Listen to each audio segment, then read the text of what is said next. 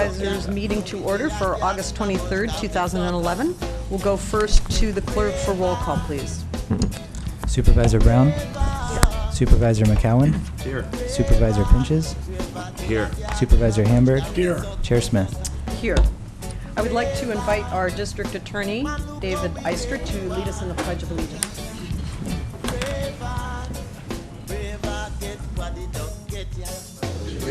To the flag of the United States of America, to the republic for which it stands, one nation, under God, indivisible, with liberty and justice.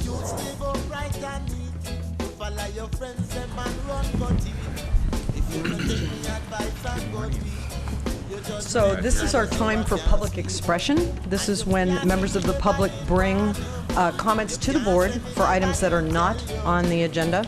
Please fill out a form at the back of the room, bring it forward to the clerk, and you will have 3 minutes on your topic.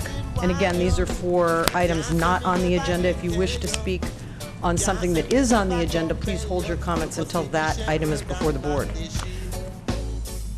Okay, I have several slips here. We will begin with Robert Parker.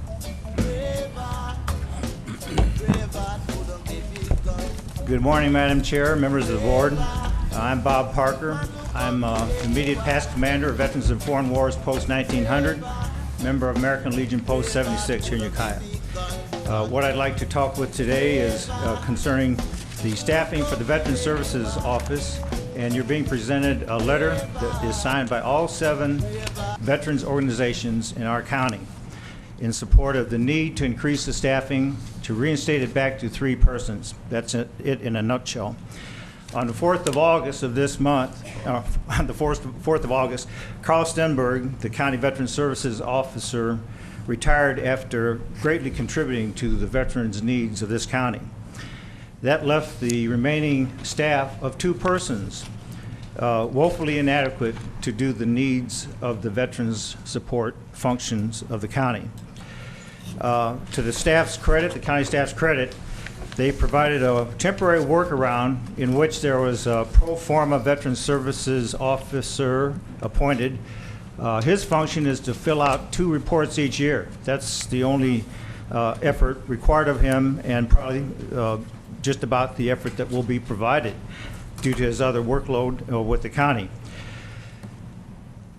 As it now stands, the Fort Bragg satellite office can only be staffed 1 day a week, as can the Willett satellite office, and the rest of the workload is put on the Ukiah office 4 days a week.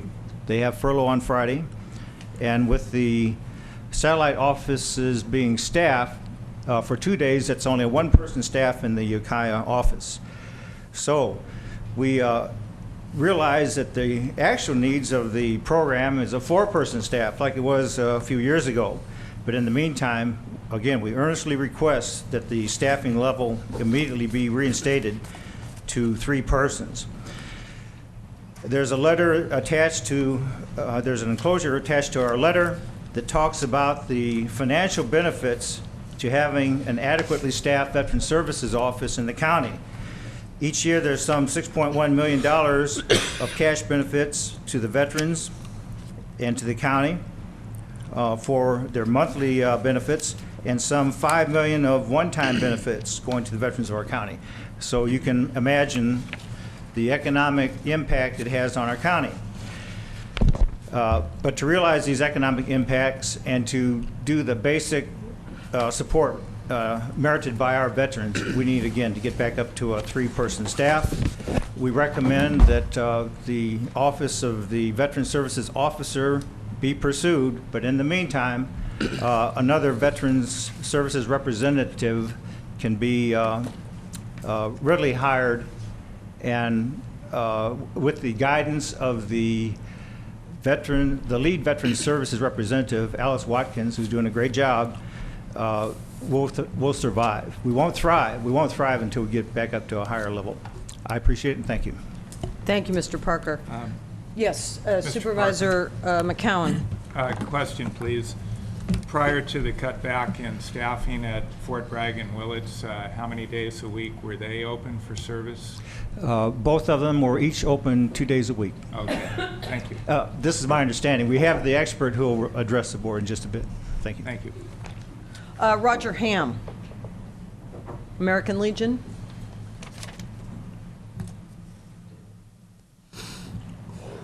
Good morning. I'm here this morning just to reiterate what Bob has talked about. Most of you are aware that the Veteran Service Office in Fort Bragg and Willits are down to 1 day a week. Just as a point of information, in the last 2.5 years since that satellite office is open, this was as of, I believe, the 1st of July, the county service officer up there has 411 active files working right now. And I can certainly tell you that he's hard-pressed to handle all those people that walk into that office. So whatever y'all can do to help us out, I think it's in the best interest not only of the county, but the veterans that have earned a right to be heard and to be treated fairly by the, by the government. Thank you. Thank you. Daniel Maxey.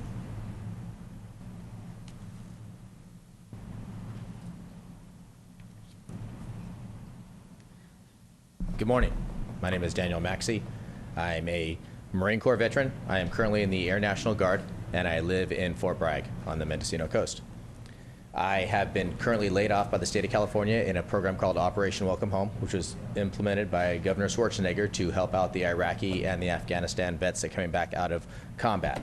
He hired approximately 362 of us in the state of California, and the program lasted about a year. I was hired on July 9th of 2010 and let go June 30th, just about a month and a half ago. I personally implemented over 70 people in the coastal region to Mr. Stenberg for veterans benefits that currently had not had benefits or had not been receiving benefits or veterans help ever. That relates to Korean veterans that lived in the Point Arena reservation, that reflected veterans that had just come back from Afghanistan, as in 22, 23-year-olds that had not received benefits. I had also helped in outreach programs with the Department of Veterans Affairs in a mobile vet unit to do outreach throughout the county of Mendocino. We hit Laytonville, Leggett. We did Covelo, who hadn't received veterans benefits in over 3 years, or veterans transportation to go to the VA clinic in over 5 years. It's a well-needed position. Both of them are the service officer and a representative.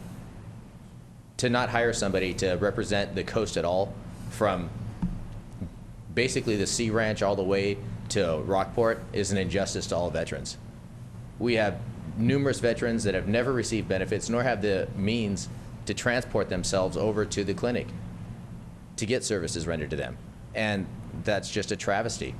I personally brought a wheelchair to a Korean War veteran who had type 2 diabetes and had his leg amputated, who did not have representation nor the means to get over to the clinic. So he had to use the Indian Health Organization, which thank God was there, to help him out. So he could have at least sustainable income so he could get by every month. But Mr. Stenberg and myself got together and presented him with a wheelchair so at least he can be mobile and get around the area. So there's more out there than meets the eye for representation for veteran service officers, the representative, and also for veterans that are just not being seen and services are needed. I hope this has some influence and impact with the Board of Supervisors, because as of now, being in the National Guard still at Moffett Field, I'm in a rescue unit. We have a projected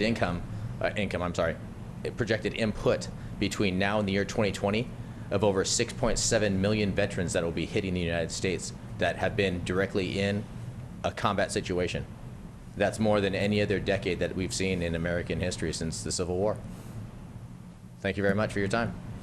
Mr. Maxey, I have a question for you. Yes, ma'am. So you were in, and you have been a resident of Mendocino County, and you were deployed to do these services in the county, but you were being paid by the state. Yes, ma'am, that's correct. Is that correct? So That's correct. you weren't receiving any county salary? No, ma'am, I was compensation? not. Okay. I worked for the EDD under the Operation Welcome Home blanket, which was a state-funded project by Governor Schwarzenegger.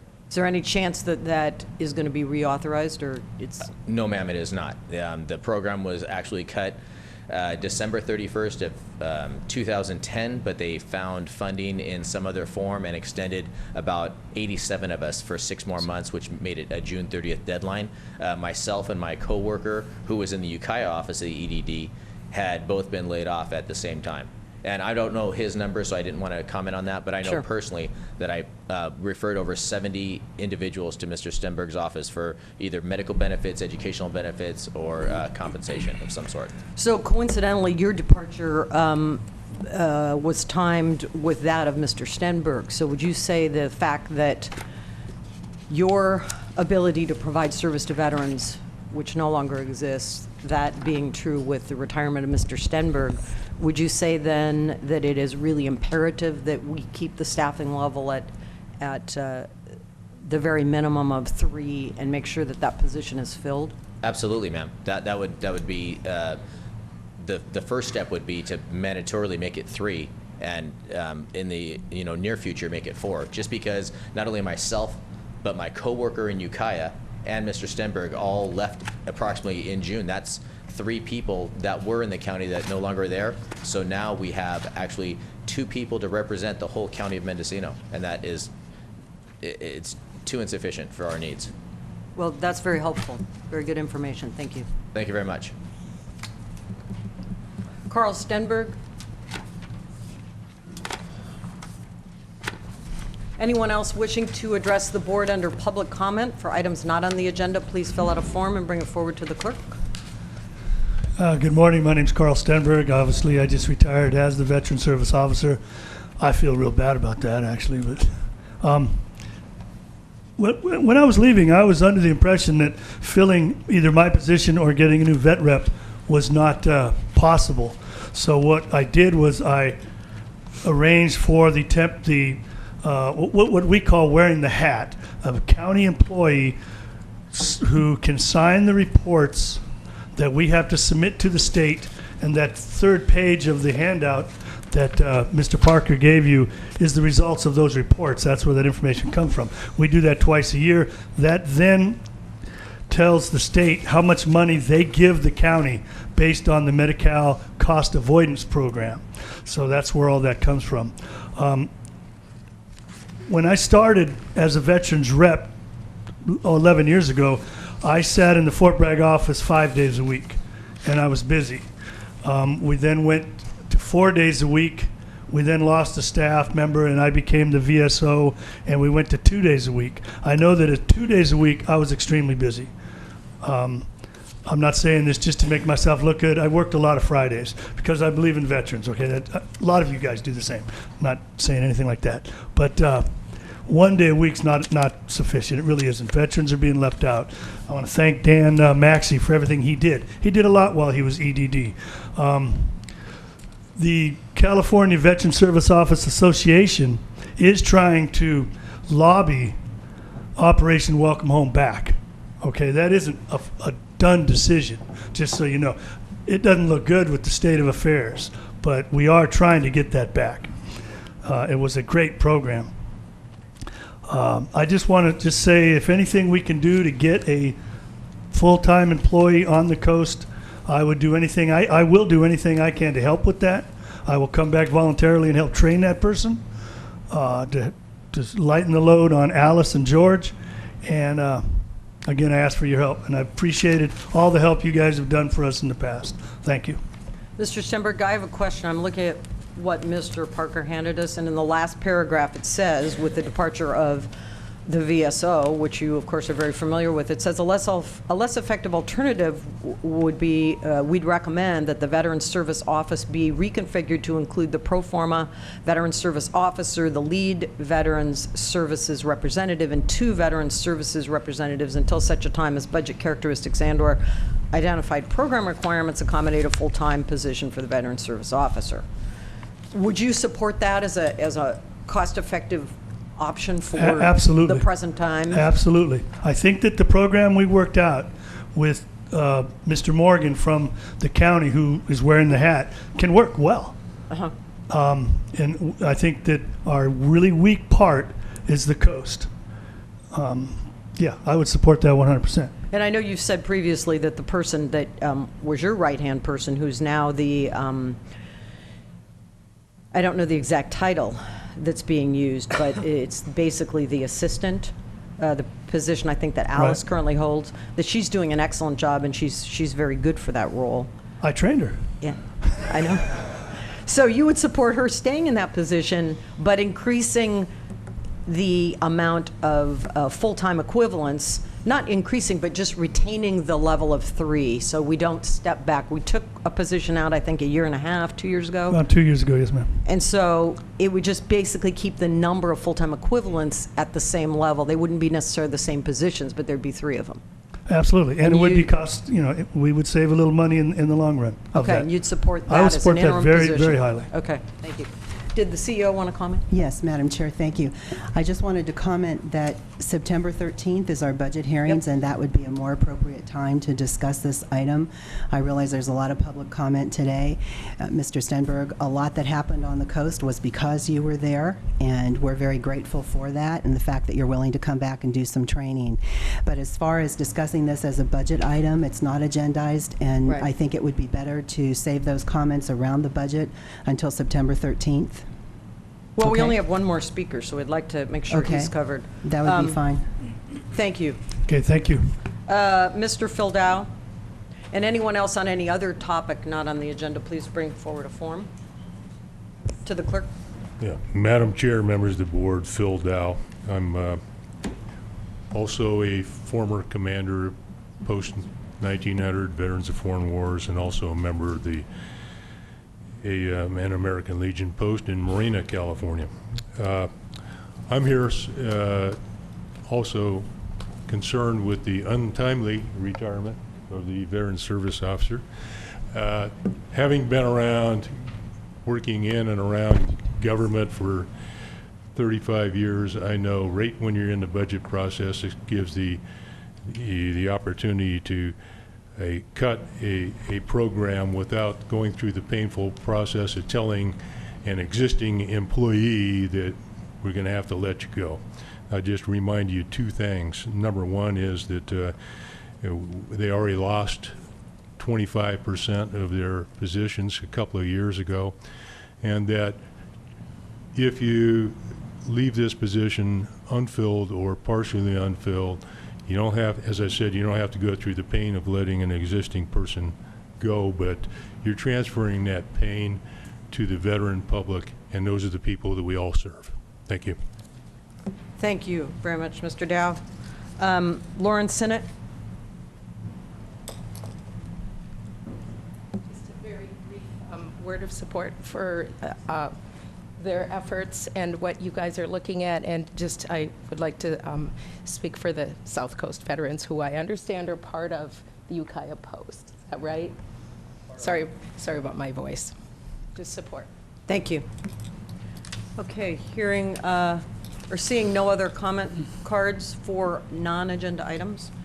To Ms. Angelo's comments, I think, yes, absolutely, it would be good to hear from the veterans during the final budget, but I think it would be also good to give some board input ahead of the final budget, because if we wait till the final budget, I think that is a challenge to bring forward any new concepts. So I think what I've heard here today is the veterans are just reiterating the full-time equivalency, the positions of 3 remain, and I believe that that's what was in our proposed or recommended budget. Madam Chair, point of order.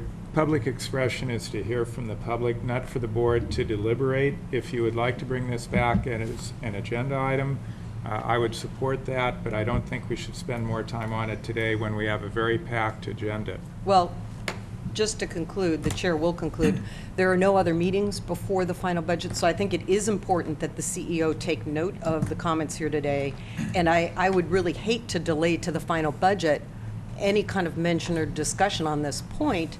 Veterans clearly came forward today stating that they think that this configuration is appropriate, and I think that we ought to make sure it's considered.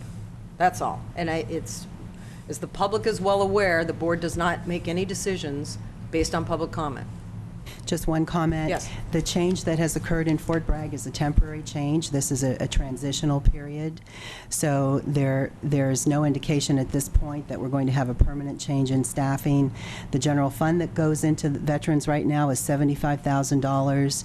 To bring it back up to the staffing level that they are suggesting will be an additional $225,000 of general fund. This board will have an opportunity to decide that on the 13th. Thank you. Great. All right. Any other comments? Any other public comments before we move on? Yeah, you have more. No, I don't have any more. Peter Richardson brought a card up. It's for an agenda item. Okay. So I'll go to the clerk to be sure. We don't have any other under general comment, do we? Okay. All right, moving forward.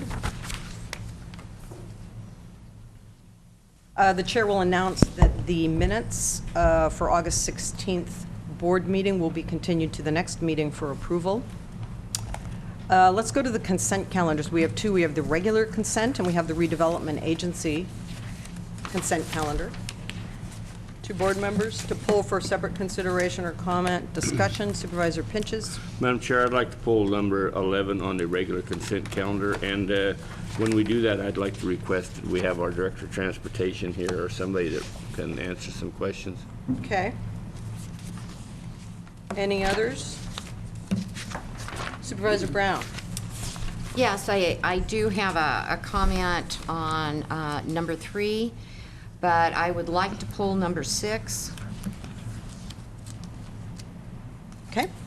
But I And that'll also, be for presentation, yes? yes, Okay. but I would like to remind the board and the chair that we're past our timed item. Right. And this might be a while, if we're going to be discussing these different items. Right, well, if we could just at least get through the consent, we would go right on then to the next item, because we have a full agenda the rest of the day. We would certainly pull Supervisor Pinch's item. It sounds like a longer discussion. Supervisor Brown, what about item number 3? Anything, do you want to wait till that till later, till there's Yes. more time? Yes. Okay, then we'll just go forward, though. I think Ms. Nagel is here, so we should do item number 6 for presentation. Supervisor McCowan. Thank you, Madam Chair. I think it's better practice to at first adopt on consent what we're going to adopt. That's what we're going to do, Supervisor. Well, so you're trying to single out item 6, and my question to Supervisor Brown would be, could we approve that on consent and then do the presentation? Rather than have to have a separate vote and all that. Absolutely. And on item 3, do you just have comments to make, or does that need to be pulled for discussion? Actually, I just have a comment, but I can hold out for supervisor report because I do not have any problem with it being adopted. So should we go ahead then and leave it on consent? Yes. And Okay, with that so we'll- clarification, I'll move approval of the consent calendar with the exception of item 11. Is there a second? Second. So we have a motion by Supervisor McCowan, a second by Supervisor Brown for the approval of the consent calendar minus item number 11. And supervisors, does that also include the redevelopment agency consent? Yes. Second concur? Yes. Okay, thank you very much. Any comments from the public on the consent calendar before we adopt? Seeing none, all those in favor? Aye. Aye. Opposed? Hearing none, that passes unanimously, and we will, at a later point, probably this afternoon, or when our Director of Transportation is here, we will take up item number 11. Let's go forward now. I'm going to pass this to Supervisor Brown for a presentation. Thank you, Chair Smith. And this particular presentation is to recognize an individual that will be retiring on September 3rd, and that is Linda Nagel. Linda has served the county for 33 years in the Mendocino County Health and Human Services Agency. And I'm glad to see you here, Linda. I've had the honor to really get to know Linda serving on the Policy Council on Children and Youth. She's very respected among all the council members. So we have a proclamation from the Mendocino County Board of Supervisors for recognition of Linda Nagel. Whereas Linda Nagel has been employed by the County of Mendocino with the Health and Human Services Agency since April 3rd, 1978, beginning her career as a public health nurse and ending her career as the Mendocino County Maternal, Child, and Adolescents Health Director. And whereas Linda has dedicated her life to providing knowledgeable, professional, and caring nursing services through the programs she has worked in, always striving to ensure the promotion of health and the prevention of disease, and whereas Linda, through her leadership as the Maternal, Child, and Adolescents Health Director, has developed systems and services that have protected and improved the health of Mendocino County's women of reproductive ages, infants, children, adolescents, and their families. And whereas Linda, working in collaboration with public health nursing staff, healthcare providers, colleagues in education, and many other community groups, has been responsible for the promotion of maternal, child, and adolescents health in Mendocino County. And whereas Linda should be commended regarding her leadership role in the development of the Mendocino County Partnership for Healthy Babies Committee, which works to develop and implement activities to support the vision that in Mendocino County, every child is born free of the effect of alcohol, tobacco, and other drugs, and lives in a family that promotes healthy growth and development. Now, therefore, be it resolved that the County Board of Supervisors, or the Board of Supervisors of the County of Mendocino, hereby proclaims September 3rd, 2011 as Linda Nagel Day, as she enters into a well-deserved retirement. Dated August 23rd, 2011, signed Kendall Smith, Chair, Board of Supervisors. Linda?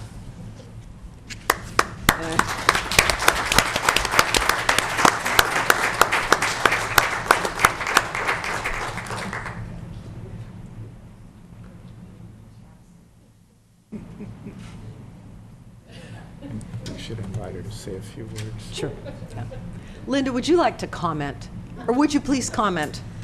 Even if you don't really want to, please do. Well, I would just say it's been a real privilege to be able to serve Mendocino County for these many years, and to be privileged to be in an organization that has really fostered community collaboration and given me opportunities to really grow both professionally as well as, as a parent and a member of this community. And I just think we are blessed to have as many caring people in all walks of life, from agencies, organizations, other government entities, our healthcare systems, our education systems. I have really, Mendocino County is a great place. I moved here from the East Coast, and I've always said the longer I live here, the longer I'll stay here, because it's a wonderful community, and I appreciate having had the opportunity to give a little back to it. Thank you for this honor. Linda. I just wanted to comment, Linda, that I worked with you when I was a public health employee many, many years ago, and you were one of the first public health nurses that I actually worked with in child preventative health programs. And what I always remember about you, you were always upbeat and always very positive, always trying to bring a positive framing to some very difficult issues that I think over time have actually become more so. And you always were really trying to bring something positive to the families, bring something positive to the public health community, and I really appreciate your service. Yes, Ms. Cryer. Thank you. Stacy Cryer, Health and Human Services Director. Linda's retirement is particularly heartfelt for me because she's one of those parts of the organization that is very solid. She's like one of the rocks that I get to lean on. She's very well informed about the entire community. She's always looking at the bigger picture, which is very important. And she's been just a genuine asset for years and years. I remember when I first started, I said, "How do you know so much?" She said, "I grew up in this organization. I grew up building these programs. So she just knew them inside and out, and she does. And I'm going to put a little pressure on her here. I've asked her to come back and think of ways that she can contribute through advisory boards, and I'm hoping that she'll consider that after she relaxes for a few weeks. So Linda, we're going to miss you very much. Thank you. I already gave her the heads up, Stacy.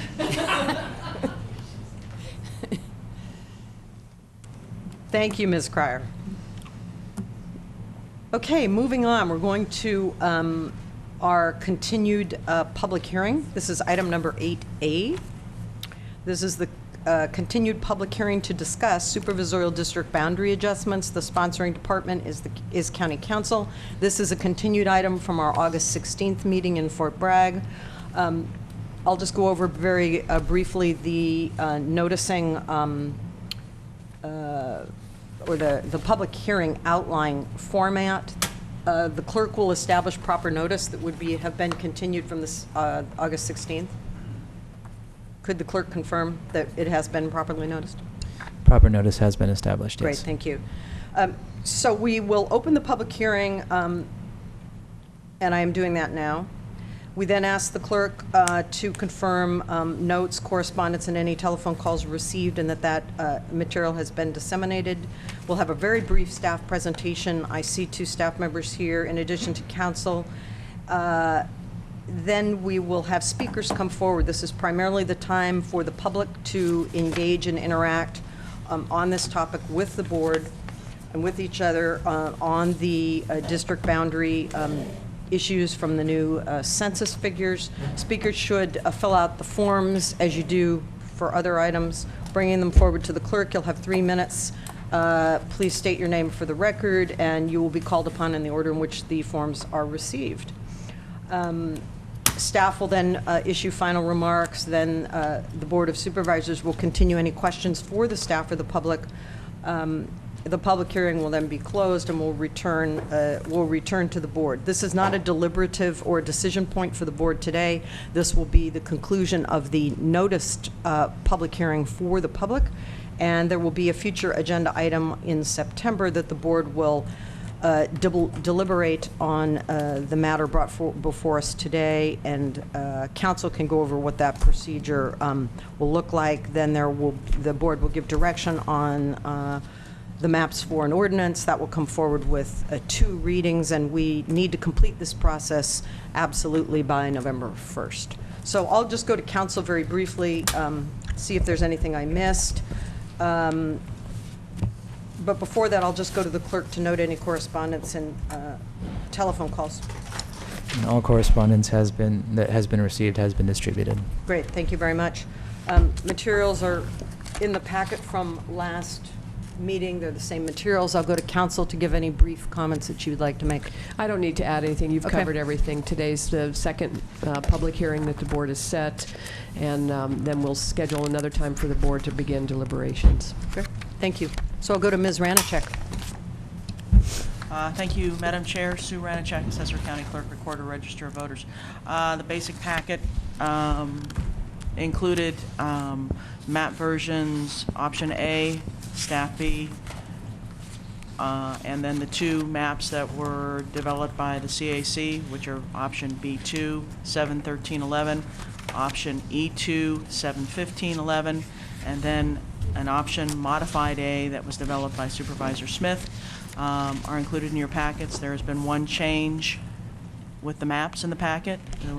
The GIS coordinator found a population error, so a new Option A map has been substituted for the one that was presented last week in Fort Bragg. Otherwise, we have the notes that the CAC provided for each of their options, the criteria that was developed by the CAC, a memo that was provided to the board by County Council Nadell, and also a PowerPoint education material that was presented at the first meeting of the CAC.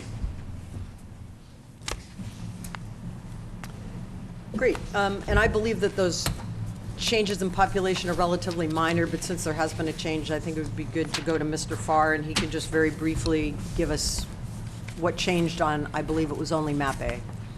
Yes, this is a portion of Map A, and there were several corrections that were added into map A, and one of those was the Brush Street Triangle. And I think it was about 15 people that we sort of took away from District 1 and put into District 2. And the old numbers just got carried over on the printed map. We're working at first with an interactive mapping program that automatically changes the numbers, and then these maps here were meant to be printed out and handed out, and the numbers had to be added manually, and we just missed that change, and that's been corrected and handed out to you. So they're very So minor. It's not a map change, but a numbers change? That's correct. It amounts to about 15 people or so. Supervisor Hamburg. Yeah, Leaf, as we all know by now, when this process started, based on the current census, the 5th district was, 1,000 plus behind the other districts. And I know on this map A, the staff map, that you've equalized that. And the additional population that was needed to be added into the 5th district, I understand that's around Ukiah, basically. Could you just kind of zoom in and show where that additional population around Ukiah came from? Yes.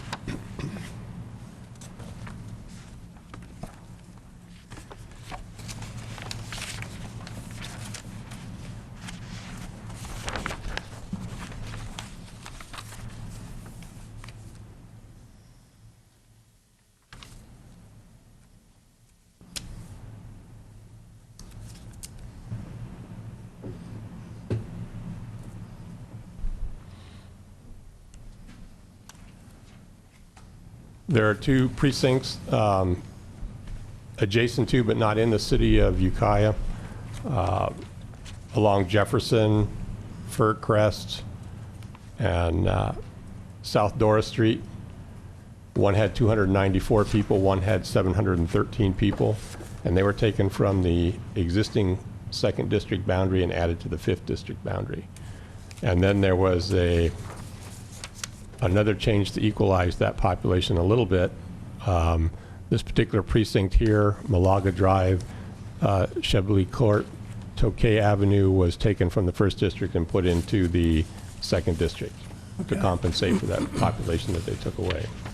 Okay. And that's the extent of there was another change further north, but that was the major change to bring up the population of the 5th district. And then when you go to the 2 maps that were put forward by the redistricting committee, which is B2 and E2, with the Russian River corridor taken out, I assume that there was quite a bit more that population that had to be gained somewhere. And that population also comes mostly from the Ukiah area. Is that correct? That's correct. And also Willits? In option E, there was additional area taken from Willits, but not in option B. So, can you show me when you go from the staff map to map B2, in order to make up for the Russian River corridor being taken out of the 5th, you've got to get more you've got to not only make up for the 1,000 that you were below to begin with, but you have to make up for what you lost in the Russian River corridor. So where did that population come from? Again, it was taken from south of Ukiah. In the 2nd district, you'll see this precinct here, Polis Court, Laws Avenue area, 725 people. That again was taken from the 2nd district and proposed to be put into the 5th district. And again, the Chapley's Drive area, 677 people to compensate for that was taken from the 1st district and proposed to be put into the 2nd district. So that was where the additional numbers came from primarily. It's right here. This one precinct has 725 people. So you're taking, in this case, instead of 2 precincts, 3 precincts from the south of Ukiah. So the committee's idea basically was to remove the Russian River corridor and take the population from Ukiah. I mean, in a nutshell, that's what they did. And in a nutshell, yes. Yeah. Thank you. And I believe at some point, we'd also want to look at the point Supervisor McCowan made, which I think, when we get to the EMAP, you see that in addition to how the 5th District now encroaches to Willits. But we could do that down the line. I think we'll have time for that. Mr. Farr, did you want to take us through any just basic input for the maps? This is the first time we've had a notice public hearing on this in the Ukiah Valley. Do you really briefly just want to take us through the 4 maps and just quickly say what they are about, and then we'll go on, then we'll go right to the public.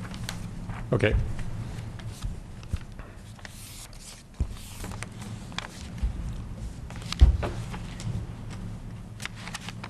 Option A was completed very early on in the process with the Citizens Advisory Committee.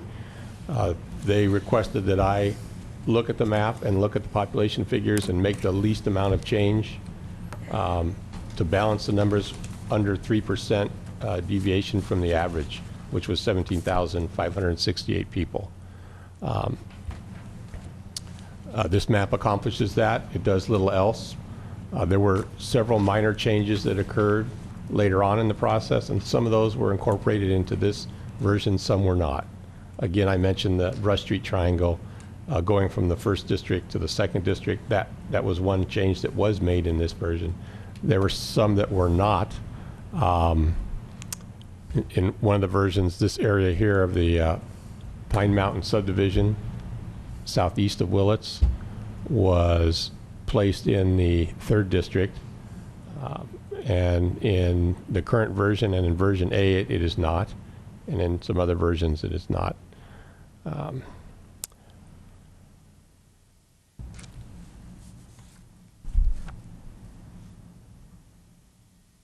Option A modified. Oh, and option A also took the Branscombe area. This was the other change that was made. This area right in here, which is primarily Branscombe, it used to be in the 4th district. Currently, it is not. And in version A, it was put into the 4th district to bolster those numbers as well. And it sort of accomplishes one of the other goals, that the 3rd district was a very large district, and that made it geographically smaller, which was thought to be a positive issue. The modified version, there was a finger of area extending out to Highway 101 that was part of the 4th district. You can see that in option A. I can find out. This area of land right out here. That was taken and put into the 5th district. How many people were involved in that change? This map was submitted by Supervisor Kendall Smith. Correct, but I mean, you ought to be able to say how many people were in that particular area. It's around 200, approximately. Yeah, I think you can see it in the difference. If you compare option A and option A modified, the only difference for the 4th district is that one change. All the other boundaries stay the same, so you can look at the population. The new one you just gave us today, Mr. Farr, on the option A map is 17,297, and on option A modified, it's 17,094. I believe there's 203 people there in that rough area. All other things being equal, I believe that the Pine Mountain subdivision area was corrected in this map as in modified A as well. So that was a positive change. During the public comment for the Citizens Advisory Committee, that was one of the requests that was made by members of the public when we had our Willits meeting. Okay. And also the Brush Street Triangle change was made as well in modified A. That's correct. Option B2 was one of the two options that were presented to you by the Citizens Advisory Committee as their final recommendation. The major change here is that Hopland was placed in the 1st district. And again, as we saw, that created additional takeaways from the 2nd district of this particular precinct here and put into the 5th district, and an additional takeaway from the 1st district north of Ukiah and added to the 2nd district to balance that population. And when I say balance the population numbers, I mean to get within under 3% deviation from the average for all 5 districts.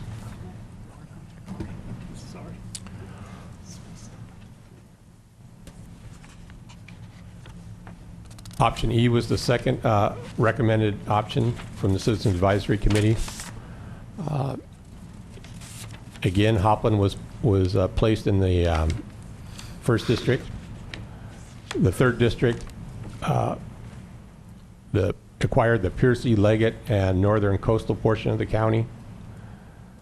In the 4th district southern boundary dipped down to include the town of Mendocino. And the 5th district went further north up to the southern city limits of the city of Willits, and more area was taken from South Ukiah. Again, 4 precincts at this time were taken from the south of Ukiah, placed in the 5th, and an additional 2 more precincts in the north of Ukiah were taken from the 1st district and placed in the 2nd district. And that's pretty much the major changes. There were minor corrections here and there along the Highway 101 corridor as well. And in this particular version, E2, as in version A, a portion of that Pine Mountain subdivision was not placed in the 3rd district.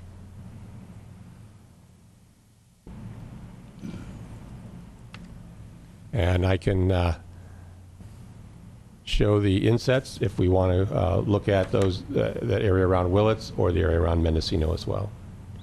So we'll go to the board. Board, do you want to see more maps now? Any questions, or shall we go right to public comment?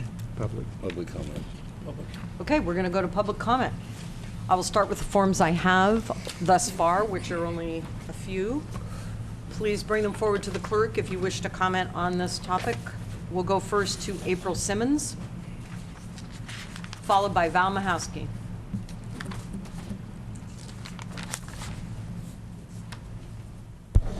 Val Mahowski and Philo. No, Val, you were, first it was April. First was April Simmons, and you would be second. Oh, thank you. Okay. First is April. Good morning. My name is April Simmons, and I'm here on behalf of residents of Mendocino County. Put your mic up.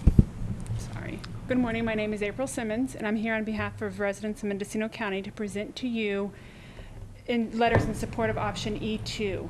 Of these 22 letters, 12 of them come from residents within the town of Mendocino, and the remaining 10 come from coastal residents. I've given copies to the clerk of the board for each of you. Thank you. Thank you very much. Val Mahowski, followed by Peter Richardson.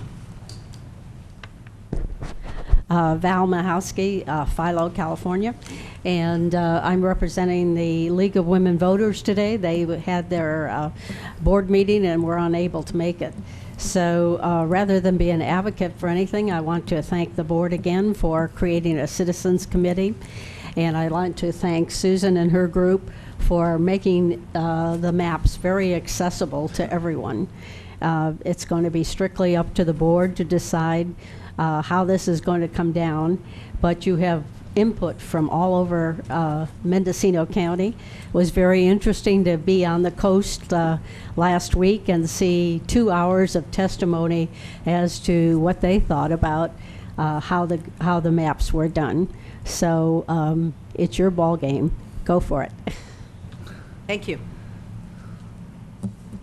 Peter Richardson, followed by Maribel Anderson.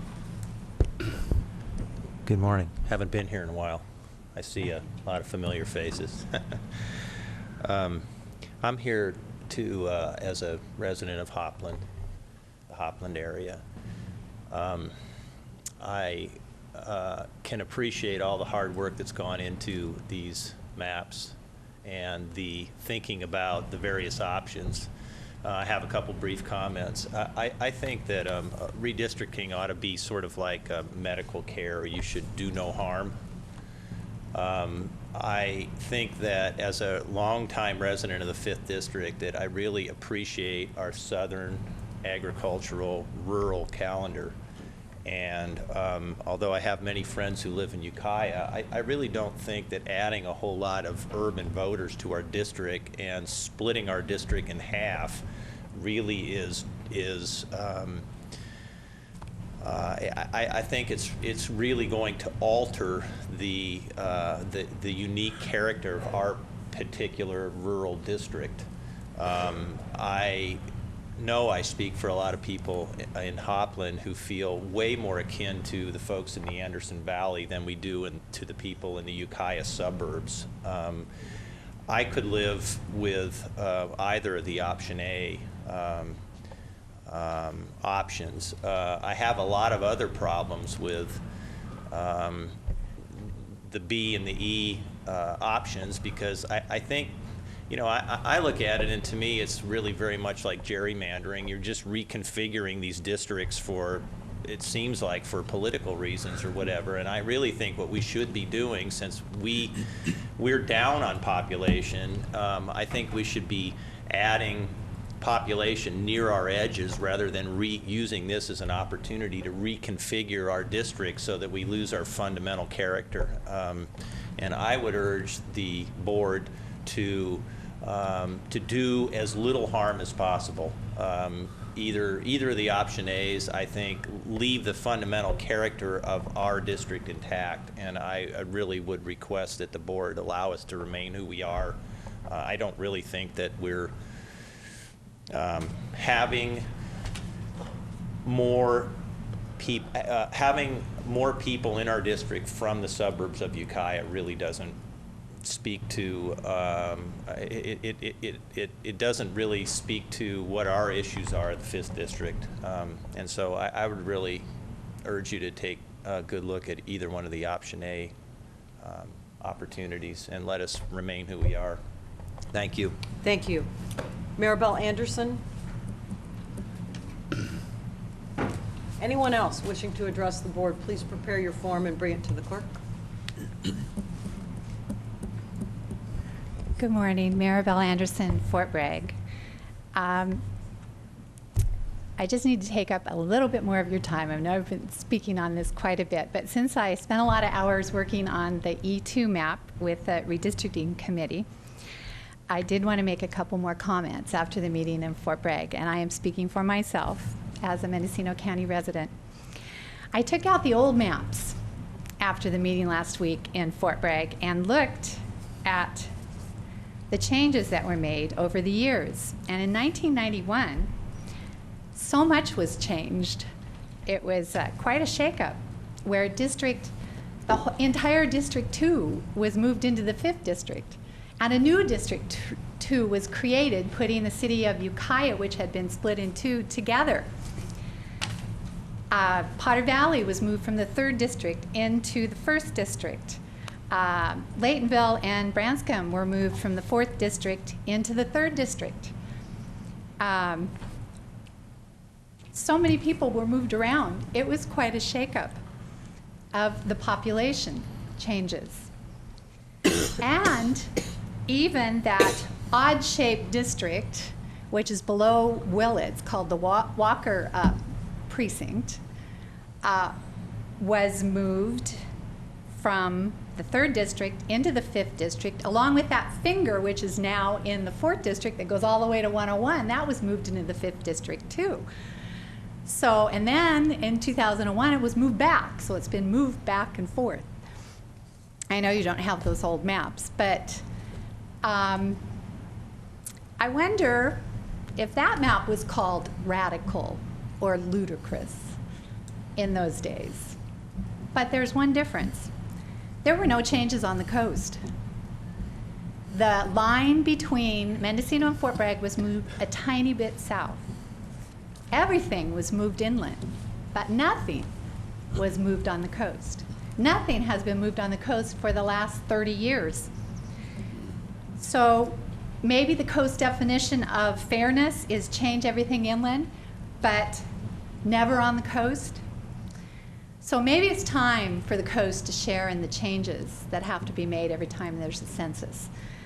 Then maybe there will be balance, and maybe we'll all have a stake in the future, all of the districts in the future of Mendocino County, instead of maybe some of it that's still stuck in the past.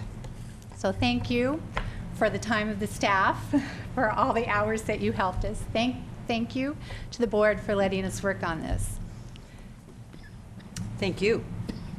Larry Millard, followed by Lauren Sinnott. Those are all the forms I have. Good morning, Madam Chair and board members. I appreciate this opportunity because I was not able to make it last week in Fort Bragg. I heard I missed quite a meeting. I've got a question. Where did Map A come from? When I was at it was a series of the committee meetings, it was voted on them to forward 2 maps to you. And now an option A is back. I didn't realize that happened. Perhaps a modified option A is what you're addressing. Option Well, A. council can address that. Yeah, no, the committee submitted 2 maps, E2 and B2, to the board. And at the first meeting that I don't think you were at, when the board set the public hearings, they asked staff to bring forward any other maps that had been created during the committee process, which is map A. So that's a staff map. Yeah, that's the staff map. Okay. Well, I just heard a little earlier it was Supervisor Smith that submitted it. Then Supervisor Smith, between the time of the board meeting and the first public hearing in Fort Bragg, she worked on a map by herself, and that's modified A. Modified A. I think that's Any what we're calling supervisor it. could bring forward a map, or maps, plural. So there's 4 maps that have been you've been looking at during the public hearing process. Okay. Well, we also have map B has made it into the packet also. But if I was to submit a map, they'd accuse me of trying to gerrymander. Well, I am here to throw my support towards E2. One of the not trick, but commonly used expressions in committee meetings was community of interests. And for a third-generation representative of the 5th District, I would like to see the 5th District without Mendocino, the city of Mendocino. And I think it creates a much more agriculturally minded area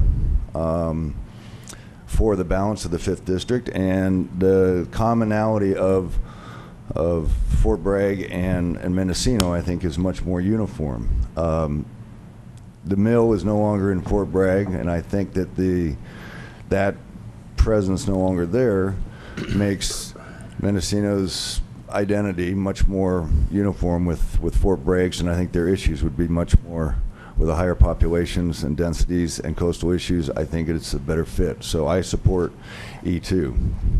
Thank you. Thank you. Lauren Sinnott?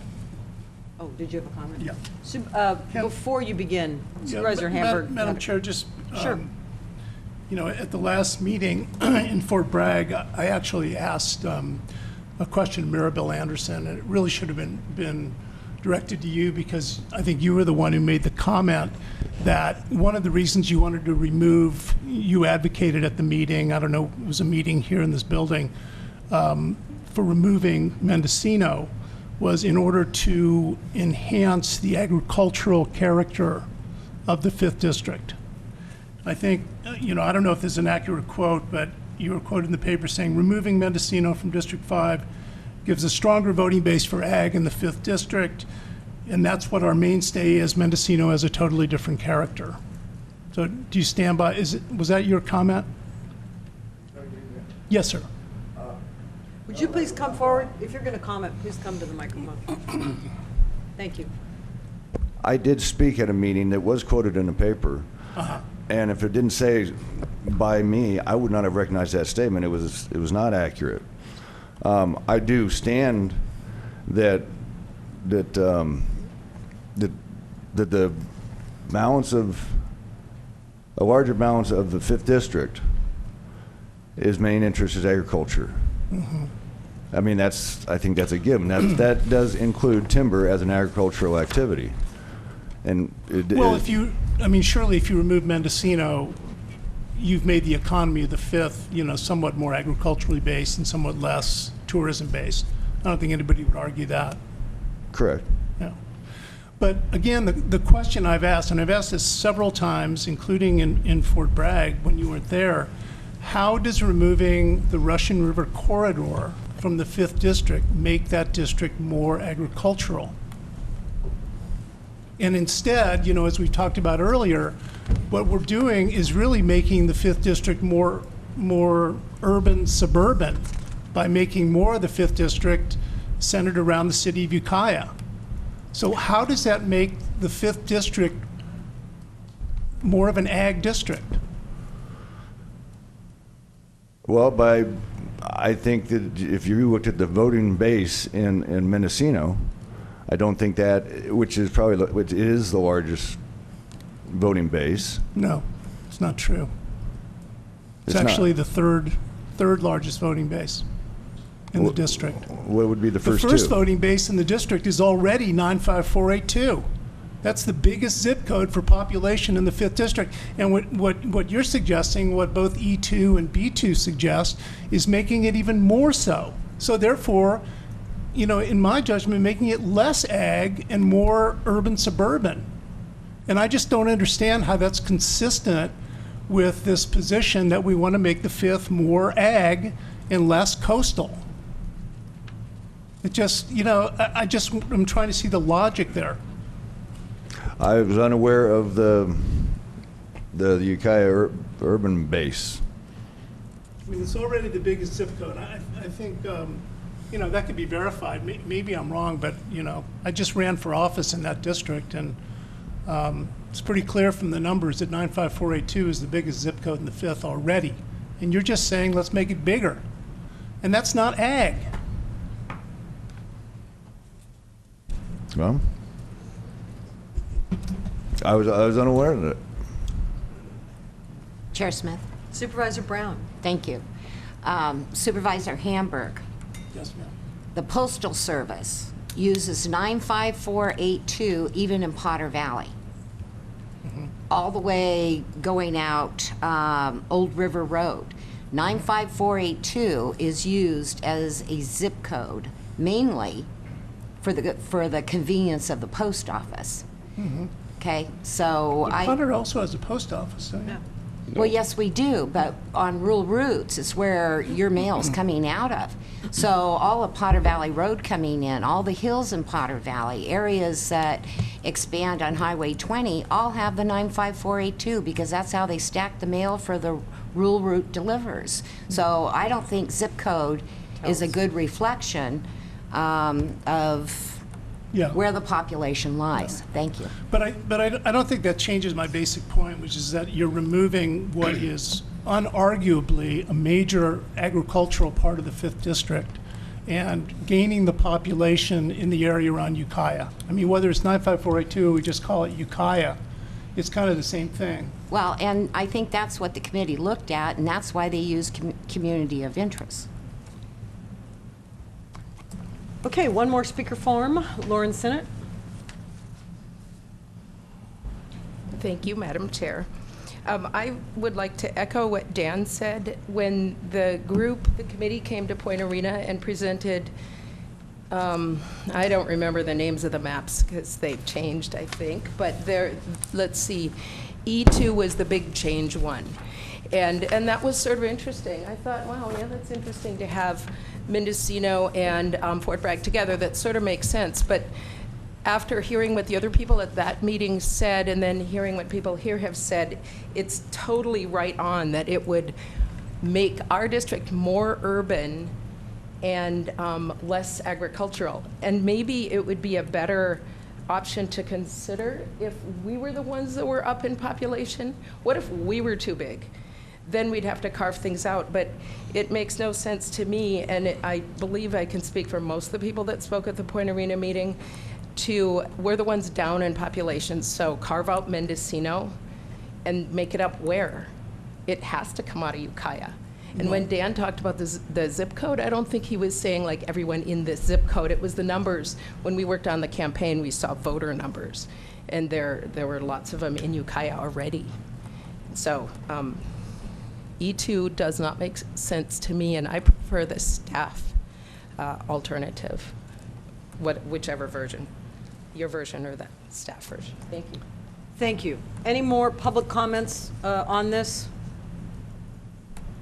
No one additional from the public that wishes to comment? Okay, then we will now close the public hearing. Return to the board. Any more comments, or should we wait and continue our discussion deliberation in September?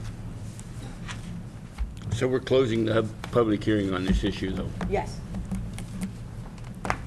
But that does not mean, council can define that. That does not mean that the public won't be able to comment when we have it before the board for deliberation. Right. When it comes before the board for deliberation and the adoption of the ordinance, of course, the public has an opportunity to speak. So then we're not closing the public hearing? No, you're closing the formal public hearing process, yes.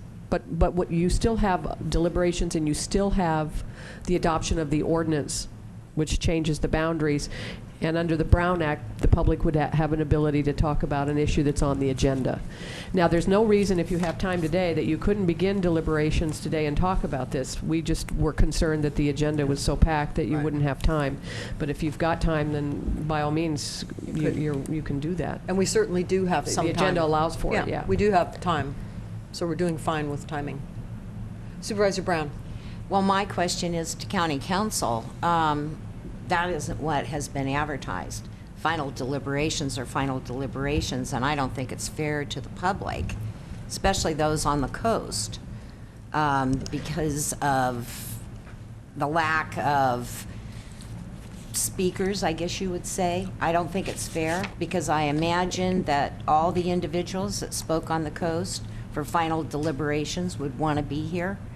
So I don't see that we should go into it. No, but they wouldn't be final, Supervisor. They're just, council's just saying we could ask questions of staff. I just do not think, Chair Smith, that that is proper because of the noticing and what was said at the meeting in Fort Bragg. Well, there's nothing. It's not fair to the coastal people. Well, it's not that we couldn't spend time if board members have questions or want to see any blow-ups of the map, any of the enlargements. Staff is here and they have it set up. There's nothing to preclude us from doing that, but we're not going to make any decision today. That's. Yeah, I didn't expect that the board would take a vote today on any one map. No. And neither did I. But I'm saying final deliberations, we shouldn't even go down that path. Well, they're not final. They're just, it's discussion. It's time in the agenda if we wish to discuss. That's all. Then why don't you discuss? Yeah. Well, I'm looking to my colleagues. Supervisor McCallum. Thank you, Madam Chair. My preference would be for any supervisor to make whatever brief comments they would like, and then I think we should hold the further discussion until the next meeting when this is on our agenda. That's what I had in mind. Supervisor Hamburg. Yeah, I'm just trying to understand Supervisor Brown's concern. Are you concerned that we're going to have this open for public input again, and that coastal people won't be inclined to come over for that? So well, it's like I a think third deliberation? If both you and Supervisor Smith are concerned that you have more questions to be answered, I'm willing to sit through it and continue it on. I'm not going to get into any deliberation until people are well aware that it's going to happen. Which will be noticed. So you're talking about our September, when we do it in September? Correct. Yeah. I think that's fair and right. And then the public who would attend would have the opportunity to hear our full discussion. Yeah. So any questions or comments from board members at this time? Well, Supervisor Pinches.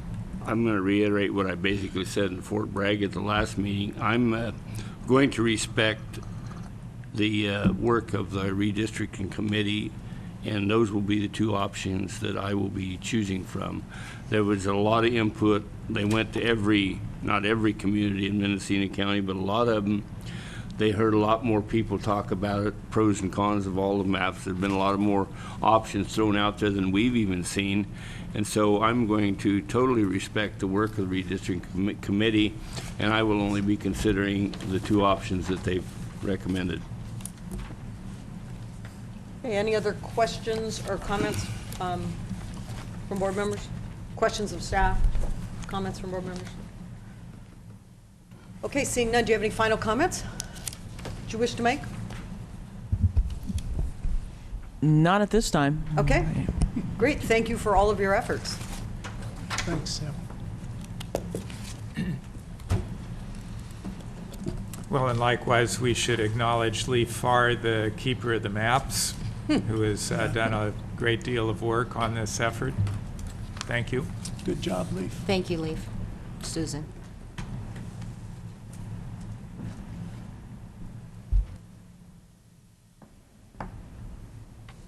Chair Smith? Yes. Could we go to the consent item? I see that the Yes. director is here. We're in just a minute.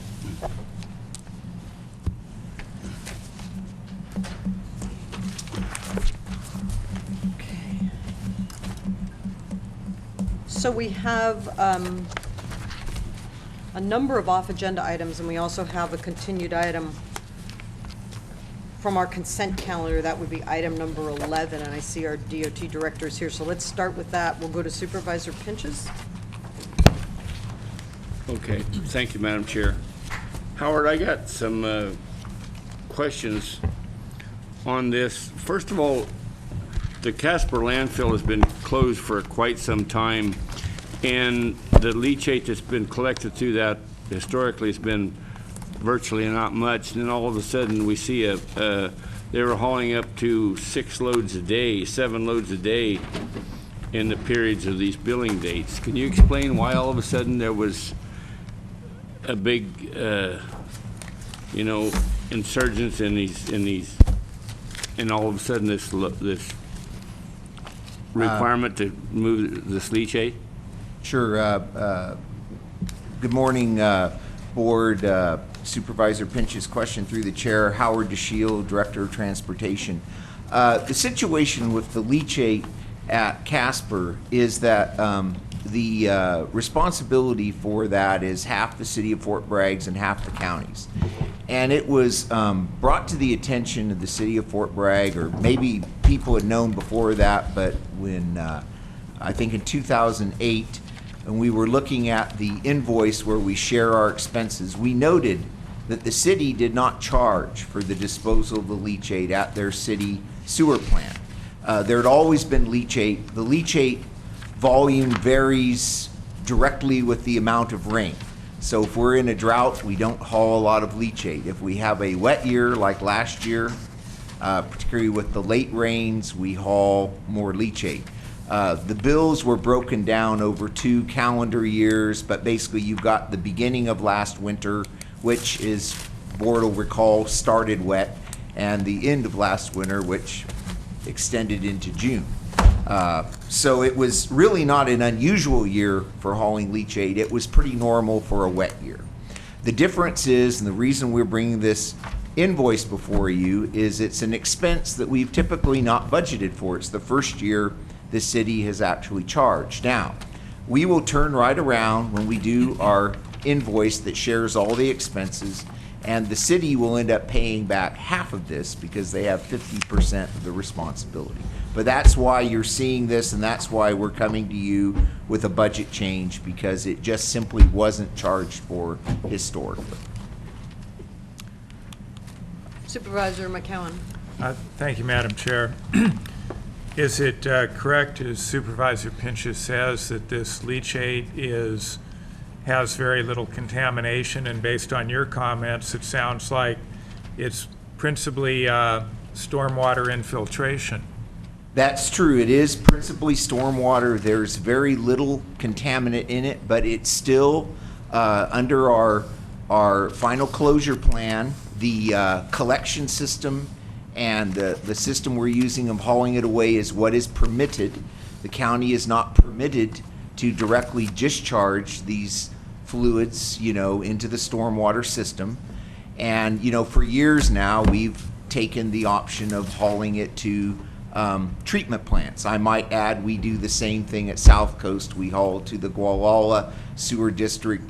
The Laytonville leachate is hauled to Willits Sewer Plant because that is the nearest one. So it's something we've set up that way. It's just that the city hasn't charged in the past. Well, understood, but they're processing it through their plant just as they would any other hydrologically loaded delivery that would come into the plant.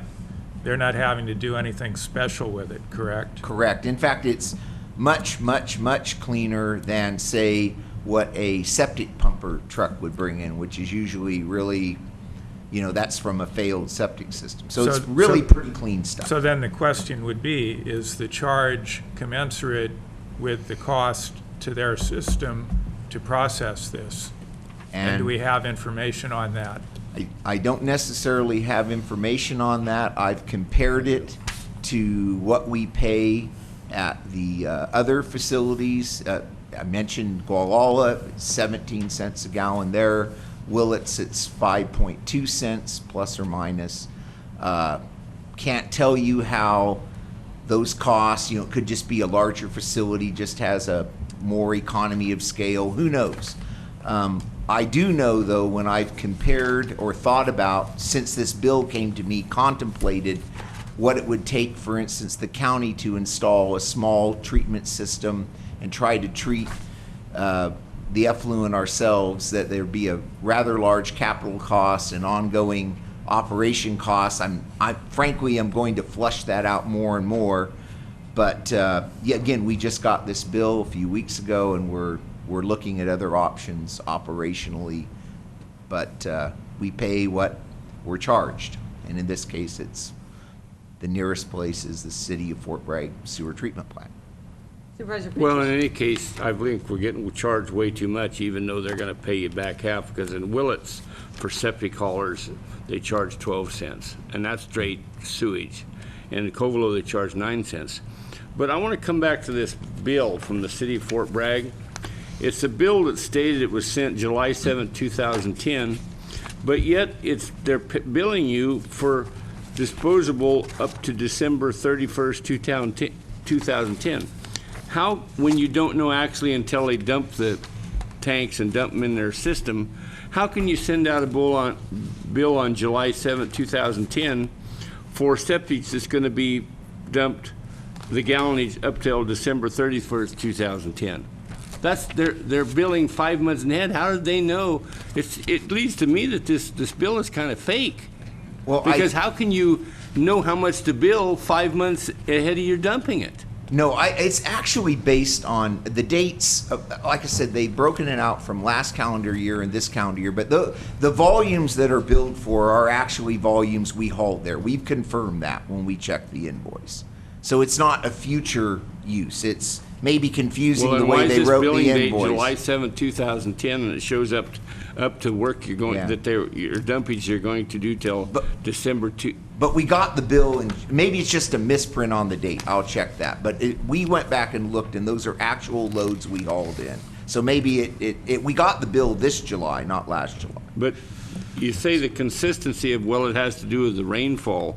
And if you look at the comparisons of 2010-11, I mean, they're hauling more, in 1 year they're hauling more septic in May than they were hauling in December. So I don't understand that. Well, that actually happens quite a lot because, again, it's groundwater, and usually the first rains soak, and then particularly we came out of a drought last year, so you would get more in the spring. How many tanks are to fill this leachate at the Casper landfill? Oh, I get them confused, 2 or 3. Storage, and then we load out of those. And they're 3,000-gallon tanks, right? I'd have to confirm that. I'm pretty sure they are, but that's what I'm concerned is how can you haul how can you haul in one day 7 loads at 2,500 gallons? That's over 16,000 gallons. Well, when that we're would mean usually you would have when to we're- have 8 tanks filled, and there's not 8 tanks there. Well, but it's running in. Usually when we start a haul cycle like that, it's after a storm. It responds a lot to the storms and the water's coming in, so we have to start hauling and keep them down. Sometimes we can go quite a few weeks and it just builds up in the storage because there's not much rain coming down. There's not much flowing in. And you have about 6 or 7 different guys that haul this stuff? Since the consolidation of the solid waste division, we are using DOT staff and equipment. And in fact, there really isn't a designated leachate truck anymore. The old solid waste leachate truck was purchased by the road fund along with most of the rest of their equipment. And if we properly clean it after we haul leachate in it, it becomes a water truck again. In fact, we've used it as a water truck for the last 3 years. But the only truck was purchased only about 4 years ago. I know, but we now use the other DOT water trucks when we have, so we can use the Laytonville truck in Laytonville and the Point Arena truck from the South Coast facility. So there is some efficiency in the way we're doing that now. And typically in the winter, we don't need the water trucks, so it tends to work. I just think we need a better deal. We're paying way over double for, I mean, if Fort Bragg's going to be a partner, they should be a partner on this landfill, because that's getting very expensive. And although we have the money, because we're basically charging our ratepayers the 7% franchise fee that goes to the landfill closure account, and they're siphoning off that money to pay this absorbent bills. And so we got to get a better deal. So, Mr. Trujillo, could you comment on the rate issue that Supervisor Pinches is talking about? Because you said the load and the volume, it's all documented, so could you just comment on the rate? Well, I think the decision was made back when the final closure was done at all 3 of our larger landfills, South Coast, Laytonville, and Casper, that it was much more prudent to use an existing sewage treatment plant or wastewater treatment plant facility. So we've set up with these tank farms and hauling arrangements.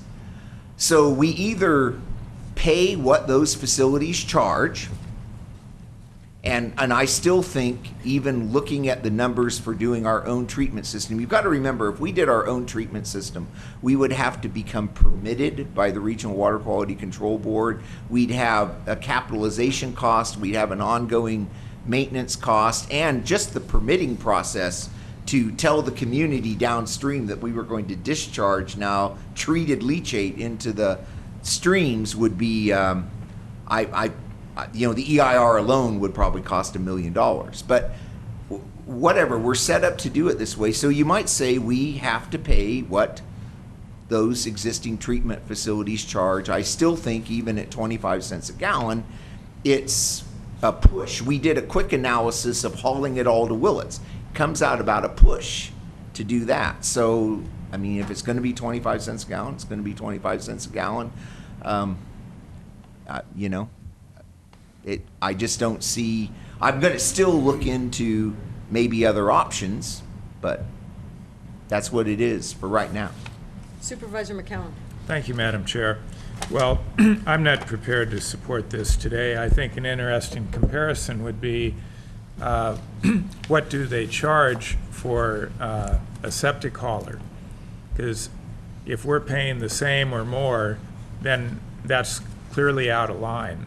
So, and if it's a push to take it to Willits at this price, we should probably take it to Willits, and then they can pay half the cost. Because right now, they're really not paying half of the cost. I think they've come up with a plan to where we pay the full cost. Yeah. And I really don't support that. Okay. Well, this has already been delivered to them, so to me it's a bill we owe. Because now for this coming winter, we could look at hauling it to Willits, and in the meantime maybe look at a more economical solution, but we owe this money right now. Well, Supervisor Pinches? I think we ought to at least talk to the city of Fort Bragg and make them aware that, you know, for this type of material, 25% is way over what, you know, and if they're in our partners with us on the Casper landfill, they should at least charge their partner a reasonable fee. And this is, you know, when you can haul straight leachate to other locations for 9 to 12 to say even up to 15 cents, and they want for this which is pretty much, I mean, I wouldn't say it's drinkable water, but it's not going to test very contaminated, and it takes no special treatment in their plants. To charge 25 cents is absorbent. I mean, I would like to think that the city of Willis was a better, or city of Fort Bragg was a better partner than that. We're not asking for a deal. We just want a fair value. And you're right. I believe we're committed. We'll have to pay this bill. But the reason I pull this off the consent is to bring it up. We need to get a better deal. And I will work on a better deal between now and winter. But it might not happen quickly. And given how far back these charges go, I don't think it's time sensitive if we hold this up for a week or two while you have a further conversation with Fort Bragg. Because, you know, another part of this is government is not allowed to charge more than the cost of providing a service. I'd like them to document the cost of providing this service, and is it commensurate with what they charge other people? Okay. Mr. DeShiel, it might be good at this point, since board members have a number of questions and concerns about this, to talk very briefly about how this basically came forward, because I was present at the meeting a number of years ago where this whole topic finally was brought forward as a discussion point. And it was brought forward in our discussions about the mutual management and co-responsibility for Casper, the landfill site, and then the operations. And it was actually DOT staff that brought it to the attention of the city of Fort Bragg that said, hey, you know, you're providing this service. If we really want to share in the responsibility, we would need to compensate you. So isn't it true that all of the historical time they weren't being compensated? That is true. And we were asked by the city 5 years ago to provide a better accounting of the direct costs. For a long time, the expenses hadn't been too high, and the city and county just been sharing them. And then they started to really spike because a lot of things, and that went back to the transfer stations. The costs there really started to spike. The city wanted to look a little closer at that, and that's when county staff did discover, hey, we've just been pulling our trucks up to the city sewer plant for all these years, and they've said, oh, it's our partner, the county, and you know, it's true. The material was very clean and didn't load their system very hard, and they were accepting that. They made a change this year, so it is what it is. But we did identify it several years ago. We brought it forward to them as a partnership in full transparency of what was going on, and then they took note of it, and now we have what's before us today. But historically, we didn't pay anything for this. Correct. So I think if you go back and have a discussion, talk about the board's concerns, I think that would make a lot of sense relative to now the current rate. Okay. Supervisor Pinches. Well, you know, I think Mendocino County, when it comes to Casper Landfill, has been an extremely good partner. Going back for years, when I first come on the board in 1995, the county of Mendocino was putting out virtually millions of dollars in liability claims on that lawsuit, and never once did we go for Fort Bragg to ask for a thin dime. So, you know, when you look at the total cost of that Casper landfill, Mendocino County has carried the burden of a partnership, and I just really disappointed that I think that Fort Bragg needs to step up and at least give us a fair deal. That's all we're asking, is a legitimate deal, because 25 cents a gallon is way over where you can take it other places, and we don't want to haul other places but you know, they're our partners and been our partners and will continue to be our partners for the obligations of the Casper landfill. But this is clearly out of line. I don't think we're out of line for asking for a better deal. And that's all what I'm asking for. I think the DOT director is going to carry that message forward, is what I've heard. Supervisor McCowan. Thank you, Madam Chair. I have a question, and then either a motion or we could just give direction. The question is to either the director or county council: is it true, as Supervisor Pinches said, that with regard to the lawsuits regarding contamination of neighboring wells at the Casper landfill, that the county paid out millions of dollars in claims, which I think is true, and there was no participation by City of Fort Bragg? No, that's not true, because I handled that litigation years ago when I was here as a deputy. We settled the case with one homeowner, Mr. Saranen, and we essentially bought a portion of his property. And then the City of Fort Bragg contributed towards his attorney's fees and some other minor damages. But relative to the loss of value of the property that he retained. But the county purchased the property for $93,000, and we are the owners of the property, and the city did not participate in that purchase. Thank you. But there were other actions of litigation. That's the only one I handled. I'm not aware of any other ones.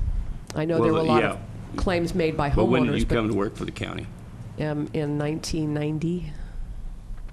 I started with the county council office. But there was other actions that were settled. I think there was a couple that was paid for through the CSAC insurance claims too.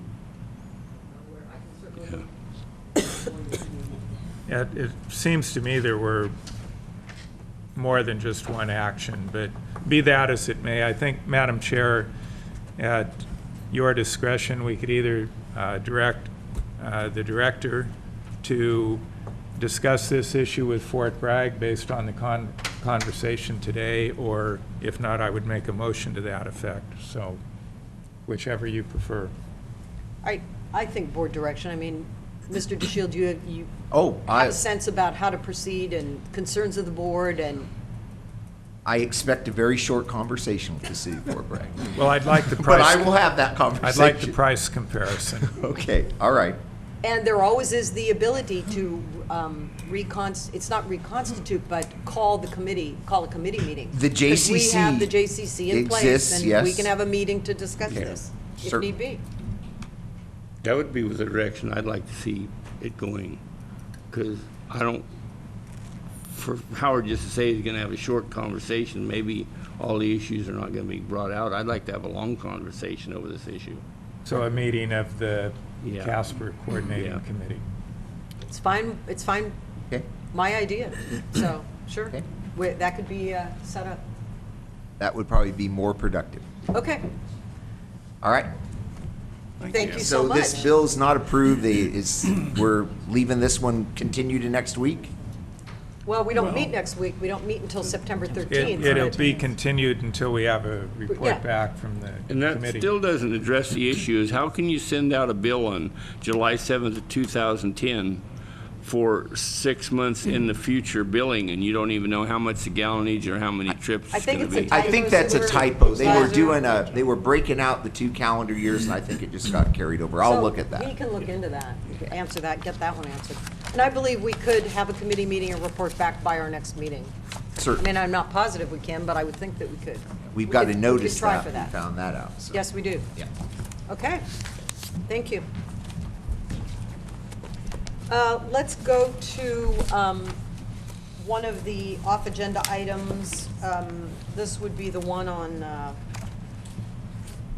Wine Song. That one I think is pretty straightforward. It's Ms. Shatmeyer, I believe, brought this to us. Treasurer Tax Collector. We would need from the board a motion for consideration if council concurs that we have the findings for an off-agenda item. You do, because you don't have a meeting before this event, and so the permit needs to get approved. So moved, Madam Chair. Second. So we have a motion by Supervisor McCowan and a second by Supervisor Brown to take this as an off-agenda item. All in favor? Aye. Aye. Opposed? Hearing none, then we'll go to the item. This is approval of application for the outdoor festival permit for the Wine Song Festival to be held at the Mendocino Coast Botanical Gardens. Council just went over the reason that we did not receive this, I guess, from the event sponsors in time to get this on our regular agenda, and we will not be meeting until after the event concludes. So moved, Madam Chair. So we have a motion by Supervisor McCowan. Second. Second by Supervisor Brown. And we could correct the spelling of botanical if we wished. We could. So noted. Any comments from the public on this agenda item? This was to be heard on our consent calendar. I think we know what the issue is. All in favor, say aye. Aye. Opposed? Hearing none, that item passes unanimously. I'll go forward now to Ms. Angelo. This is another agenda item she's bringing forward again. I think that the same, we would go to council for the same findings of facts with respect to the timing. This is adoption of a resolution to join the national moment of remembrance of the 10th anniversary of September 11th. Ms. Angelo. Yes, thank you, Madam Chair. We just received this information yesterday, and this is regarding the anniversary of 9/11 and joining a national moment of remembrance for the 10th anniversary. There will not be another board meeting before this date, so that is why we're bringing it to you today. So council, we may make the findings? Yes. Thank you. So to the board, a motion? Also move. Second. So a motion by Supervisor Hamburg, a second by Supervisor McCallum to have the findings for the off-agenda item. All in favor?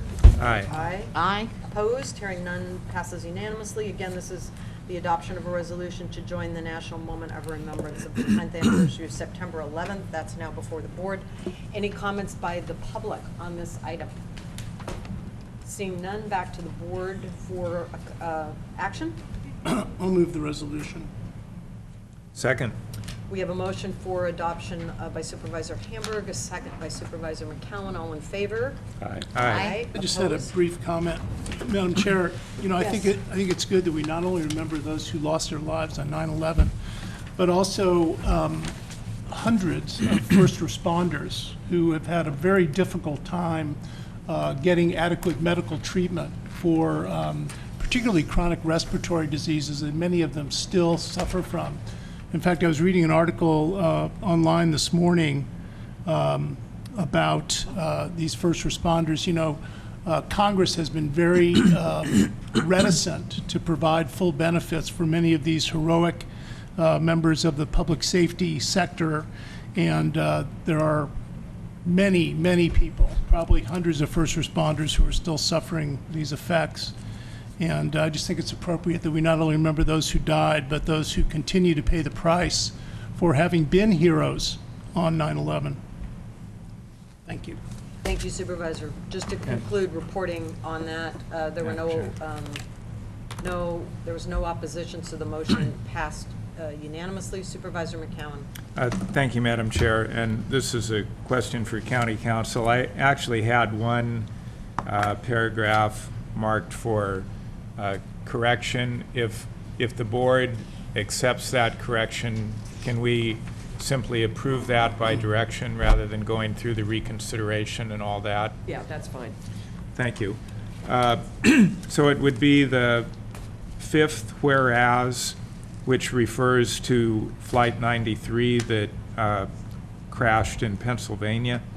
And the way that it reads now, you could interpret it to say that they retook control for the purpose of crashing it, and really they were trying to, retake control and avoid a crash. So I think a more accurate phrasing would be, whereas the passengers and crew of hijacked United Airlines Flight 93 acted heroically, new language, by attempting to retake control of the airplane and thwart the taking of additional American lives, new language, resulting in the crash of the airliner in Shanksville, Pennsylvania, and in so doing, they gave their lives to save countless others. So if the board, without objection, would entertain that change, I'd appreciate it. Any objection? Okay, then that will be the direction. I just wanted to comment for the public that this will mean that on the moment of remembrance will be 1 full minute at 1 p.m. Eastern Time on September 11th, that cities, towns, firehouses, churches, and other institutions are called upon to sound sirens and bells for that 1 minute period. We won't be meeting, but I'm sure that the CEO could coordinate something with our various departments, so we would have some kind of participation in that. Madam Chair, I believe we'll be putting out a press release. We'll also do an all-staff email. And there's a list in the letter that talks about different agencies to contact, so we'll be doing that. We'll be doing something. Yes. Great. Yes. Thank you. Thank you very much. Let's try to conclude our last off-agenda item. This will be you, Mr. DeShiel. This is coming forward from Department of Transportation, endorsement of California Stormwater Quality Association comments in general and approved correspondence to state organizations and government offices, officials to that effect. Mr. DeShiel. Yes, good morning, Madam Chair, ladies and gentlemen of the board. Howard DeShiel, Director, County Transportation. I apologize for bringing this as off agenda and last minute. Frankly, this proposed revision to the National Pollution Discharge Elimination System Phase 2 permit, the permit this county first entered into in 2005, which is expired, which is now being revised by the State Water Quality Control Board, has been out there for a while. It's being studied, as is indicated in the agenda summary, by the California Stormwater Alliance. And they have a working group of experts of counties and cities that do a lot of work on the permits in their community and are expert in the area. They formed a working group that asked for a public hearing with the regional board. That occurred last Wednesday. Excuse me, Mr. Yes. DeShiel, what we're going to need to do first is talk about the off-agenda status of this. So that would be, before we get into what the specifics are. All right. So you're bringing this forward as an off-agenda item because? Because I really was made aware of a growing need to look at this permit last Wednesday at the hearing of the State Water Control Board, and in the ensuing days, last Thursday and Friday, the CAC, California Association of Counties, and the League of Cities and RCRC also have indicated they need to respond to what happened last Wednesday. So it was something that there's a deadline to comment by September 9th. This board doesn't meet again until then, and I thought it was important that Mendocino County lend its voice to what's become a growing, rather last minute, but growing movement to communicate to the State Water Resources Board. Okay, That's so the reason for the urgency. So I'll go to council to see if that meets the qualifications for the board to consider. Well, as an based off-agenda on my understanding of when Howard learned of the issue and of the new extended comment period, I believe the board can make the findings. Okay, and that's when you were out of the area to attend that, Mr. Right, but correct. Okay. Okay, to the board, Supervisor McCowan. Well, just clarification, if the agency learned about it on Wednesday and we published an agenda on Thursday, is that? It's my understanding Mr. DeShiel wasn't available or wasn't even here and didn't bring it to the attention of the CEO until after he got back. Well, but the organization knew about it on Wednesday. Well, my understanding was it was Howard that knew about it, so Well, if Howard wasn't here to present it to, But if our as a way to get it director, on the agenda. if our director isn't considered part of the organization, I mean, is that? The urgency change, Supervisor, if I may, with the comments that were made at the meeting, the emails that came out Friday in particular with some of the ramifications, because this new permit revision is being studied and opened, so some of the information that was shared at the meeting, I became really aware of the urgency really by Friday. Was the Okay. Based on staff's representations, I believe the board can make the findings. If you don't feel comfortable and you don't want to make the findings, then don't take it off agenda and you won't submit comments. Based on the last comment, I'll make the motion that to take it as an off-agenda item, making Second. the appropriate findings. So we have a motion by Supervisor McCowan, we have a second by Supervisor Brown. Supervisor Hamburg, did you want to comment on the I have a off-agenda? question. Maybe it's county council, maybe it's to Director DeShiel, but what is the relationship between this item and the 11 o'clock timed item? Well, I can explain that a little bit. The 11 o'clock timed item deals with a ordinance the county enacted that was a result of 6 minimum control measures that was part of the 2005 requirements under this same National Pollution Discharge Elimination System. The And off in your agenda letter. I'm bringing you is for the revision of that permit that I'm urging the board to ask the Regional Water Quality Control Board to take some more time and more carefully consider. So they're not specifically related, because this is a permit that isn't in effect yet, a revision to a permit that's not in effect yet.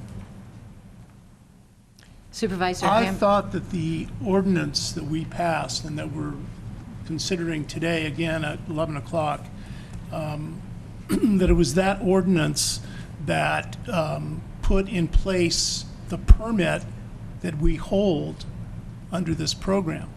That's not correct? We signed the permit in 2000, 05. the county did, yeah. Right. And it's something we worked on for 5 years and reported on, and DOT Right. did portions, Planning and Building Services did portions, the Right. Water Agency did Right. portions, General Services did portions of it. This, what I'm bringing before you now off agenda, is the revision to that permit, which actually adds 11 new considerations, and as explained in the, if you take the time to look at the analysis, Okay. And- 87-page and those- analysis. Do those new conditions, what's the relationship between those new conditions and the ordinance that we originally passed, or any further ordinance? Well, I will admit, part of why I'm bringing this forward is because I'm trying to understand what are very complicated issues. But I am going to go out on a limb and say, from what I'm hearing and reading, is that this new permit might actually take our ordinance and dwarf it in its power on its own standing. So that's a sweeping comment. That's probably not true in all areas, but from what I'm learning. So this is a very, excuse me, Director Chairman, what I'm getting the idea of is that this is a very moving target. Yeah. This thing is just moving all over the place. In fact, I was talking to Tony Liniger yesterday, who told me that new rules applying to ag land are now being discussed, and he feels that within 2 years, those are going to be before us, and they're going to be folded into this whole process. Well, So- first, before we go down the merits of this, we had before the board, I believe, a motion Yeah. and a second for the off-agenda status. Once we vote on that, we can get into the details, right? Okay. I'm just trying to get my arms around what we're doing. You get to, Supervisor, as soon as the board decides it's going to hear the item. So who made the motion? I did. And a second by Supervisor Hamburg. No. Brown. Second by Supervisor Brown. Okay, so on the off-agenda item, all in favor? Aye. Aye. Opposed? Hearing none, that passes unanimously. Now we can go back to discussing the specifics of the item relative to what the DOT director's requests are. And will you finish, Yeah. Supervisor Hamburg? Yeah, Because I for now. sort of interrupted you. We're going to go now to Supervisor Brown. Thank you, Chair Smith. And within the letter that we have for consideration dated August 23rd, 2011, from Mr. DeShield, it does list Supervisor Hamburg in the very first paragraph. It explains exactly where we were, what was required, as well as timelines. And actually, I see Mr. DeShield's request, and yes, it does get confusing, but I see his concern and his request having to do a lot with what's on our agenda today at a county level. For agriculture, and you talked about the regional board, it has to do with the waiver process. And all industries that were part of the waivers, they're all being rewritten.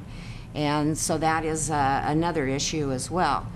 But very honestly, I see his concerns and what's going to be required, the opportunity to understand quite a complex issue as we move into the future, and being able to comment on it as very important, just as important as the stormwater issue in front of us today.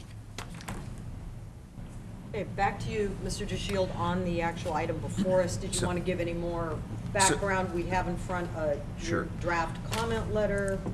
What I'm really asking the board to do is to join with SEAC, the League of Cities, RCRC. They're working on a similar letter, and supporting the CASCIA, the California Stormwater Quality Associations, composed of experts from other cities and counties across the state who have brought up a myriad of concerns and revisions they would like to look at.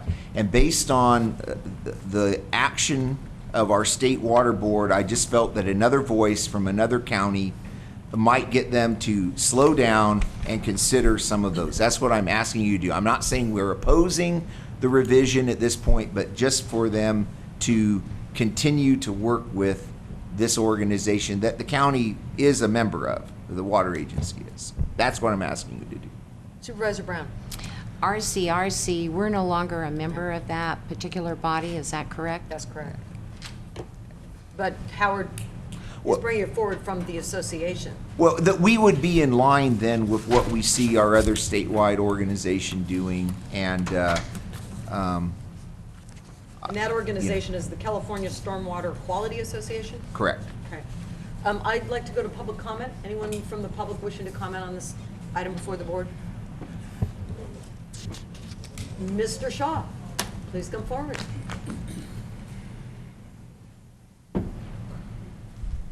Good morning. Members of the board, my name is Tony Shaw. I represent the Employers Council of Mendocino County. I think it's kind of ironic that we're having this off-agenda item today, because what you're asking the state to do is exactly what the Agriculture and Business Coalition will be asking you to do at the 11 o'clock timed item, and that is to really look at what is required under the law and do the minimum requirements. I think under these new rules, you need to be focusing on what is an urban area and what are the waivers to get the county out of this matter. It's my understanding that if you have a population density of less than 1,000 people per square mile, you can get a waiver for this. There's also waivers for poverty. I think you'll find that the county will qualify for both. And I think it'd be good to get a legal opinion just about what all your options are. And I think it's very relevant to the 11 o'clock timed item. Thank you very much. Thank you. Anyone else wishing to comment under public comment? Okay, seeing none, back to the board. Any other questions of Mr. DeShield on the item?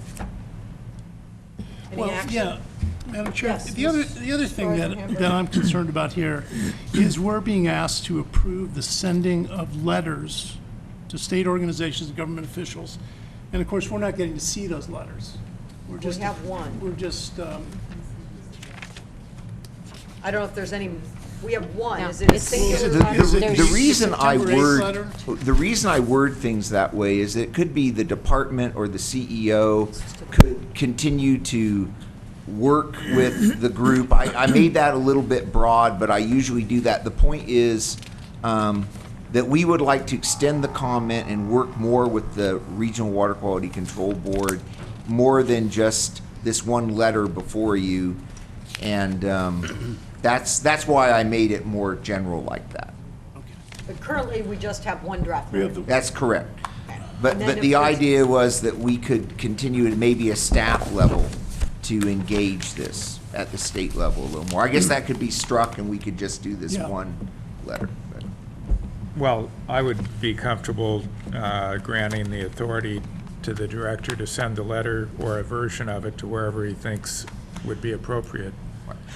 part of why I put that there too is often, say, SEAC will further work on this, and it's, it could be even some working back and forth. Provided we can get the regional board to even stop the process, they may plow right through. This is part of what I want them to slow down a little bit. Has the state gotten an infusion of money that grants them the ability to have the staff and the resources to go out and keep adopting new regulations? It was a very interesting hearing last Wednesday. It's very obvious that the Regional Water Quality Control Board is not elected by the people. They don't deal with the public the way you five folks do. To answer your question on that, they'll just make it up through the fining, fees and fine process. That's how they... Well, what they're really doing is passing unfunded mandate on to the counties and cities. And so that's part of why the alarm bells are going off. Yeah, but for me.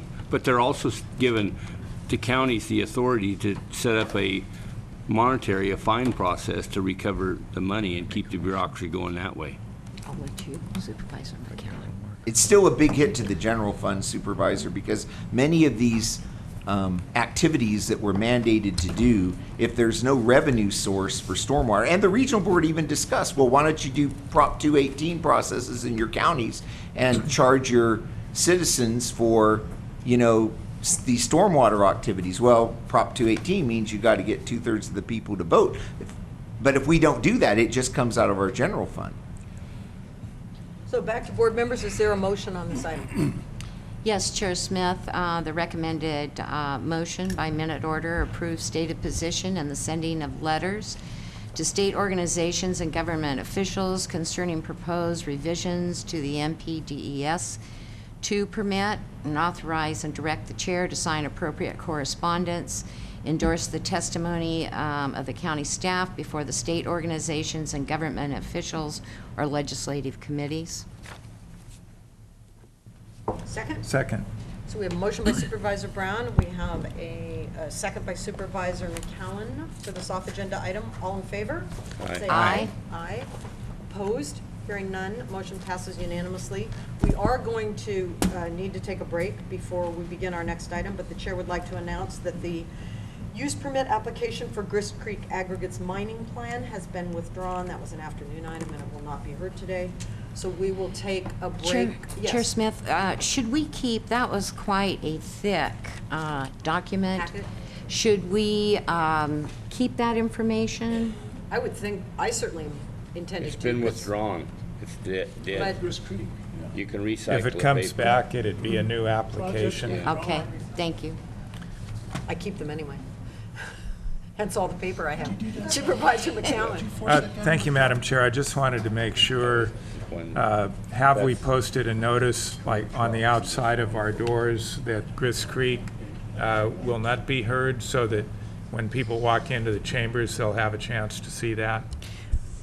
We have notified, I'll check and make sure we have a notice out on the wall. I'm not quite certain if we have a notice out there now, but I know that last week that our clerk did some notifications. Thank you. And that would be appropriate for prior to the afternoon session, because that's when it was going to be heard.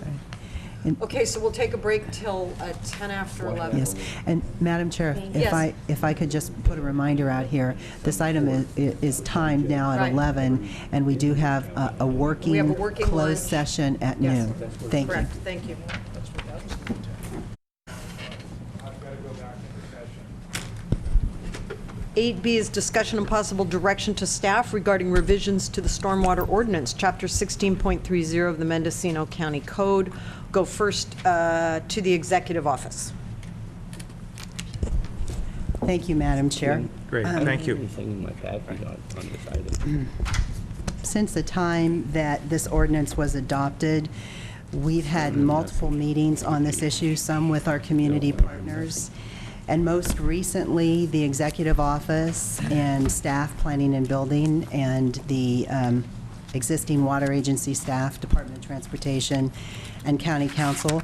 We've all met on this issue as well. And with our discussions, we thought at this point in time, it was best to bring this ordinance back to this board for discussion and possible direction regarding revisions to the stormwater ordinance. So at this point in time, I will refer to our Chief Counsel, Nadell, and then to Mr. Gonzalez.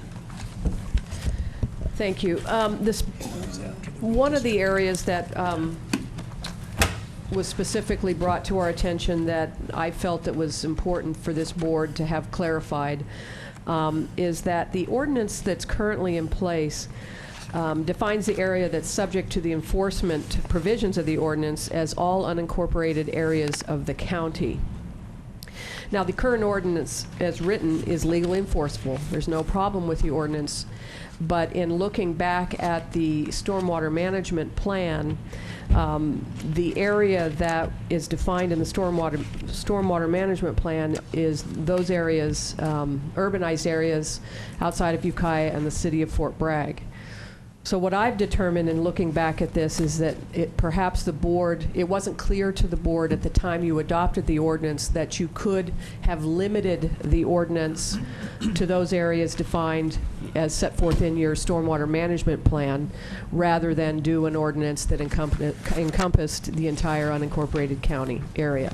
So I think it's very important for the board to understand that distinction at this point, and we're looking for direction as to whether or not you want us to revisit that issue with a new ordinance.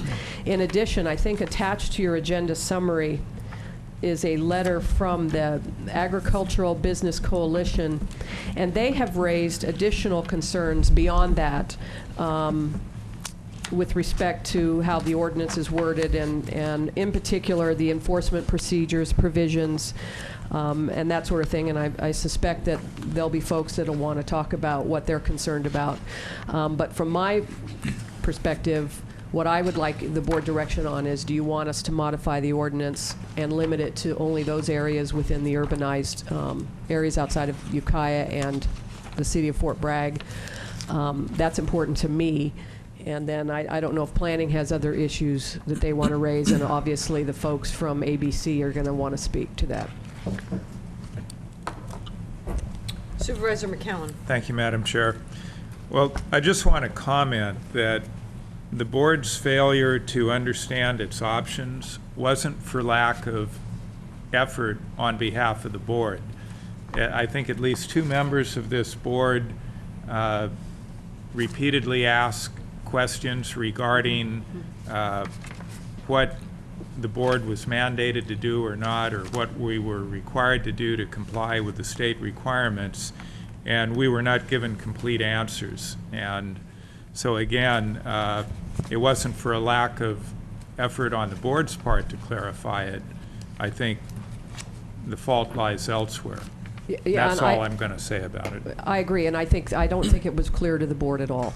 I don't think staff made that clear to the board with respect to what the stormwater management plan stated with respect to, any type of ordinance. And in retrospect, we'd have done better to listen to my colleague, Supervisor Pinches, who did seem to have the right answer from the beginning. Supervisor Hamburg. Yeah, I just want to say what I remember. That was my first meeting, and it might have even been my first motion. And I remember asking whether we were required by law to adopt a stormwater management ordinance. And the answer that I got, or the answer I understood, was yes, we do. And I didn't ask the next question, I guess I could have asked, which, are we required to pass this stormwater ordinance? And I think where staff kind of let us down there was by saying, well, yes, you have to adopt an ordinance. No, you don't have to adopt this ordinance. And somewhere in the line of communication, and it might have been at the staff level, there became a little confusion about whether there were options in terms of how far we had to go into the unincorporated areas. So, I'm not, I think this ordinance went through many staff people, a lot of hands, a lot of eyes touched this ordinance, but by the time it got to the board, I think there was that confusion that I felt. I mean, actually, I didn't feel confusion. I felt like I was being told that this was the ordinance we had to pass. So, that's what I remember. Well, it's clear from our stormwater management plan that an ordinance was required. I mean, I think that's a given. And you're right. The question is, how far should the ordinance go? And so that's why I think staff is bringing this back to the board for direction. Do you want us to go back to the drawing board with respect to that issue? Because again, the ordinance that you have before you, you can go further than what you're required to do, obviously. Right. So the ordinance you have before you is a legitimate ordinance and legally enforceable. But given all of the concerns, I want to make sure that the board is well aware that you do have options with respect to that issue.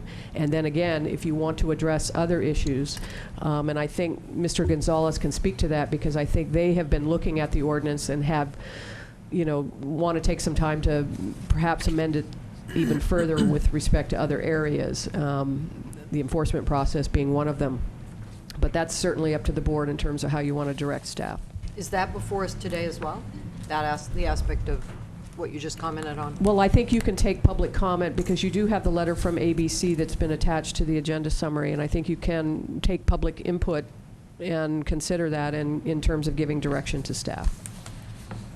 Supervisor Pinches. Once again, I don't want to dispute what our county council is saying, but I totally disagree. The state wording said that a ordinance should be adopted, but there's no place that it says in the wording that it must be or required. I mean, it's recommended certainly from the state, but it's not a requirement. Let's go to Mr. Gonzalez. Did you want to comment before we begin? Madam Chair, members of the board, Nash Gonzalez, Planning and Building Services Director. Again, as our CEO has pointed out and County Council has pointed out, we have been meeting with the community partners. We see that there are some issues with this ordinance, and it really needs to come back for revision. The intent was to bring it back and look at it again at some future point and look at the specific language. We've already begun to analyze this ordinance even further. Again, keep in mind that this ordinance began with the water agency before, and now what we're trying to do is look at the implementations and look at how we can best implement it through planning and building and other county agencies. So again, just to reiterate, County Council's comment is we are here to ask for your direction as to how you want us to approach this ordinance. Thank you. Thank you. Any other comments from staff at this time? Okay, we'll go to Supervisor Pinches. Well, I think it's noteworthy that Mark Lancaster from the 5C group is basically offered to take that on a project. If you're going to come up with something, I think it should be, first of all, it should be certainly consistent with what other counties around, rural counties around us are doing. And so I would certainly like to see his input in the 5C net work on this. Yes, we just received his letter. I believe it was either last night or this morning. Which one is that? I'm sorry. The letter from Mark Lancaster from 5Cs. He's very familiar with this issue. In fact, he's already engaged with the State Water Resources Control Board on the issue for a multiple county area. So he certainly is well prepared to be at least one critical voice on the issue. It was in the other package. Thanks.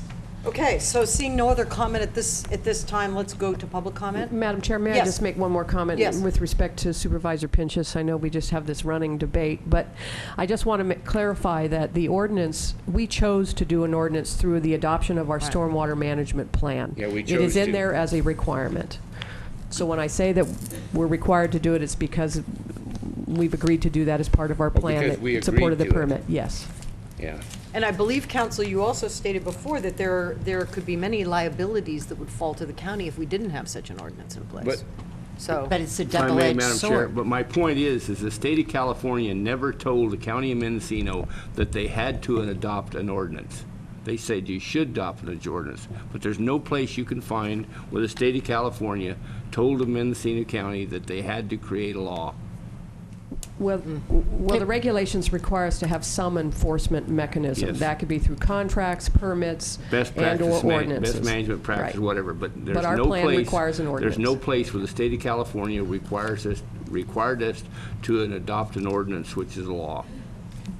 Okay, let's go to public comment. I first have Tony Shaw for the Agriculture and Business Coalition, followed by George Rao.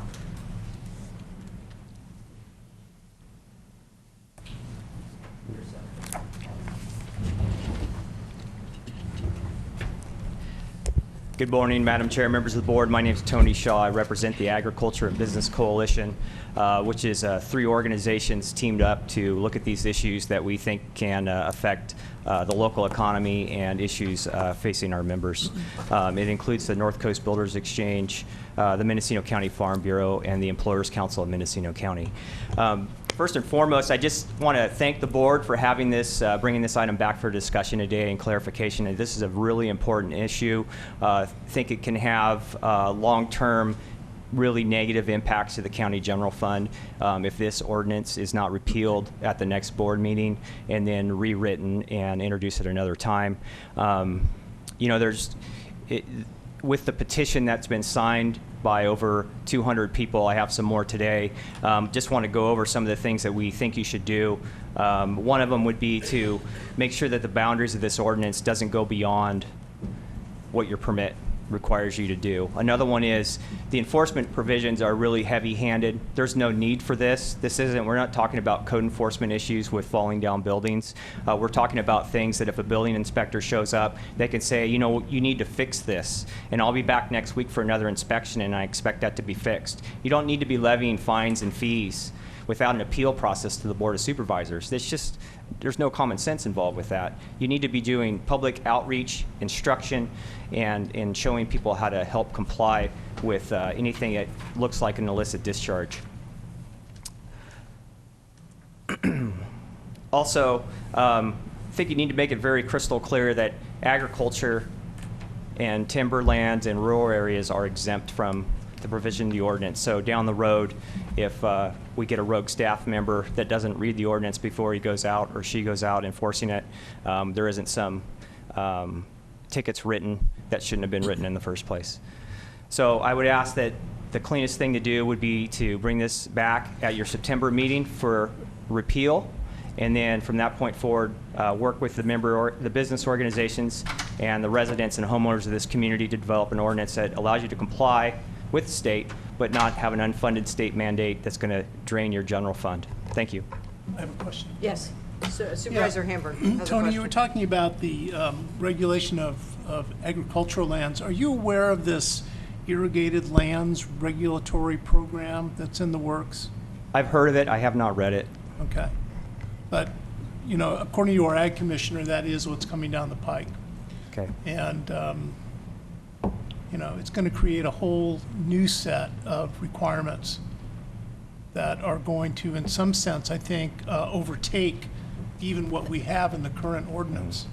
Well, I think to relate back to what happened in 2005, there's also things that are in your stormwater management plan that have been caught up to date, with the California Green Building Code being one of them, and the way that they regulate construction sites. In 2005, that was a dream, but now that's a reality today. So you have a stale permit. The second issue being what we heard on the off-agenda item, where the state is trying to impose new regulations upon rural areas, and there's waivers to be applied for so that the county doesn't have to deal with that, because they're really designed, you know, the Clean Water Act was really designed to deal with densely populated industrial urban areas with a lot of population.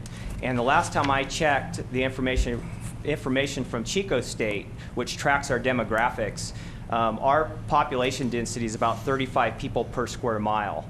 But these stormwater rules are drafted around 1,000 people per square mile. So I think the state is really overreaching, and we really need the Board of Supervisors to protect the citizens of the county. Well, I would certainly agree with you that the state is overreaching. You know, with unfunded mandates that have not quit for decades. And, you know, it reminds me back to this item we were dealing with this morning on veteran services. I mean, here we've got these programs that are paid for by the federal government, but they don't pay to put people in place to connect veterans with the services. So that's supposed to come out of our general fund. I mean, that in a sense to me is an unfunded mandate from the federal government. So I mean, we've got it coming at us from every direction. But if you read the letter from Catherine Kuhlman from did you see that letter? Yes, I have. Yeah. I mean, basically what she's saying is keep your ordinance in place, because you've got a lot more of this stuff coming down on you. You don't have a grading ordinance, which is something that, I've said this before, that the general plan of 1981, one of the major mitigations was that the county was going to have a grading ordinance in place. So 30 years later, of course, we don't. There is a section of grading in the California Uniform Building Code. Well, be that as it may. And I'll second that, Supervisor Pinches. We have a lot more coming down the line. And, I guess we can just tell the state to take their unfunded mandates and, put them where the sun don't shine, but I don't know if that, I don't know if that's going to work. Can we vote on that motion, Madam Chair? Thank you, Tony. Thank you. I don't think you got a second, did you? Did you want to comment, Supervisor Brand? You did before. Well, I was going to say on the irrigated agriculture, Supervisor Hamburg, I believe Devin Jones is here from the Mendocino County Farm Bureau and will address it. Good. George Rao, followed by Devin Jones. I'm George Rao. I'm a civil engineer, and I've done practice in this county for about 30 years. I'm heavily involved in grading projects and that sort of thing, and I don't think, unless you've been in the process of trying to get a permit, I don't think you have any appreciation for the plethora of regulations we have to go through. And I see this as just one more regulation which is in conflict and in duplication with state and county and federal regulations which we already have. By the way, I do support the ABC's position to repeal the ordinance as it is and to come up with a new one that fits a more appropriate area. But I wanted to point out to Supervisor Hamburg in particular that the California Green Building Standards Code 2010, which is in effect right now, has residential mandatory measures for site development, which mandates what is done for stormwater drainage, and also for site development of non-residential sites. There's a mandate with very specific things which must be met. So again, as I've been on the grading committee, and I said it there hundreds of times, and I'll say it again, that we already have all of the rules and regulations we need. You can't enforce all the regulations you already have, but first of all, the county's on the firing line. I understand that. And you have a building department which is doing a pretty darn good job, in my opinion, in that you don't get a set of grading plans through unless you have an erosion control plan. If it's over an acre in size, the state mandates what's called a SWIP, a sweet pea, stormwater prevention, pollution prevention plan, which is really a draconian process to go through. You're online, you're in real time, so every time you go out, once a week you go out and measure water runoff off a site, you post the results on there. Everybody in the state can see what your site is doing every week. I mean, it's not like you're hiding anything, believe me. I'm running out of time here, but the amount of regulations which we have are really strangling a lot of the work we're trying to do. The cost of them, just to give you a quick example, a non-SWIP, just an erosion control plan where a guy was in violation inadvertently, he spent over $15,000 in engineering costs. He'll probably spend $50,000 in sort of remediation costs before this thing is over with. Most construction contracts that have over an acre in size, you're looking at $15,000 to $20,000 in stormwater pollution prevention plan administration, and I would say $20,000 to $50,000 in the remediation, which I'm not disputing that some of that stuff is needed. What I'm saying is we don't need more regulation, more layers of government and permits and fees and that sort of thing. So thank you very much. Thank you. Devin Jones, followed by John Mayfield. And those are the last two that I have, so anyone else, please bring forward a form. Thank you. Devin Jones, Mendocino County Farm Bureau, also representing part of the Agriculture and Business Coalition today. I'm going to hit a couple of points, so bear with me. Hopefully I'll be able to address some of the questions and concerns. The first thing I wanted to do, though, is regarding the letter from Ms. Catherine Coleman, the Executive Director of the North Coast Regional Water Quality Control Board. The ABC Group has seen this letter, and we have recently, on Friday of last week, we sent a letter addressed back to the Regional Water Quality Control Board, basically asking what is the mandate that they have to follow to direct the county to go above and beyond what's already in their permit. So what we've done is the two concern points we addressed to the chair of the Regional Water Quality Control Board was that the ABC Group strongly opposes the expansion of unfunded mandates from state agencies to local governments without justification. For this reason, the ABC Group requests that you provide clarification on, 1, the directive within the attached letter to go above and beyond the current mandated coverage area for the Mendocino County Phase 2 stormwater permit by explaining whether the directive originated from the North Coast Regional Water Quality Control Board or staff. Second of all, under what authority or code section is the mandate to expand the coverage area of the Mendocino County Phase 2 stormwater permit listed beyond the MS4 urban areas? I guess what we're trying to ask the Regional Water Quality Control Board is what mandate do they have to expand upon, based on the suggestions in the letter that Supervisor Hamburg had referenced, to dictate to the county to go forward with such an overreaching, in our opinion, ordinance. So hopefully, we have not heard back to this point in time, but hopefully we're hearing, we hope to hear back from them shortly. So second of all, on that nature of expanding upon jurisdiction and duplicative regulation, I'm just going to run you through what I know is coming up from both the State Water Board and Regional Water Quality Control Board regarding agriculture. So the State Water Resource Control Board deals both with water rights and with water quality. Right now, we're working on multiple water quality related programs. They're not called waivers anymore, they're calling them programs. So what I've got going on is we've got a non-point source activities on all U.S. Forest Service lands throughout the state. This is based off of the program that the North Coast Regional Water Quality Control Board passed last year in July for all of the North Coast. So that includes timber, cattle grazing, road conditions, any non-point source on Forest Service lands, okay? We also have a water quality program coming down the pipeline for all private grazing lands throughout the state of California. So it doesn't matter if you're flat, if you're in a very arid environment in Southern California, if you've got cattle in coastal ranges up here in Mendocino County, they're developing that as we speak, amongst other water rights programs going forward. From the North Coast Regional Water Quality Control Board, the regional water boards are mandated with water quality issues, not water rights, but water quality. This is what I've got going on with them. Currently, as Supervisor Hamburg mentioned, they're starting their process for the irrigated ag program, which will cover sediment, it'll cover pesticide, it'll cover any sort of agricultural operation, and will include irrigated pasture. So they're working on that one as we speak. They're developing a stakeholders group. They're going to be approving and finalizing a dairy waiver. They're dealing with a dairy waiver for the whole North Coast region. I've also got, like I mentioned, the U.S. Forest Service waiver. That one has been finalized and approved, hasn't been moved forward on yet. They're also developing a non-timber management plan waiver, or they have. We're in the process of working with them on possible considerations for revision for timber ground. So they're also establishing the TMDLs, the total maximum daily loads, will be coming forward for the Russian River and other river systems within the North Coast region. We deal with EPA, so on top of the state agencies, we deal with EPA under Clean Water Act, Endangered Species Act mandates. We have the California Forest Practice Rules that we have to follow by, all of which of these include water quality standards. So, and then on top of it, we have DPR, Department of Pesticide regulation. So it's not like agriculture in general isn't being regulated on multiple facets to deal with water quality issues.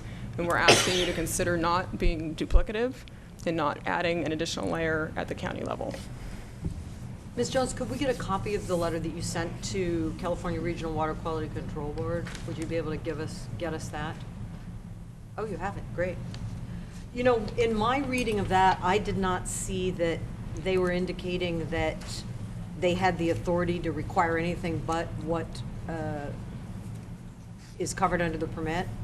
I just took their wording as their recommendation, and then they gave 4 reasons as to why they thought the county, but I did not in any way interpret that they felt they had the ability to ask anything additional. I didn't interpret the letter that way, but we certainly could have counsel take a look at that. Mr. Mayfield. Madam Chair, Supervisor Hamburg. Just on that subject specifically, I think the critical sentence in that letter from Ms. Kuhlman is, our office does not have another requirement to cover the entire county with the stormwater ordinance at this time. Right. I mean, I think that's perfectly clear that they're saying that we did go beyond what we were required to do by the permit. And then they gave 4 reasons as to why they thought that was appropriate. They thought we should go beyond. But, yeah, I don't think there's any challenge that they're trying to stretch this any further. Mr. Mayfield. Madam Chair and members, I'm here today to talk to you a little bit about something I think is a little more serious than the mechanics of this operation. I'd encourage you to put this thing on the agenda for a repeal at your next regular meeting. wipe it out completely. I think you've got a systemic problem that you need to do something about. Supervisor Hamburg alluded to it when he responded to the question that went on about what he was told at the meeting on January 4th. I was here, witnessed that, you've got it on the tapes. I think you've got a real problem when you've got staff giving you their personal opinions rather than what you ask for is a good, clean recommendation from what the law says. I think you hear enough of that from time to time, and this is a classic case of misleading a board to get an action that someone was personally interested in getting accomplished rather than what was required. I'm talking to you not as a novice about this. I've sat on a regional water quality control board. I was on this board of supervisors. I've served on 9 federal or state boards and commissions that had legal counsel. And I can tell you that I experienced one similar incident to this. And until you root that problem out with your staff and make sure that they tell you exactly what you requested or what is required, and they coming in with their own personal vendettas or ideas about what ought to be done, not what you've requested them to do, you're going to continue to have a problem. And I think you need to take serious measures to look into this incident as an example of what you don't want to happen again. You need to repeal this thing and the draconian enforcement procedures that were here for the first time in its entirety and start over. And I think until you do that, you're going to continue to have this sort of problem coming back to you from time to time. But it's very important that when staff gives you advice, that it be proper and not tainted with their own personal viewpoints and opinions. Thank you. Thank you.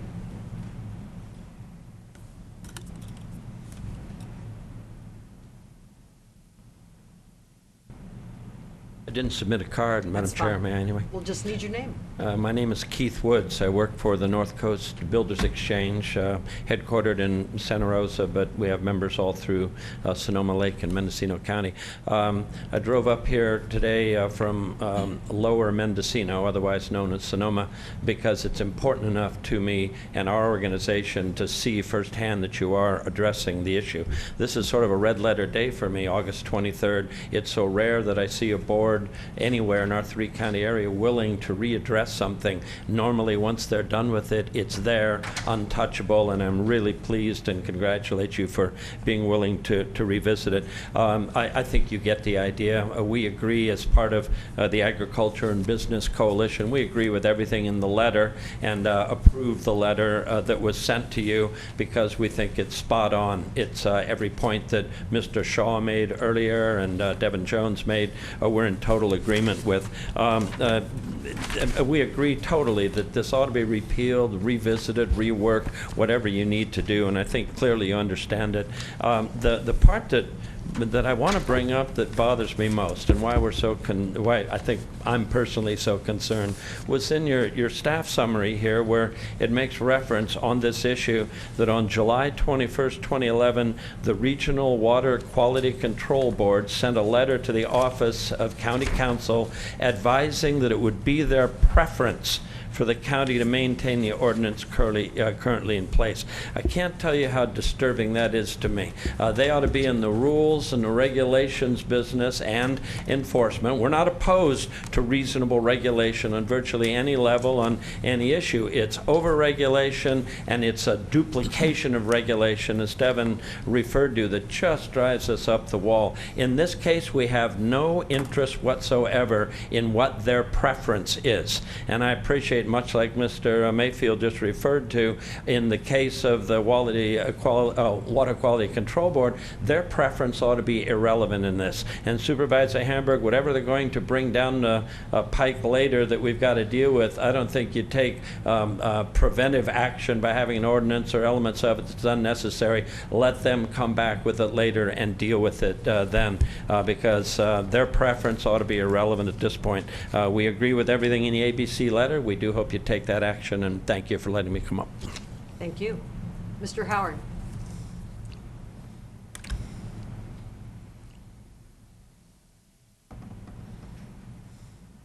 Good morning. Lee Howard, speaking for Lee Howard and only Lee Howard. I want to go back to where this thing and why we're here and what we're at. I think all the input today has been to the point, but mine's a little different point. My point is that we came here and we heard John tell me that I didn't get on this thing and do it right to start with, and I agree with that. I heard my supervisor ask twice the question. My point is that we had a little white lie told us that day, and it went on. On the 24th of February, we had a workshop that we put on and paid for, invited you to come. Again, the little white lie was laid out there for us, that it was mandated. We had to do it. We continued to ask questions, and we finally got a letter from the North Coast Regional Board that made it quite clear, and that wasn't until was issued on July 21st. We got it on the July 26th. It said, no, these areas aren't required. It's only for the map. That map had been available all the way back in 2005. To tell me that we didn't know that these things were going on, that we didn't know that it wasn't required, is unacceptable. We also, on the day that we brought you a petition, I brought you, County Council, a request for information, public records request, and I gave it to Jeannie Nadell for all correspondence regarding this. To this day, I have not received that. I want to see who requested what from the regional board and why the regional board saw fit to write this letter. I think it'd be very interesting. If we can't trust government, who can we trust? This little incident has cost us, the private sector, lots of money. There was 100 people at the workshop. Start adding it if you just give them minimum wage. Expenditures in hard cash, $1,200. Expenditures in time putting together petitions to ask you to look at this again. That is unacceptable, but yet there's no consequences. And when you read today's agenda item, there is a great ability to wordsmith for us. It's your fault that you didn't understand, not that you were storied to, a little white lie, but I'm hoping, especially Ms. Smith, that's being the chair here, that she takes very strong action regarding this. It's under her watch that staff's doing this, and all of you. This is unacceptable. And it cannot be allowed to continue because the public isn't going to be served. If you can't trust your staff, how can we trust them? Thank you. Thank you. Anyone else under public comment wishing to address the board? Please come forward. Okay, seeing none, we'll come back to the board for any comments and discussion or questions of staff. Supervisor McCowan. Thank you, Madam Chair. Well, just to answer the question that was asked initially, I certainly favor, at a minimum, scaling this back so that it only applies to the areas that we're required to apply it to, and that would be the Fort Bragg urban area and the Ukiah urban area, the unincorporated portion of around those communities. And I also think we should revisit the enforcement mechanisms, and if we do wind up adopting some version of this, to gear it more towards helping people achieve compliance rather than punishing those who might be out of compliance.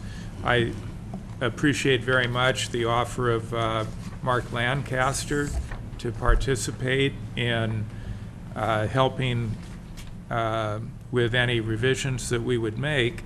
And maybe we can achieve something beneficial without punishing people if he can offer appropriate measures that we could put out there on a county-wide basis that would be on a voluntary level that or educational, so that people are aware of what the best practices are.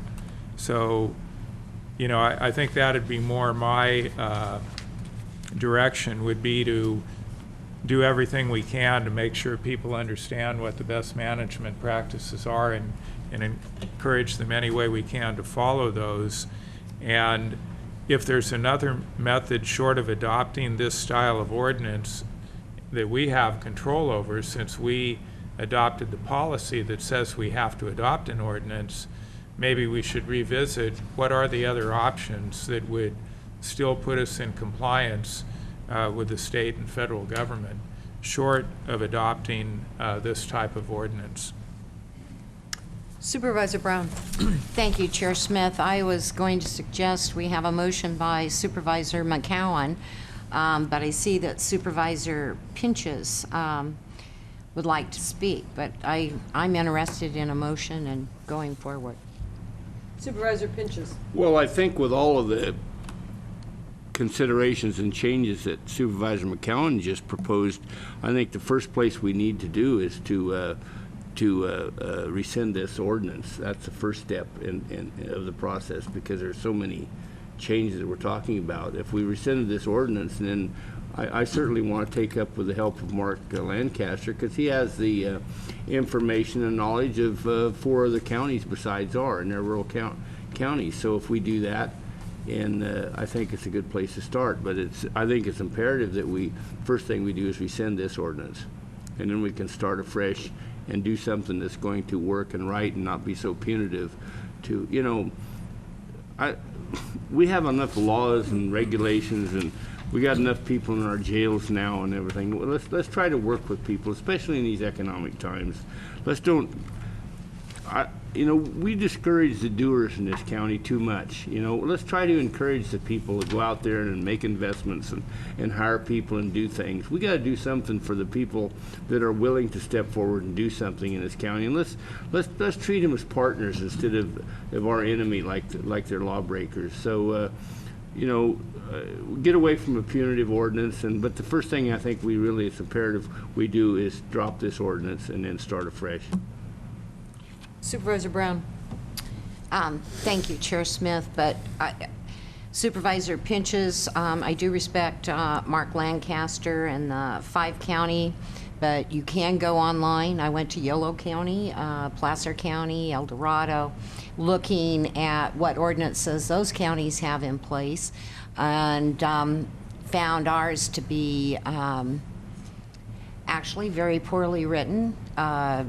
Was hard to understand. The enforcement part of it was hideous. But I do not like being manipulated or misled by staff. I felt I was. I'm here elected to represent the people and fair government. I feel we need to have a motion and go back and undo what we've done.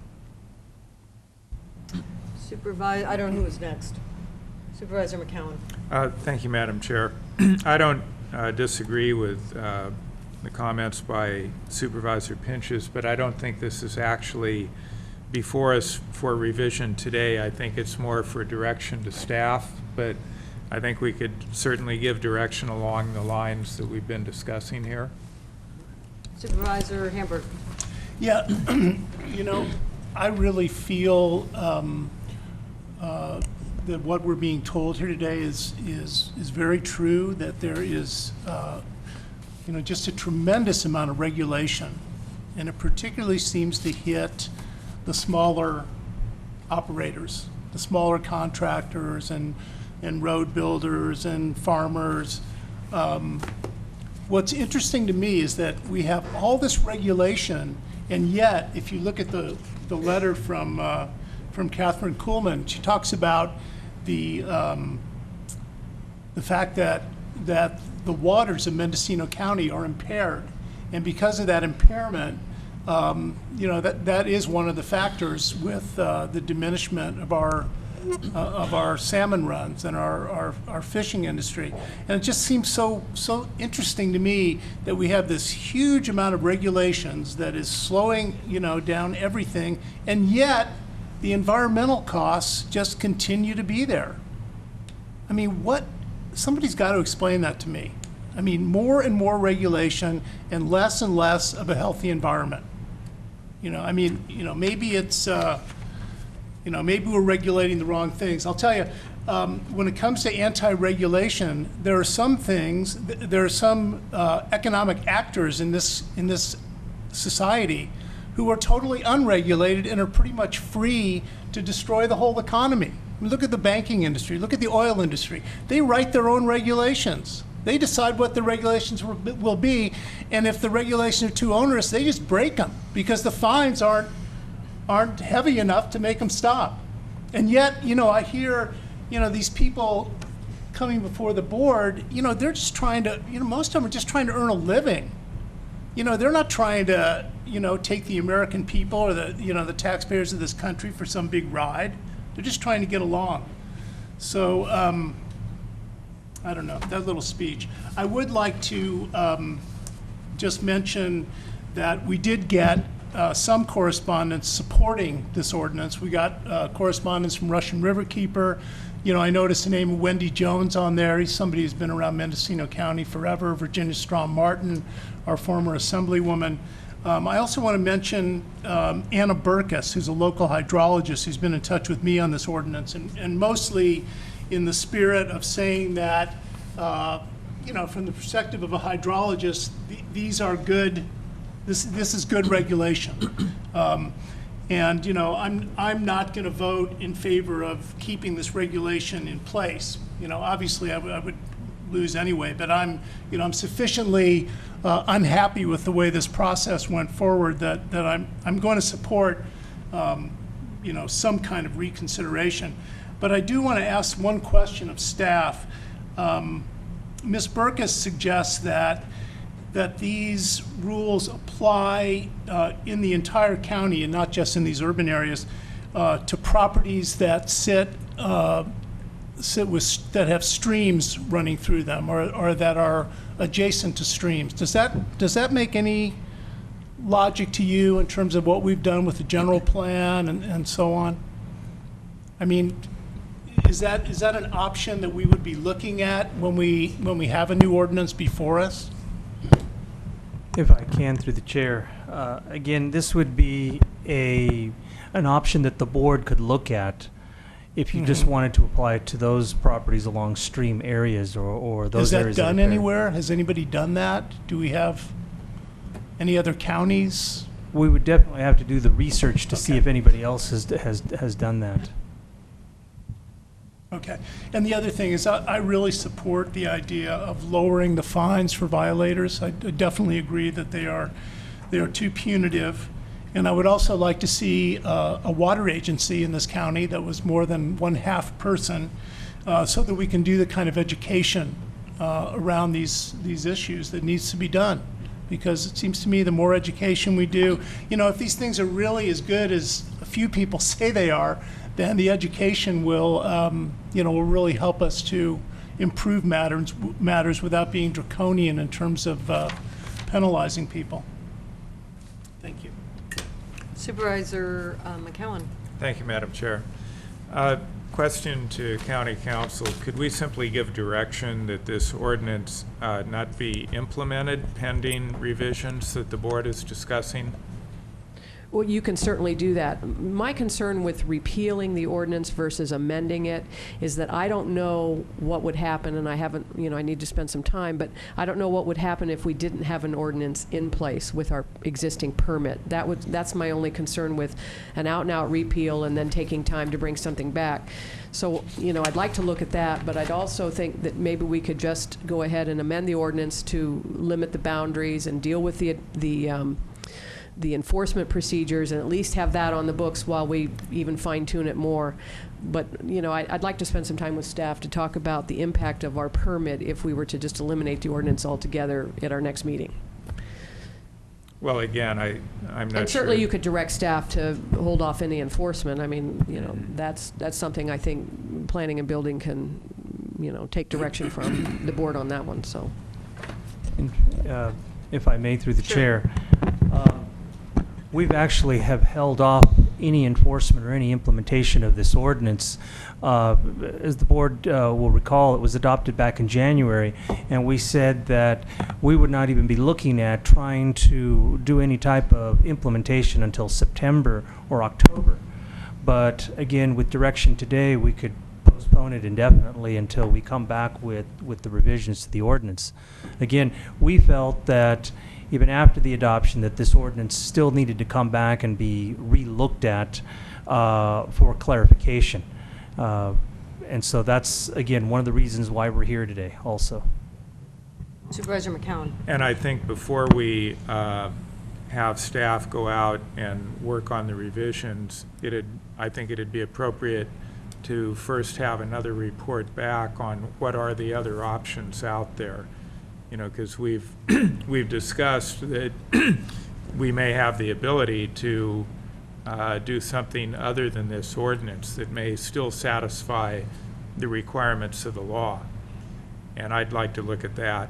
And just another comment, kind of along the lines, I think, of some of the comments of Supervisor Hamburg and maybe Pinches and Brown too. This ordinance, the burden of complying is going to be borne primarily with the people who are willing to be conscientious and come forward and apply for a permit. And then there will be a very limited number of other people who do something spectacularly stupid to whom it will then also apply. But it won't apply to most people because most people aren't going to bother coming in and getting a permit. And then some of the other people that it doesn't apply to, for instance, street wash is not covered, and I assume that is runoff from urban streets that goes straight into a storm drain, in some cases shoots straight into the creek. That's not covered. Runoff from suburban lawns saturated with pesticides and fertilizers is not covered. They're exempt. And I would make the argument that it's very possible that the runoff from urban and suburban lawns has a greater impact than the runoff you're going to find from the agricultural operators. So, you know, I think Supervisor Hamburg made the point, we're increasingly regulating, and we seem to be getting diminishing results. And that might be because the people we're regulating are the ones that are already most in compliance. Supervisor Brown. Yes, I would like to move this forward. We can go ahead and talk about it for a long time, but we still have a busy day and we have a working lunch hour. I think that we need to go forward, and I do believe that Supervisor McCowan, what he suggested, that we come back with a greater conversation at a later date, and I think this is quite timely given the implementation time frame that Director Gonzalez put forward. So I move that we have a rediscussion, possible amendment or rescinding the ordinance at some time in the September meeting dates. I don't think clarification. I don't think we were doing a motion on this. We were just doing it as direction to staff. Wasn't that? Madam Chair, we were asking for direction, and so it appears that the direction we've received today is that this board would like another discussion on the options, whether it's ordinance or any other options, before you're directing staff to revise the ordinance. And I believe that Mr. Gonzalez made it very clear that the ordinance is not currently being enforced. So I think maybe so the direction to staff you feel has been sufficient? Well, I think it's consistent with the motion that you put forward. So, but I think we could just do that by direction. Right. That's where I thought from the prior comments of the way Supervisor McCowan was framing it, and there seemed to be concurrence from the board that would be the direction we'd go in. I think we understand the direction, that basically the ordinance as of today, according to Mr. Gonzalez, is really not being enforced. This board has concerns with the ordinance as it is clearly written today. we have direction to return to this board at a later date to discuss the options, which means that in the meantime, staff will be reviewing what the options are out there, and then based on what the board does at that point in time, you may or may not give us direction to either revise the ordinance or do something else. And I would ask, if that is the direction from the board, about timeframes. And given the fact that September, we have 3 days of budget hearings scheduled, and then I think we have a meeting, I believe, on the 20th and the 27th. Given the amount of effort that the staff need to do as far as reviewing options, I would ask that we have at least 60 days, so we look at closer to the end of October, early November, to bring this back to the board. Supervisor Brown, did you have something else? Well, I just think it's important to have a motion. And the reason why is because obviously we had staff that didn't understand what we agreed to in 2005, and it was signed by the CEO, John Ball, at the time. Again, I think 60 days is way too long because there might be further direction.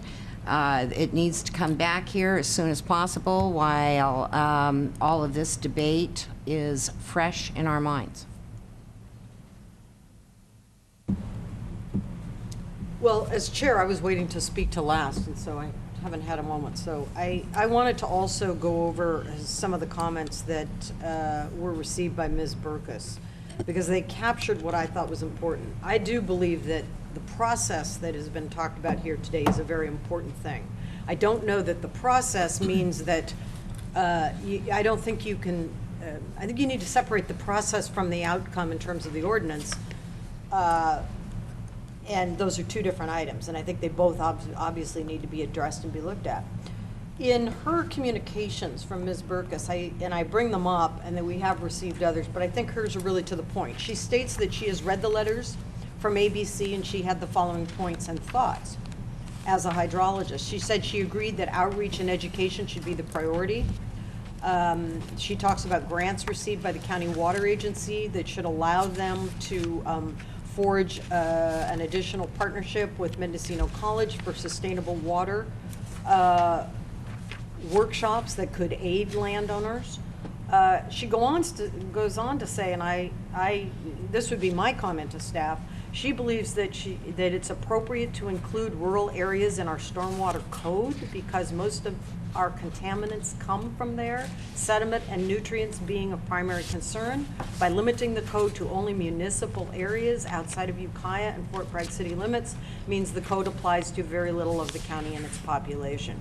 So I still would like to see options for the county-wide ordinance, but Mr. Gonzalez, you had talked about you were going to be bringing us back some revisions and considerations for changes anyway to the existing ordinance. So I think what she is addressing is the punitive nature of the fines that were included in the existing ordinance and wanting to see some options for that. So I still think we need a variety of things coming back to the board, because I think still having a county-wide ordinance is still a viable option, and I would still like to see that considered. But I think she makes some very good points about how you don't want it to be punitive, you want it to be educational, and how could we best put that into place. And I also do have concerns from the Regional Water Quality Control Board's letter about why they think the existing ordinance coming from a state agency is appropriate, and then they list 4 very definitive and very different reasons as to why. So I still think consideration for the countywide ordinance ought to be on the table, and that we ought to consider that and consider amending it as well. So I think we need a number of options when you come back to us about you could do A, B, C, D, whatever, and then see where the board wants to go at that time. Supervisor Pinches. Well, I think it's kind of ironic because the argument for adopting this ordinance was that we're going to satisfy what the state requires, and we'll argue whether it's required or what they actually ask for us. But in either case, and this ordinance was adopted the 4th day of January, and now we are here in August, 8 months later, and our planning staff told us that they haven't been enforcing the ordinance, and they have no plans to implement in the near future. So, you know, what do we do? Tell the state, yeah, we done what you wanted. We adopted the ordinance. Oh, by the way, we have no plans of enforcing it. But, you know, it's kind of like government at its worst. I mean, I really think that we should rescind the ordinance and then start afresh, because there's so many things in it.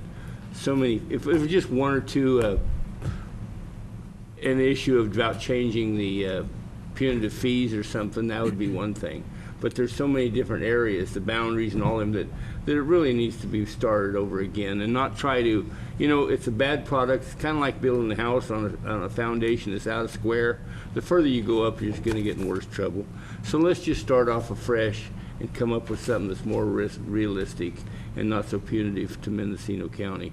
And as far as dam, that letter you quoted about writing about rivers are impaired, you know, yes, I guess our rivers are always going to be impaired, because in my area, when you have peaks 5,000 to 7,000 feet and the river is right down below it and it starts raining an inch an hour, you're going to all have sediment. I don't really care how many laws you have. You know, is that impaired, or is that just what a natural river it is? I mean, the rivers in Mendocino County generate sediment.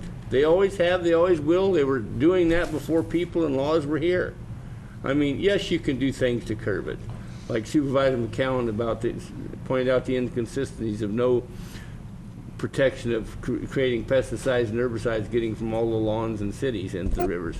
Those are things we can work on. But I don't think we have the power of being able to direct what night it's going to rain and how much is going to rain. I think that's a little bit, we're a little bit egotistical if we think we can start managing the weather.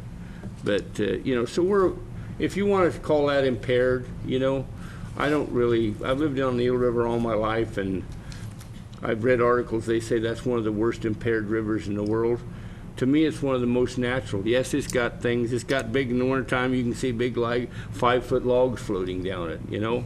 Is that impaired, or that's kind of the way it's always been? But, I don't know, I guess I view things from a little bit different part of the world. But anyways, I think we need to start again on this issue. I believe, Supervisor, why we didn't entertain rescinding the ordinance is we heard from council and she had concerns that would leave us without an ordinance, and what she said is, and the CEO echoed portions of this as well, we have the ordinance in place. Staff has stated that they're not enforcing it currently. We need to take the time it's going to take to bring back options to the board for a revised ordinance, but we need to have something in place so we've covered those legal parameters. Is that right, counsel?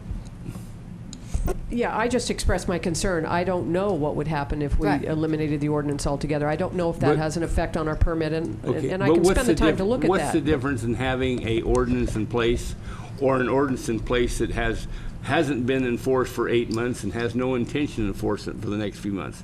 Now tell me, what's the difference there? Yeah, I think we stand a risk, a liability, that someone's going to come out and point it out to us that we have done nothing to implement it. Yeah, you may be right. I'm just saying that was just a concern I had, and we can talk it over at staff level. Well, maybe if the state comes after us, we'll give them a landfill. Okay, let's go to Supervisor Brown. I also have had contact with Anna, because she and I have worked on water conservation during the drought time, and water commons. I'm a part of Mendo Futures, and I also pointed out to her that her assumption that the rural areas cause most of our problems, pollution in our waterways, isn't all based from fact. First flush on the Russian River has been documented for years, and the biggest contaminants that they find happen to be from urban areas. And I do agree with Supervisor McCowan, we've got a huge problem because it's not being addressed, or was never addressed properly, of the stormwater that comes out of our rural area, our urban areas, onto the rural areas. And I'll give you one example of a huge problem that puts these property owners at risk, and it's the runoff behind Redwood Business Center. And everything that goes on the agricultural lands, they're stuck with cleaning it up. Anywhere from oils to, you know, plastic. I mean, it's unbelievable what those farmers have to clean up, and I've worked with them for years. in doing just that. And most of them get certified through fish-friendly farming, rangeland water quality management program. So there's many things that Anna has, neglected to really look at. And I think the action of protecting our waters is one that I strongly stand up for, like all of us. But again, it's how you do it.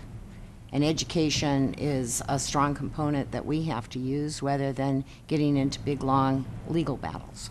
Supervisor McCowan. Thank you, Madam Chair. And I think we've given sufficient direction to staff. I think they understand the concerns. We do want the item to come back with options. I'll tell you, though, that the county-wide option, if it is anything more than educational and voluntary, is dead in the water as far as I'm concerned. But I think we still have to decide whether this ordinance, revised as we've discussed, is the appropriate method to deal with the Fort Bragg and Ukiah unincorporated urban areas, or if there's another option based on us revisiting the previous action we took that would also accomplish the same purpose. So again, I think staff needs to do some research, bring the options back to us. I don't think we're going to forget the conversation. No. So Thank you, Supervisor. Okay, we will now break for a working lunch. The board will adjourn to a working lunch, and we will return to our regular items. The chair announced earlier that the Grist Creek item has been removed from the agenda, so we will not be taking that up, but we'll continue with the rest of the agenda at 1:30. All the time.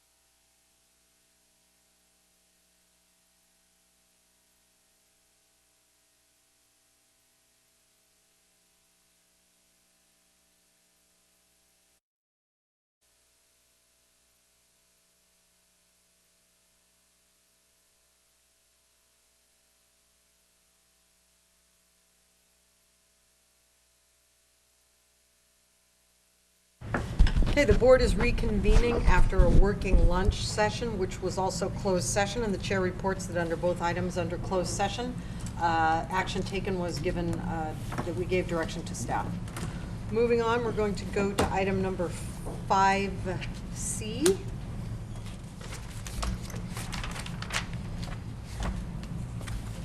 And who will be introducing the item? Go to the CEO. Would that be Mr. Sweeney? Or did I, Yes, Madam Chair, my apologies. Is that Yes, correct? It will be Mr. Sweeney. did I say the right number? You said 5C. Yes, I did. You said the right It's item. discussion and possible action Yeah. regarding approval of amendment number 11 That's to it. franchise contract with Empire Waste Management for solid waste refuse area number 2, extending term to 2021 and making other changes. Item number 5C. The chair also, before we begin with Mr. Sweeney, the chair would once again like to state that the item for this afternoon, the regularly scheduled item, the Grist Creek aggregates, was pulled and will not be heard today. That was item number 8C. So we will move on now to item 5C. This is a response to an offer from Waste Management that was directed to both the City of Fort Bragg and the County of Mendocino. And I'm happy to report that last night the Fort Bragg City Council unanimously approved the offer to the city for a contract amendment that would extend their agreement to 2021. The parallel offer to the county is before you now. It is the product of extensive and prolonged discussion and the work of your own ad hoc committee, which can speak to it today. I would like to point out the high points in this deal. First of all, it involves $500,000 of payment by the company for unrestricted use by the county. It fixes an error that gave two companies debris box service rights in Anderson Valley, one of them exclusive, which could not be honored without Waste Management surrendering that right, which is done in this agreement. It improves the mechanism by which we make annual inflation rate adjustments to the rates that are paid by the customers. It establishes a new mechanism to allow the customers to benefit from a future increase in the value of recyclables. It aligns the county and Fort Bragg franchise date expirations so that our successors come 2021 will benefit from that alignment, hopefully, if there has not been intervening activities which break it. And that will, of course, improve the outcomes either for renewal of the agreement or for competitive bidding at that time.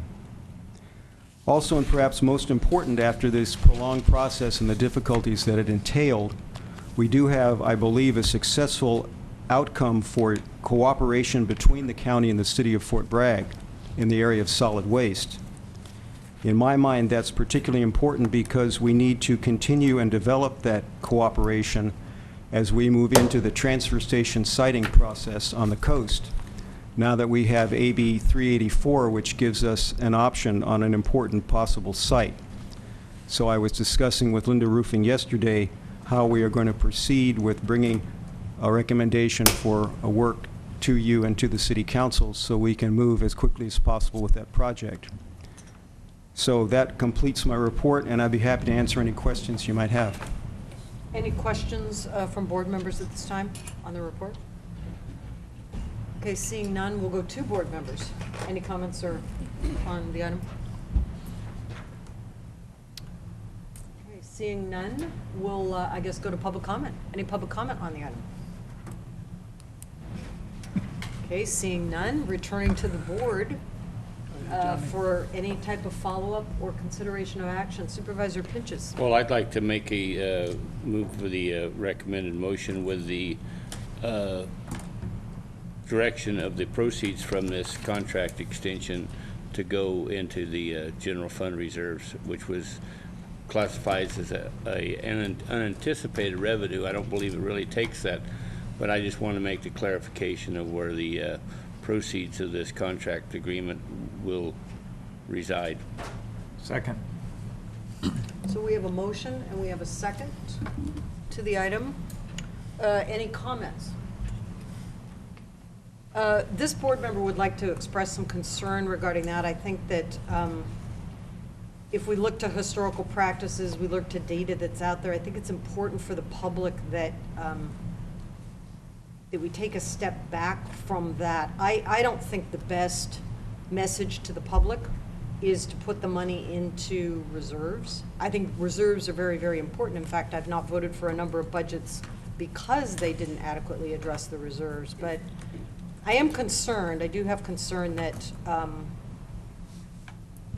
that a better message to the public would actually show a consideration of what the county did with at least some of that money, and have it be something that would be in concert with the mission and the practices of Empire Waste Management as well. So I really think that we ought to at least be able to have the consideration during the budgetary process that we might want to earmark some of that money, not all of that money, but some of that money, to do some specific things that I think are wanting in our budget anyway. They're not things that would be new or brought in as new projects by any means, but there are a number of things in this department or within the county budget, a number of departments that I think are woefully underfunded, that truly lack the funding mechanisms currently to do the bare minimum that they need to do.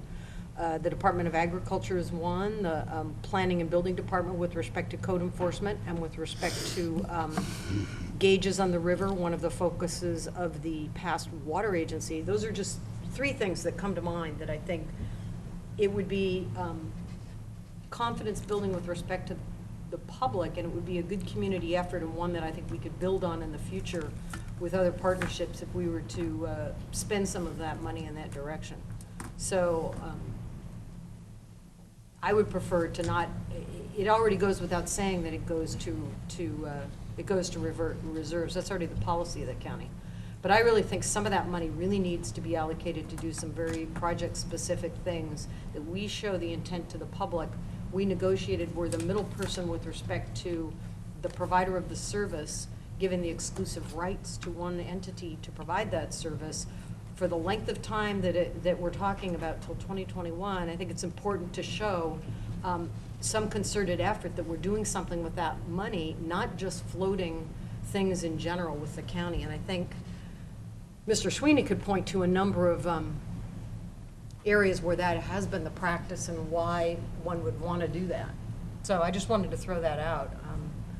At least we would have a consideration of some of that money going to something like that, that I think would be, create a lot of goodwill in the community, and we would be able to have tangible things we would point to that is a partnership with an entity in the community that has certain environmental standards and values that we were trying to have that partnership within the larger community. Again, not all of the money, but I think some of the money. Supervisor McCowan? Thank you, Madam Chair. Well, I absolutely support the motion, and in fact, I will only support the motion with the clarification that this money does go into the reserve. It is one-time money, and I think the way we build confidence with the public is to demonstrate fiscal responsibility. We're by no means out of the budgetary woods yet. We still have our largest employee bargaining unit that we have not reached agreement with, and we did drain our reserves to zero last year to balance the budget. We have been able to rebuild them a little bit this year. They're still not up to where they were. We need to be putting more money into our reserves, not less, because after all, we know we are faced with the continuing escalation of retirement fund contributions. We're still not at all certain that we've bottomed out in terms of revenue decline. It would be absolutely irresponsible to do anything with this money other than put it into reserves. So that's what I support. Supervisor Pinchas. Madam Chair, I've heard on many occasions of how we miss opportunities to take money and leverage it into a bigger draw. And as you mind, you know, by having a better credit status and a little bit in our general fund reserves makes the ability to borrow our $24 million in trans borrowing a little bit easier every year. Now, if that isn't leveraging, I don't know what it is. And also your budget is an annual operating plan where this is one-time money, as Supervisor McCowan says. So you get into real quick in a real bad fix in a hurry by taking one-time money and plugging into a hole where it's annual operating expenses, because you use it one-time money and then the next year you have to drop whatever function you did because it was only one-time money. This is a rare opportunity that come along to put a little bit more cash reserves in the bank and make the public and the financial institutions have a little more credit and faith in Mendocino County. Keep in mind, we can always, if it comes to a real emergency, you can use those monies. That's what a general fund reserves. As Supervisor McCowan said, we did 2 years ago, 2 years ago now, at our budget time, we used the last of our general fund reserves to adopt the budget. That was a poor policy. This is an opportunity to put a little bit of that back in there, and I don't think we should miss that opportunity. Supervisor Himber. Yeah, I support the motion. I do agree, though, with what Supervisor Pinchas just said, which is that we're putting this money in the budget, in the reserves, and if we deem it necessary, we can take the money out and do something else with it. I mean, the thing that struck me today when we were talking about the veteran services and, you know, just how we're not really able to provide that service adequately because we don't have the personnel. And, you know, we may want to revisit that issue and some of the other ones that the chair mentioned. So I think by far the most prudent thing to do at this point is to put it into the reserves. But, you know, money can go into the reserves and money can come out of the reserves depending on what this board decides. And we will be looking at that, you know, in a couple of weeks. So I do support the motion. Supervisor Brown. Thank you, Chair Smith. I'm also going to vote for the motion, and I think all the comment and reasoning why I'm going to vote that way has been said. Thank you. I'm not going to oppose it. I just wanted to bring forward the idea that, and Mr. Sweeney could address this, that entities do in fact use the money that comes forward in a one-time manner such as this to actually show the public what they're doing with the dollars incurred. I find it ironic because this is the supervisor that voted against the last two budgets because they didn't balance. We didn't have the adequate reserves, and so I voted no.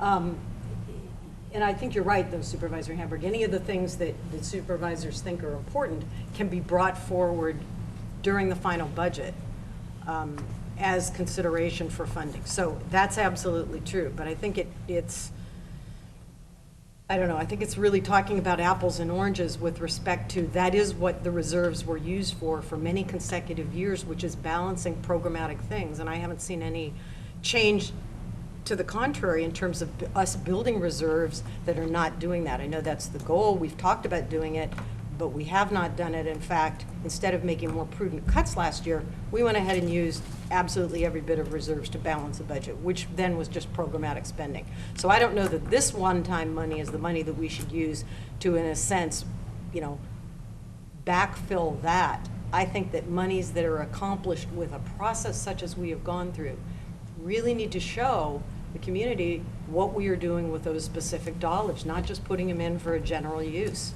And so I think it's unfortunate that we can't put some of the money towards specific partnership projects that I think in the future, even before 2021, we could build additional partnerships with Empire Waste. So I think it's unfortunate that we don't see a way to do that today, but I'm not going to oppose it because I think we absolutely need to move forward with it. But I think that there is a better way to do it, and maybe we can, in some other fashion, create those partnerships going forward with some projects. Supervisor McCowan. Thank you, Madam Chair. Well, as Supervisor Hamburg said, this board can put money into the reserves, and it can certainly take it out, but I don't favor just parking it there while we decide which specific programs we want to ramp up, because we immediately run into the problem that Supervisor Pinch has identified, that we've built up one little aspect of one department for 1 year, and then next year we're either running at a deficit or we're cutting it back down because we don't have the money to continue it. So and also the community that we need to be concerned about is not only our local community, which I think overwhelmingly favors fiscal responsibility on our part, but it's also the financial community. Our credit rating actually improved about a month ago. We got the notification. That wasn't because we took every dollar we had and spent it. It's because we were taking a series of steps, some of them pretty painful, to get our budget house in order, and we simply need to continue on that path. Well, I don't want to go backwards in terms of fiscal responsibility. I agree, Supervisor, but in fact, I think if we had taken more prudent steps 2 and 3 years ago and not gone into those reserves, probably our credit rating wouldn't have been downgraded. So you can look at it any number of ways. Well, and you can rewrite past history as much as you wish also. So let's go forward. Any public comment before the board votes? Okay, seeing none, all in favor? Aye. Opposed? Hearing none, motion passes unanimously. Thank you, Mr. Sweeney. Thank you. Thank you. So let's go forward with item number... You ever made a happy meeting? No. Oh, yeah, that was good.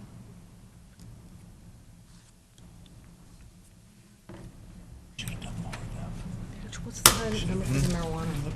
I can't 12. remember the number. 12 what? Is it A? Just 12.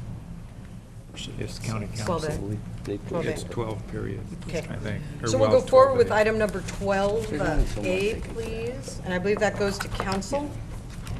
Oh. They got power, they got positive. Yeah, I got it right. Ms. Nadell, 12A. I got it. Back in July, late July, the board created an ad hoc committee consisting of Supervisors McCowan and Supervisor Hamburg to work on a dispensary ordinance to be brought to the full board for consideration. Since that time, Supervisor Hamburg has recused himself from the committee work, as he explained in last week's board meeting in Fort Bragg. So we're back with a choice here. We can appoint another member of the Board of Supervisors to the ad hoc committee, or we can disband the ad hoc committee altogether and allow any supervisor who so chooses to bring an ordinance before the board for their consideration. So it's really up to the board as to how you want to proceed at this point. And we have your comprehensive agenda summary in front of us. Real simple. Okay, 2 board members. Any board member comments at this point? Seeing none, we'll go to public comment. Anyone from the public wishing to comment on this item, please come forward and state your name for the record. Good afternoon, Board of Supervisors, Madam Chairwoman. My name is Matthew Cohen. I represent a trade organization called Mendocino, and we just want to, lend our support to. We could introduce a dispensary ordinance through any one of you folks. It'd probably be you, John, or we'd also support another supervisor to come onto the ad hoc committee. And if we had our pick, it'd probably be Kendall, since how we've worked with her before, 9.31, but I don't know if you're up for it again or if you're ready for round 2. So those are our comments. Thanks. Thank you. Supervisor Pinches had a comment. Well, if you really believe in the Prop 215, the state law and by the voters of state of California that legalized medical marijuana, then if it's totally legal in the eyes of the people of California, then I'm not so sure, do we have a special ordinance for every store that sells Bayer aspirin? Or do we have a special ordinance for every store that sells Jack Daniel's whiskey? No. And it's already identified that we have at least 10 or 12 marijuana dispensaries already operating in Mendocino County with no ordinance, so that kind of begs the question, and I don't see the complaints haven't exactly been, at least to me, a lot of them, so I'm not so sure if, that's the old saying, if it's not broken, why do you have to fix it? So, they have to be, because of retail business, they have to be in a commercial district, and things of that such.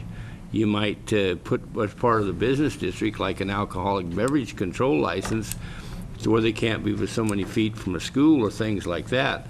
But I'm not so sure it really takes adoption of a special ordinance, because medical marijuana in the eyes of the California voters is legal. So I'm not so sure why you have to set it aside.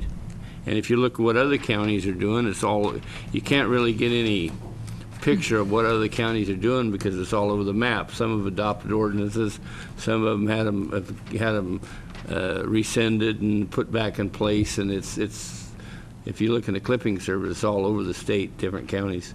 So I'm just not sure that because we've already got close to a dozen of them operating right today in this county, why it takes a special ordinance for that. Like I say, as a retail business, they have to be in commercial zoning, so the properties and locations kind of set aside. But so in light of my comments, I would probably be maybe the last person that people that were for a medical marijuana ordinance would want to see on the committee. So I would be it if that's what the board wants to be, but I wouldn't be the first one to offer up my services, because I'm a little bit biased on the subject. I want to continue with public comment. Did you want to go ahead? No, that was my... Yeah. We're going forward with public comment. I have one form still. Mike Johnson. Anyone else wishing to address the board, please fill out a form, bring it to the clerk. Yeah. I'm Mike Johnson. I live on Goby Street. My wife and I run the Compassionate Heart Dispensary on Industry Road here north of town. And I know that in '08 you guys decided this was a problem that didn't need fixing. And today I find myself in the most unusual position of my life. It occurs to me that if you guys wrote an ordinance that was more or less favorable to dispensaries and limited the number of dispensaries that could be allowed in the county, it could be a boon to me and my business. But I don't really think it's good government to write ordinances for 10 businesses in the county. Everything that's been said in the paper and publicly about this is there is no problem with the way things are right now. Again, I'd kind of like to have a business license that says I'm licensed by Mendocino County to sell cannabis, but I'm not sure it's wise for you folks to give me that license as a taxpayer of this county. I've got some concerns about 931 that I would like to talk with John and I think I need to talk with Sheriff Allman about. But I'll share a part of the concern with you is that when you license people to do something that is not legal federally, you incur some liability. Now again, this could be favorable to me and my business and my income, but as a citizen of this county, I have some serious concerns about the cost to the taxpayers of litigation, et cetera, that may come with it. So I just want to say that the idea that if it isn't broke, don't fix it is pretty strong in my mind. But if you go ahead with this, we all of us dispensary people want to help do it and be part of it. Thank you. Thank you. Anyone else from the public wishing to address the board on this topic? Please come forward. State your name for the record and you'll have 3 minutes.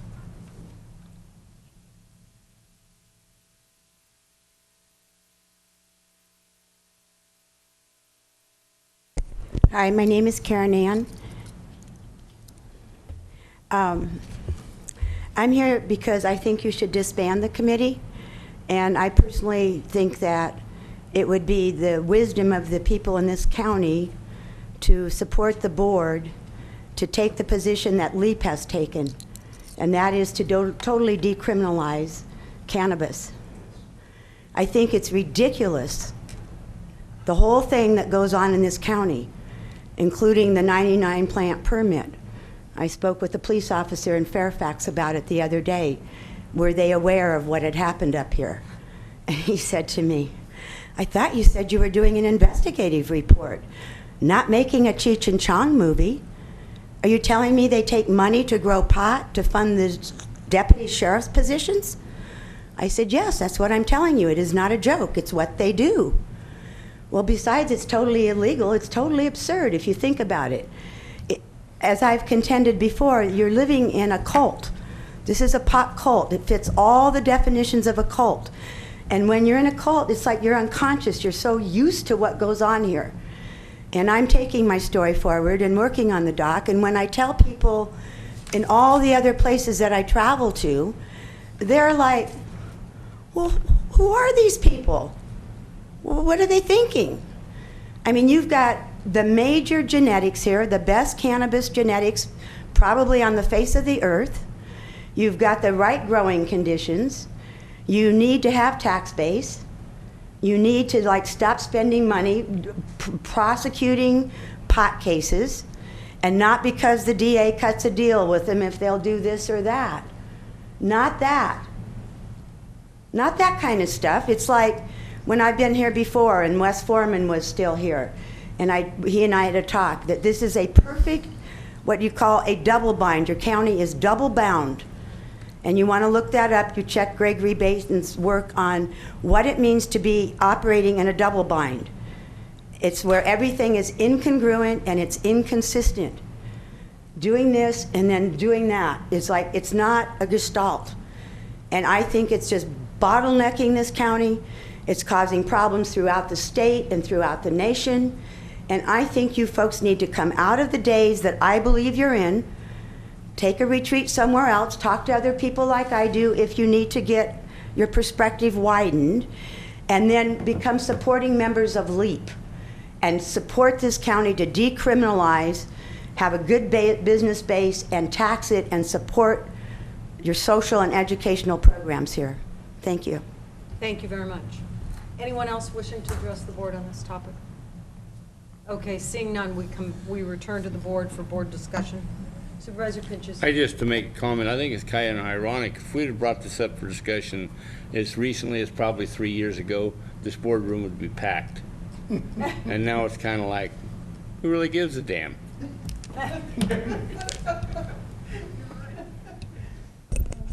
So again, your options are to disband the committee or to appoint another board member to the committee, and then we can move on.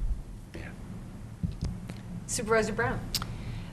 We do have a grand jury report, and I think back, golly, I don't know how long ago it was, in the town of Mendocino, I think I received at least 30 emails or communications from individuals that were from all sides of the political spectrum about 2 dispensaries that were going to open in the town of Mendocino.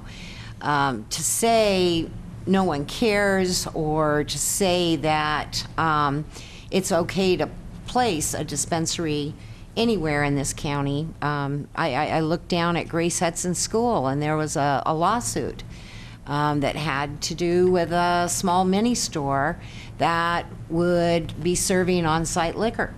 So, I think it is important, while there isn't controversy, that we go forward with an ordinance that's going to work for the county and the people.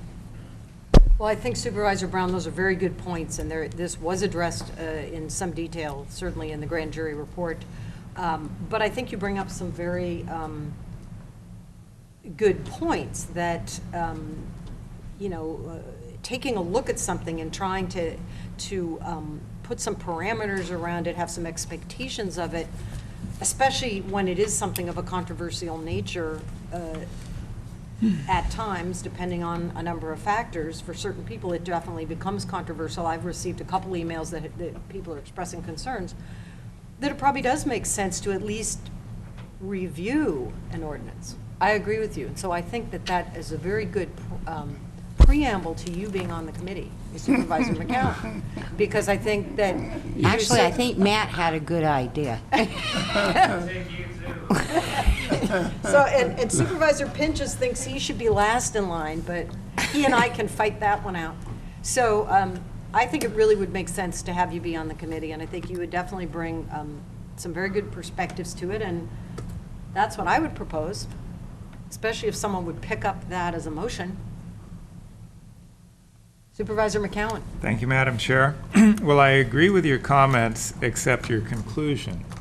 And I do think that based on your past history with the 931 committee hearings, which I think we ultimately developed a pretty good product, I think, and again, I do think Supervisor Hamburg would be the ideal choice, but as we know, for various reasons, that's not going to happen. I think you are best suited to provide an appropriate balance as well as the contribution of your knowledge and experience. Therefore, I will move that the board appoint Kendall Smith to the Medical Marijuana Dispensary Ad Hoc Committee with meetings to be not officially noticed, but to be advertised to the public, and meetings to rotate between inland and the coast.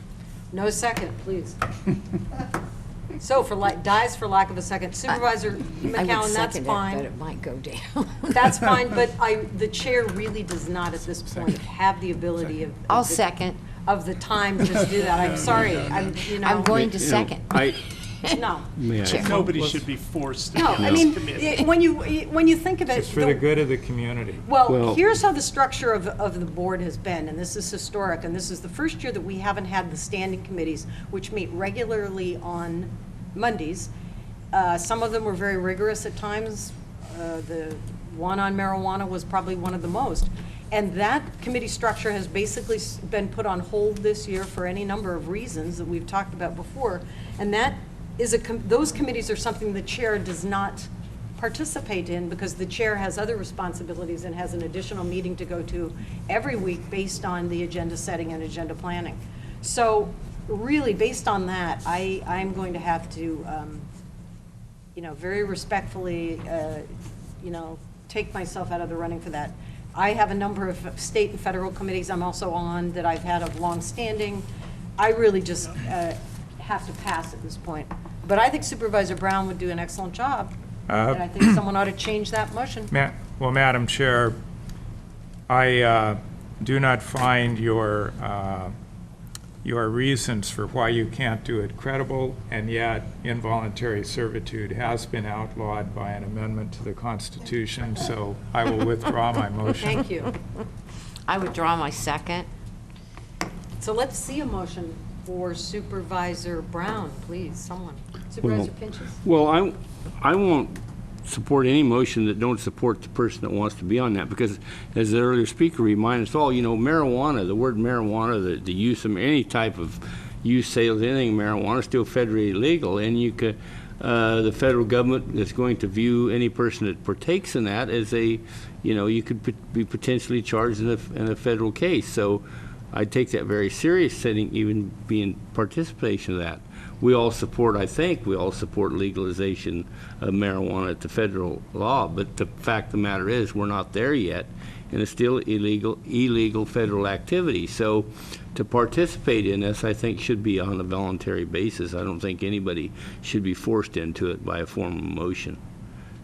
Right, I agree, Supervisor. I think we should get a volunteer. And I also think that Supervisor McCowan is more than qualified to bring it forward as an individual supervisor, and I wouldn't see it any differently if it came from him or came from two members of the board. I think that's another viable option.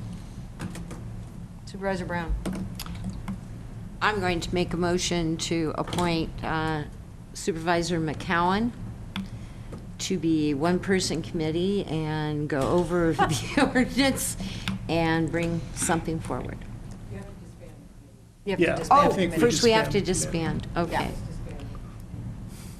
So that needs to be the So the motion. motion is to disband the formally appointed ad hoc committee. Do I have a Related- second? Does that mean that you don't wish to be on an ad hoc committee? Correct. So we have no And any takers. supervisor at that, once we disband the committee, then any supervisor at that Can point bring can forth bring whatever they forward want. proposal. Okay, so Supervisor Brown, your motion is to disband the marijuana dispensary ad hoc committee on the agenda today for item number 12A? Correct, as a result of our last meeting's discussion. Okay, so that's the motion. A second? Second. So we have a motion by Supervisor Brown, and we have a second by Supervisor Pinches. All in favor? Aye. Aye. Opposed? And I'm gonna abstain. Okay, so no one is opposed and one abstention. So it passes 4-1 with Supervisor Hamburg abstaining. So now, John, on this issue, you can just argue with yourself. I'm more than capable. Supervisor Brown. Thank you. And I do think it's important that we have something come forward. So I hope you waste no time in having your committee meeting, Supervisor McCowan, and I hope there is a product that comes forth soon. As long as the product is better than what we have now, which is nothing. First, do no harm, as we heard this morning. Supervisor McCowan, and then I'll. Well, I do think it's unfortunate. I think a committee would be the best approach. Committee And one? I think our best first and second options for that, and our third and our fourth options apparently are also off the table. So I'm concerned about how it's going to be perceived by some members of the committee, but I'm willing to meet with members of the public and have as open a process as we can. And I'll work with County Council, of course, and we'll see if we think it's appropriate to bring something back to the board. And hopefully at that point, you'll all participate. Sure. Okay. Well, Thank you. The clerk had a comment. May I make one further comment? Yes. Just to say that we have to make the ordinance, which goes further beyond what we already have in the books. You know, we have zoning ordinance, we have things that are allowed within commercial zoning and things that are not allowed. We have noise ordinances, we have, you know, there's a lot of things that we have. So to say that you go out there and open up a medical marijuana store or whatever, and it's not regulated is not really the truth, because there are a lot of existing regulations that a business person has to go through no matter what they are selling. Sounds And like so- Supervisor Pinchas is bringing forth his own ordinance. Which is nothing. Yeah, which is nothing beyond what we have right now. I don't think that medical marijuana should have to be regulated any more than selling Bear aspirin or Jack Daniel's whiskey. I think One- Mike one- Johnson had another one brief final comment.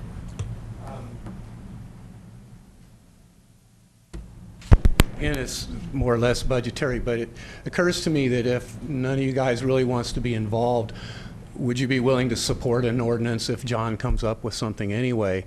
So I'm asking, are we wasting his time and the time of everybody who will participate? Are you guys inclined to go on record to support an ordinance like this? And maybe it would be a good use of time if you spent a few minutes somehow discussing what kind of an ordinance you might be willing to support. But in any case, we'll be interested in watching, and I think it's a hot potato, obviously. I have a lot of other things, cannabis-related issues concerning the board. The overwhelming one is that we've got a global reputation that we're not taking advantage of, and we need to boost our economic picture here. We could bring some of this medical cannabis industry to this county. Thank you. And how can you advertise something that's federally illegal? That's the first problem you got to get around. That's a huge problem, and it's a states' rights issue, which is the reason why I'm concerned about you guys assuming the liability of stepping into the middle of it. I don't know if you know that Pebbles has submitted a bill to Sacramento Friday to repeal all the current laws against cannabis in the state of California, and we will be trying to circulate petitions and get signatures to get that on the ballot.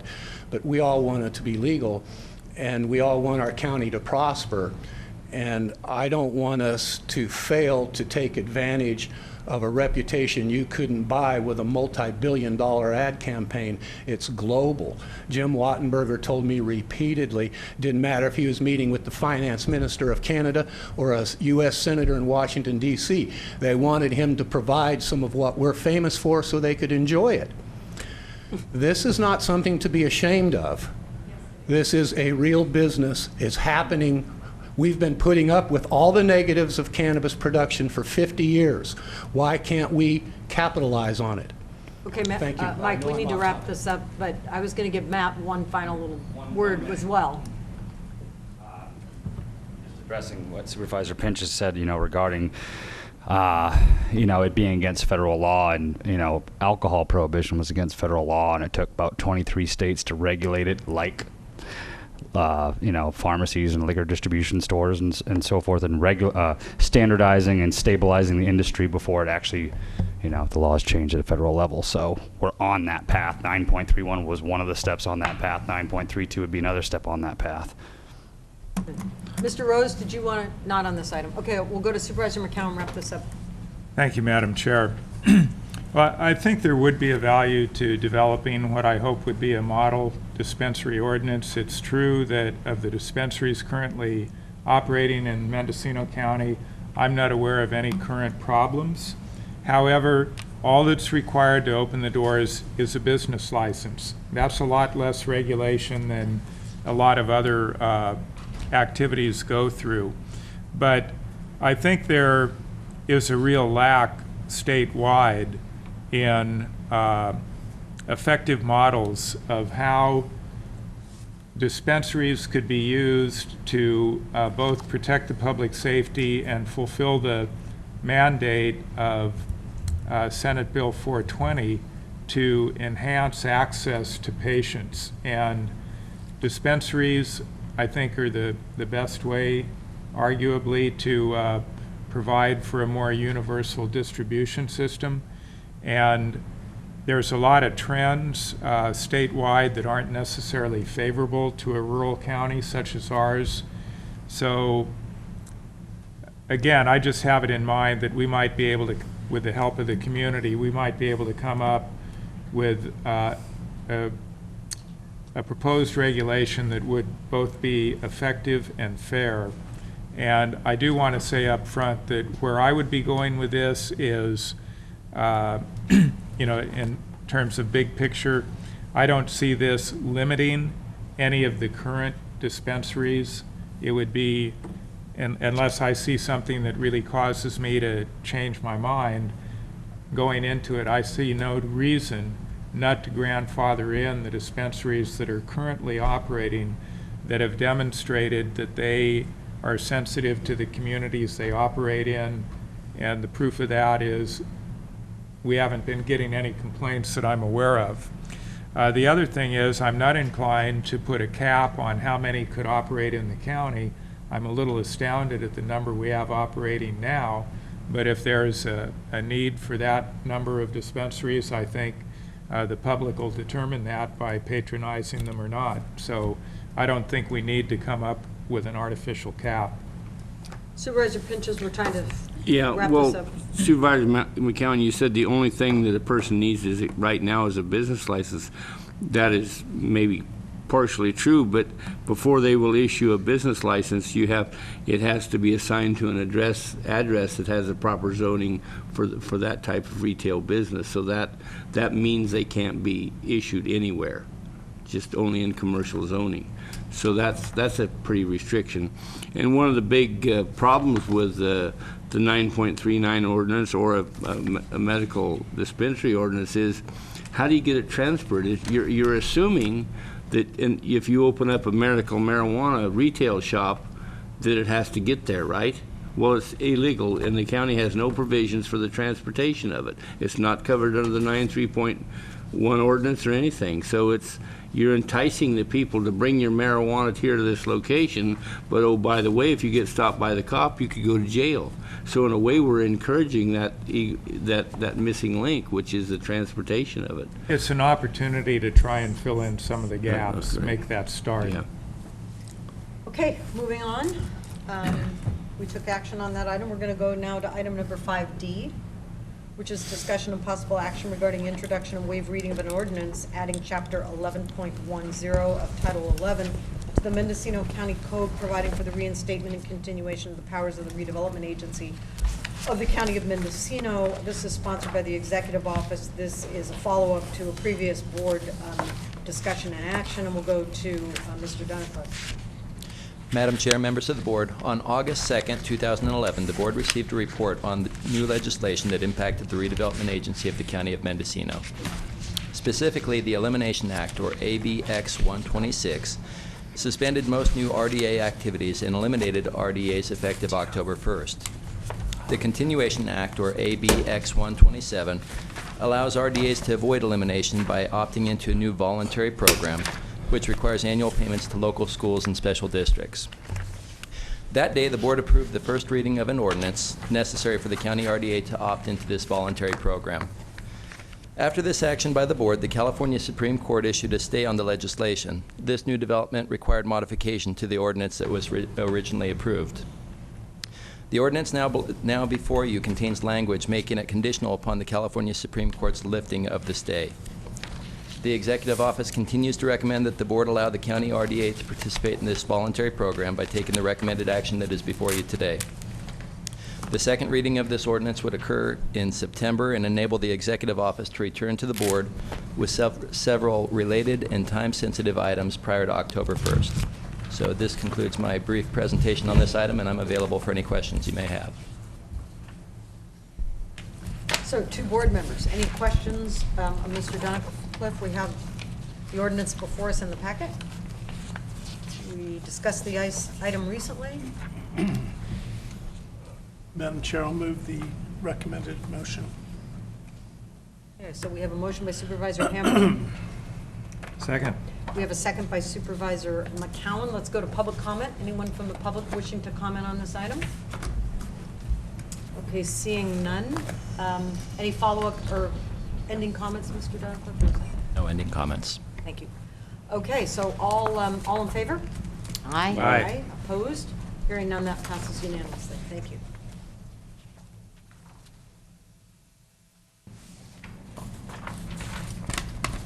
Let's go now to 5A, the CEO's report. Thank you, Madam Chair. You have a short report today. And I hope you all have it with you. It's okay. And this report, again, is posted online for the public, and copies are available in the executive office. The recommended budget book was distributed to the board members last Tuesday in Fort Bragg. The public may view the recommended budget book online at our website. And if any of the board members have any questions about the budget book, the executive office is available to meet with you regarding your questions. That budget book is your final document for the hearings on September 13th. However, there will be adjustments based on the year end, and the year end is not completed yet, and that's year end 10/11. Public safety realignment, you have a flyer in your packet, and this is on the September 21st meeting in Sacramento that I talked about last week with this board. This is solving the crisis. It's basically talking about corrections in California. And it's really focused on evidence-based population and cost management. Why this is important is because public safety with the realignment for those probation offices that haven't moved toward an evidence-based practice, with realignment, that is the goal, that they move toward evidence-based practice. And of course, that's to really manage the clientele and keep them out of jail. This meeting will be Wednesday, September 21st. I have heard from two of you that you're interested in going. We are arranging travel for this day with the probation office. And this is a public meeting, and more than one supervisor could attend. And at the state level, they're actually recommending that as many supervisors as possible go. I have conferred with our chief counsel on this.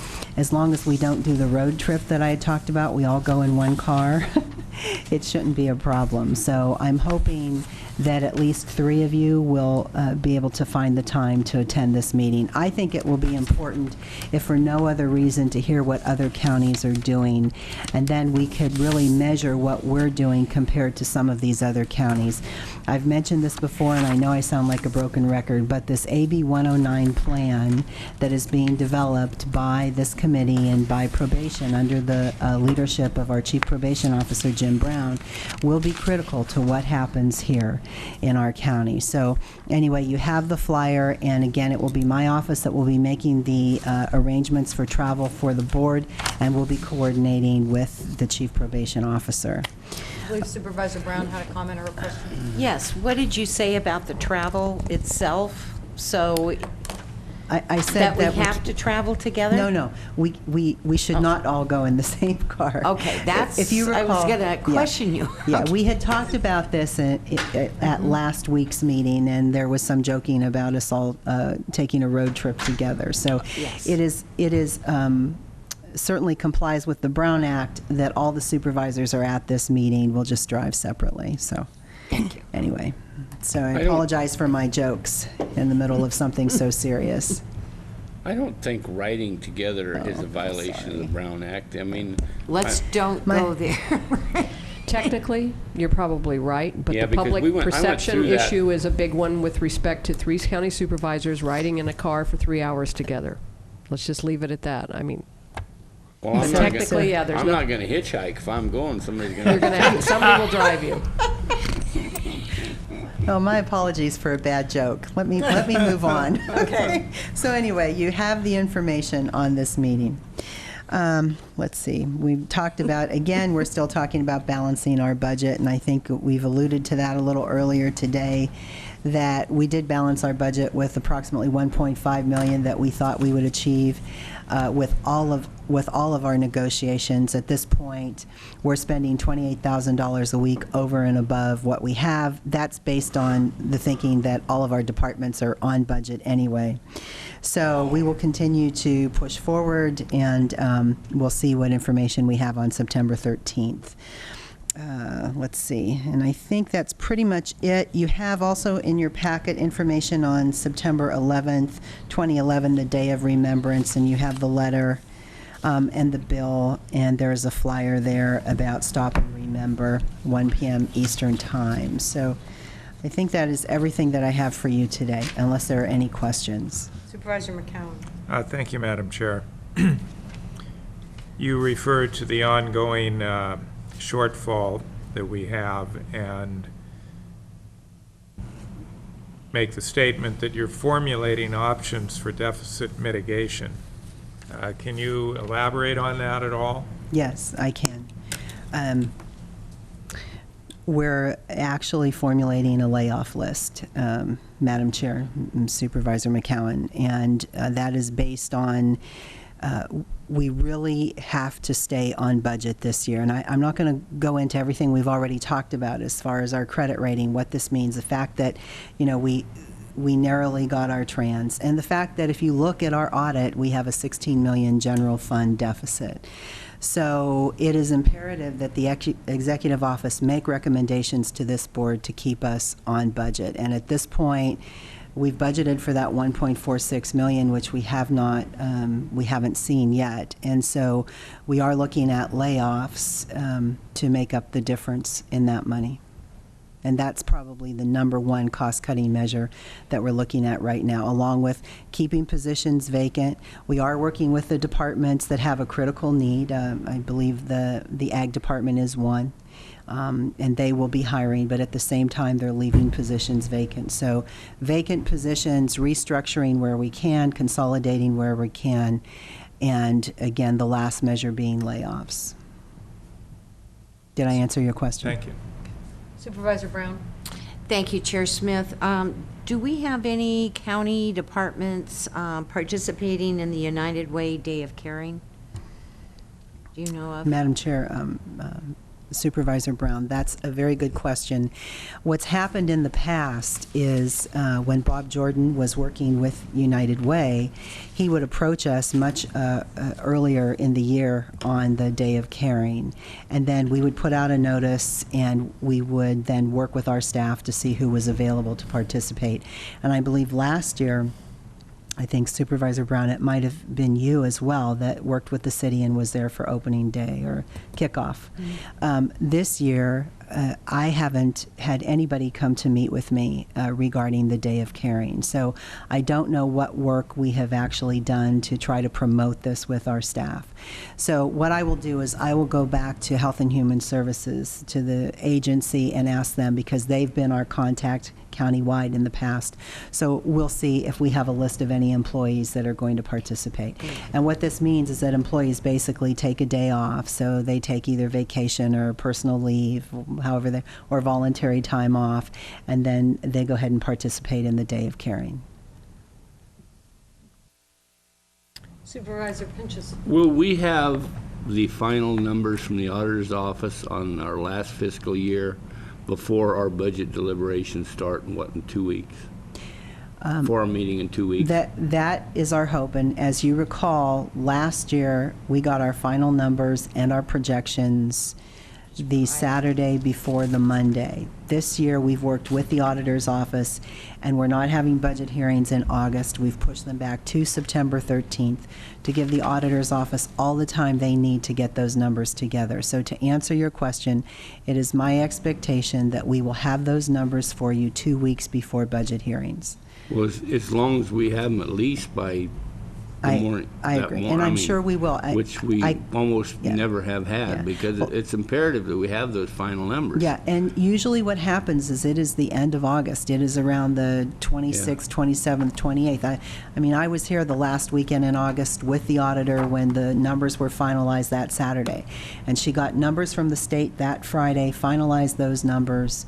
So it is my understanding that the auditor's office is on time, and you'll get those numbers as soon as we get them. So we would get the final numbers ahead. It would be a Yes. different scenario this year. Right, and again, I'll say this because I know last year was very difficult for everyone, that we got the final numbers from the auditor's office on the Saturday before the Monday of budget hearings. This year, we've pushed back budget hearings to September 13th rather than the last week in August for that very reason. So we should have the numbers by the last week in August. You should get them approximately 2 weeks before budget hearings on September 13th. Because they call them in your proposed budget, it says actual budget as of May 31st, means absolutely nothing. Well, you know, I don't even know it's- why they put that in there. Because it's by state law. If we didn't have to, we wouldn't do a recommended budget. Yeah. When you look at that budget book, we do that twice, and that's a cost to this county for that budget book, for the recommended and the final. And we do that because we have to. Yeah. So I agree with you on this one, so. So, Ms. Angela, this year, as in past years, we have 3 days set aside, beginning with Monday, September 13th. But we're not expecting it will probably take the full 3 days, but we've always set aside 3. But we will begin on, is it the Monday or do we begin on the Tuesday? It's actually Tuesday this Tuesday, year, the yeah. 13th, I'm sorry. Yeah, so we will But start. we did have 3 days set aside, but not, can we pretty much assume we're at least not going to need the 15th? No, Maybe I- the 13th and the 14th, but I wouldn't think we'd need the 15th unless there would be some kind of, you know, major change that would need to occur, or some delay that's unexpected in numbers, something major that's unanticipated. I'm thinking that the board could adopt the budget on the 13th, no later than the afternoon of the 14th. I don't That's what I recall thought. what we did last year. I'm thinking it was a day and a half. Okay. So if we can do it all in one day, we will. Okay, so the morning of the 13th, and then we had scheduled an additional day if need be, the 14th. That's right. But we could probably go ahead and assume we would be vacating the 15th? That is a my, pretty that good is my assumption. I think it's a good assumption, yeah. Okay, Yeah, and thank you. Supervisor McCowan? Thank you, Madam Chair. Well, it potentially is premature to vacate the 15th, but I certainly wouldn't object to that because before the timing of the budget hearings was set, I actually made a commitment for the 15th that, you know, that commitment may change on the other end, but it's not something I'm comfortable changing. So if you're here on the 15th, I may not be, but Okay. so I just wanted to, just as an informational, put that out there, that I do have a conflict on the 15th. Yeah, well, thank you for that. Our goal really is to spend the morning of the 13th going through the information, assuring that the board has all of the information, and then in the afternoon, taking public comment and asking the board to approve the budget in the afternoon. And Between like I said, Johnny and I, we probably have 2.5 days worth of questions, so. well, if you could get those questions to us ahead of time, that would help. Not me, Supervisor Pinchas just said. Okay, any public comment on the CEO's report? You've beat me down. Okay, seeing none, let's go on to the legislative report. Ms. Angela? Sorry. So we're going Madam- on now to item number 5B. Yeah. Madam Chair, we do not have a ledge report today. Thank you. And we had public comment on that, I do believe. Mr. Rose wanted to comment on legislation. Thank you, Madam Chair. My name is J.R. Rose. I guess you all know I'm a senior advocate. Legislation to me, and I think I've kind of deal, is that I've been working on legislation for the last 6-7 years, different committee. Right now, I sit on the subcommittee here at the Area Board of Aging on their legislation committee. My main problem is, and I'm sorry there's nobody here, but my main concern is that everybody says, let's don't do any legislation because we're all in the budget meeting. heard this from Sacramento, heard it from everywhere else. Meanwhile, while we're sitting here saying there's going to be no legislation, then we get Governor Brown vetoing stuff that bills for the elderly be able to be in the senior centers, to be certain that they're taken care of in there, and the money was vetoed for the act to take care of these people because everybody was interested in the other budgets and stuff. So it makes a concern to me that I like to bring to this board's attention, especially since the Area Board of Aging Advisory Boards, for some reason over the last few months or so, has not been able to have a quorum, and I think that Supervisor Brown can contest to this because they can't bring it to the governing board unless they have a quorum, just like they're under the same rules and regulations. But being a stubborn outsider senior citizen, sometimes I can get up and I can bring it to your attention, some of the stuff that I think has to be done. But my main concern is that legislation that is going in front of our governor right now, and it is legislation that not only you passed, thanks to Mr. John Pinch over there, on the cost of living adjustments and how it affects senior citizens, it also got passed the Democratic Convention back at the same time in 2009, and that the governor seemed to completely ignore when he signed and vetoed what was passed through the state legislation and the assembly to help these people in senior centers so they wouldn't be stuck at home, and make certain they wouldn't be sent to a convalescent home or whatever, which actually doubles the cost not only to them but to us. So when you do your legislation, I hope that you take it in extreme deals, that even though it's not Medicorum, and I think Supervisor Brown has the list of it, that you take this in consideration, not only send to the state legislatures, but also to the governor's office, so they don't get to veto some of these very important bills that are especially to vulnerable senior citizens. And I appreciate you for your time. I'm almost out, so thank you. Thank you very much. So we have a little time before our time down at 3 o'clock. Let's go to supervisors' reports. Supervisor Pinches. Well, I just want to report I went to the Blackberry Festival in Covelo this weekend. Covelo is on the verge of having their own radio station.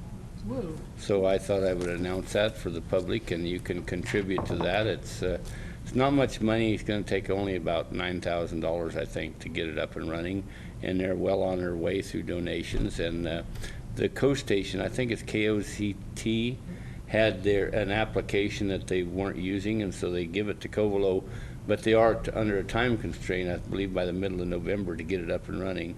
But they're well on the way, so it's kind of exciting to see Covelo have its own radio station.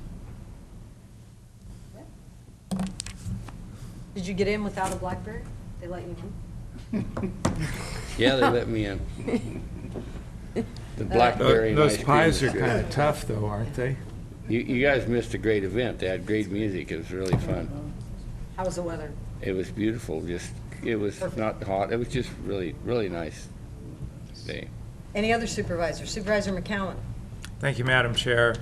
The North Coast Railroad Authority had a special meeting for the sole purpose of considering whether or not to authorize a motion to, or it's really kind of an automatic thing, to remove the lawsuits filed by Friends of the River and the Californians for Alternatives to Toxics against the reopening of the rail line.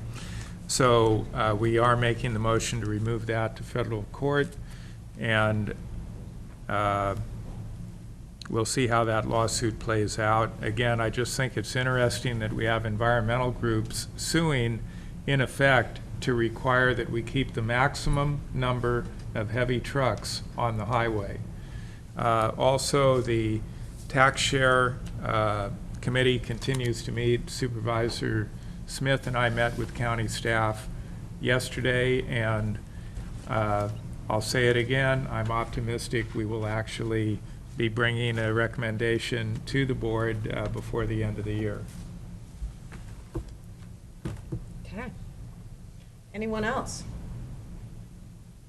Well, the chair has a report. No reports. The Board of Retirement met and I decided it might be a good idea to pass out, so one for the clerk's record, then this can be for, I didn't get a chance till the break to really do this, and then for council and for the CEO.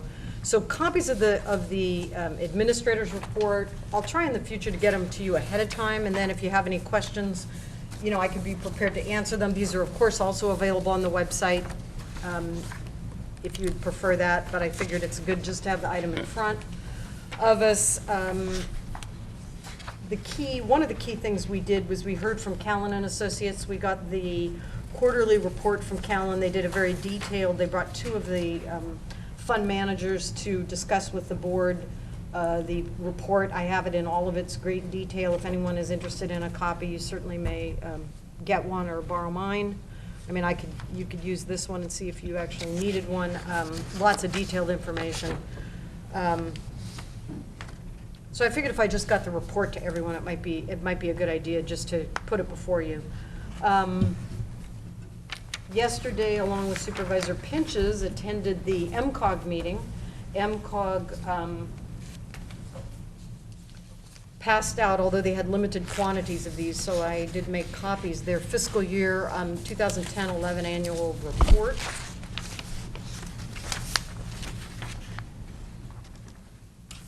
Supervisor Pinches, you of course already have one. But this is just a sort of a snapshot on the key things that are being worked on, but it does give you an overview of the comprehensive programs that are before MCOG in terms of grants. The project that we approved here locally with the support of MCOG, the Transportation Enhancement Program on the Confusion Hill that was sent on to Caltrans at the state level is mentioned here. We don't have an answer on that award yet, if we did receive that or not, but it's mentioned in this report. Also, MCOG did receive, although we did not adopt, we had a first look at the Mendocino County Capital Improvement Program. This is really sort of a compendium of projects that are pending in the cities and in the county. So it goes into quite great detail of over 200 projects related to transportation, be it roads, bridges, pedestrians, non-motorized trails. So there's a comprehensive report here. The board did want to see a little more detail before we formally adopted it, and that will be at our September meeting, so I also have a copy of that. I attended the Health and Human Services Agency Advisory Board meeting held in Fort Bragg last week. It was really a comprehensive process, and they did some planning with some outside individuals from the community that helped go through a planning process. I thought that was very good. The group is very diverse. I think that they really did a good job of listening to the public. There are some openings on the advisory board, and they have some specific slots for different positions. I think it would be good if board members spent some time and looked into that and maybe made some recommendations for some of those openings on the advisory board. One issue that came before the committee is on transitional housing and the lack of that, and the need really to strategize some solutions for that on the coast. So that was discussed. Dr. Grenny, from the chair of the mental health board, brought to the advisory board, the larger board, his concerns about delays in medications for those with mental health issues. That was discussed under the partnership health plan concept by the committee, and I think they really did appreciate him bringing forward his concerns and brought forward some suggestions, in fact, some that may work their way to us as a body to take action on, to try to advocate for our rural pharmacies and really helping them be in a better position to supply medication as needed by patients in a timely manner. So that's all I have. Anything else? Okay. All right. Might as well take a break till 3. Huh? Yes, we actually can now have, unless there's any other business we haven't covered, we could have a break before a 3 o'clock timed item, which is really a welcome change. Yeah, well, we did work through lunch, and so it's nice to have a rare 10-minute break that we don't have to struggle to find the time for. So we'll reconvene at 3.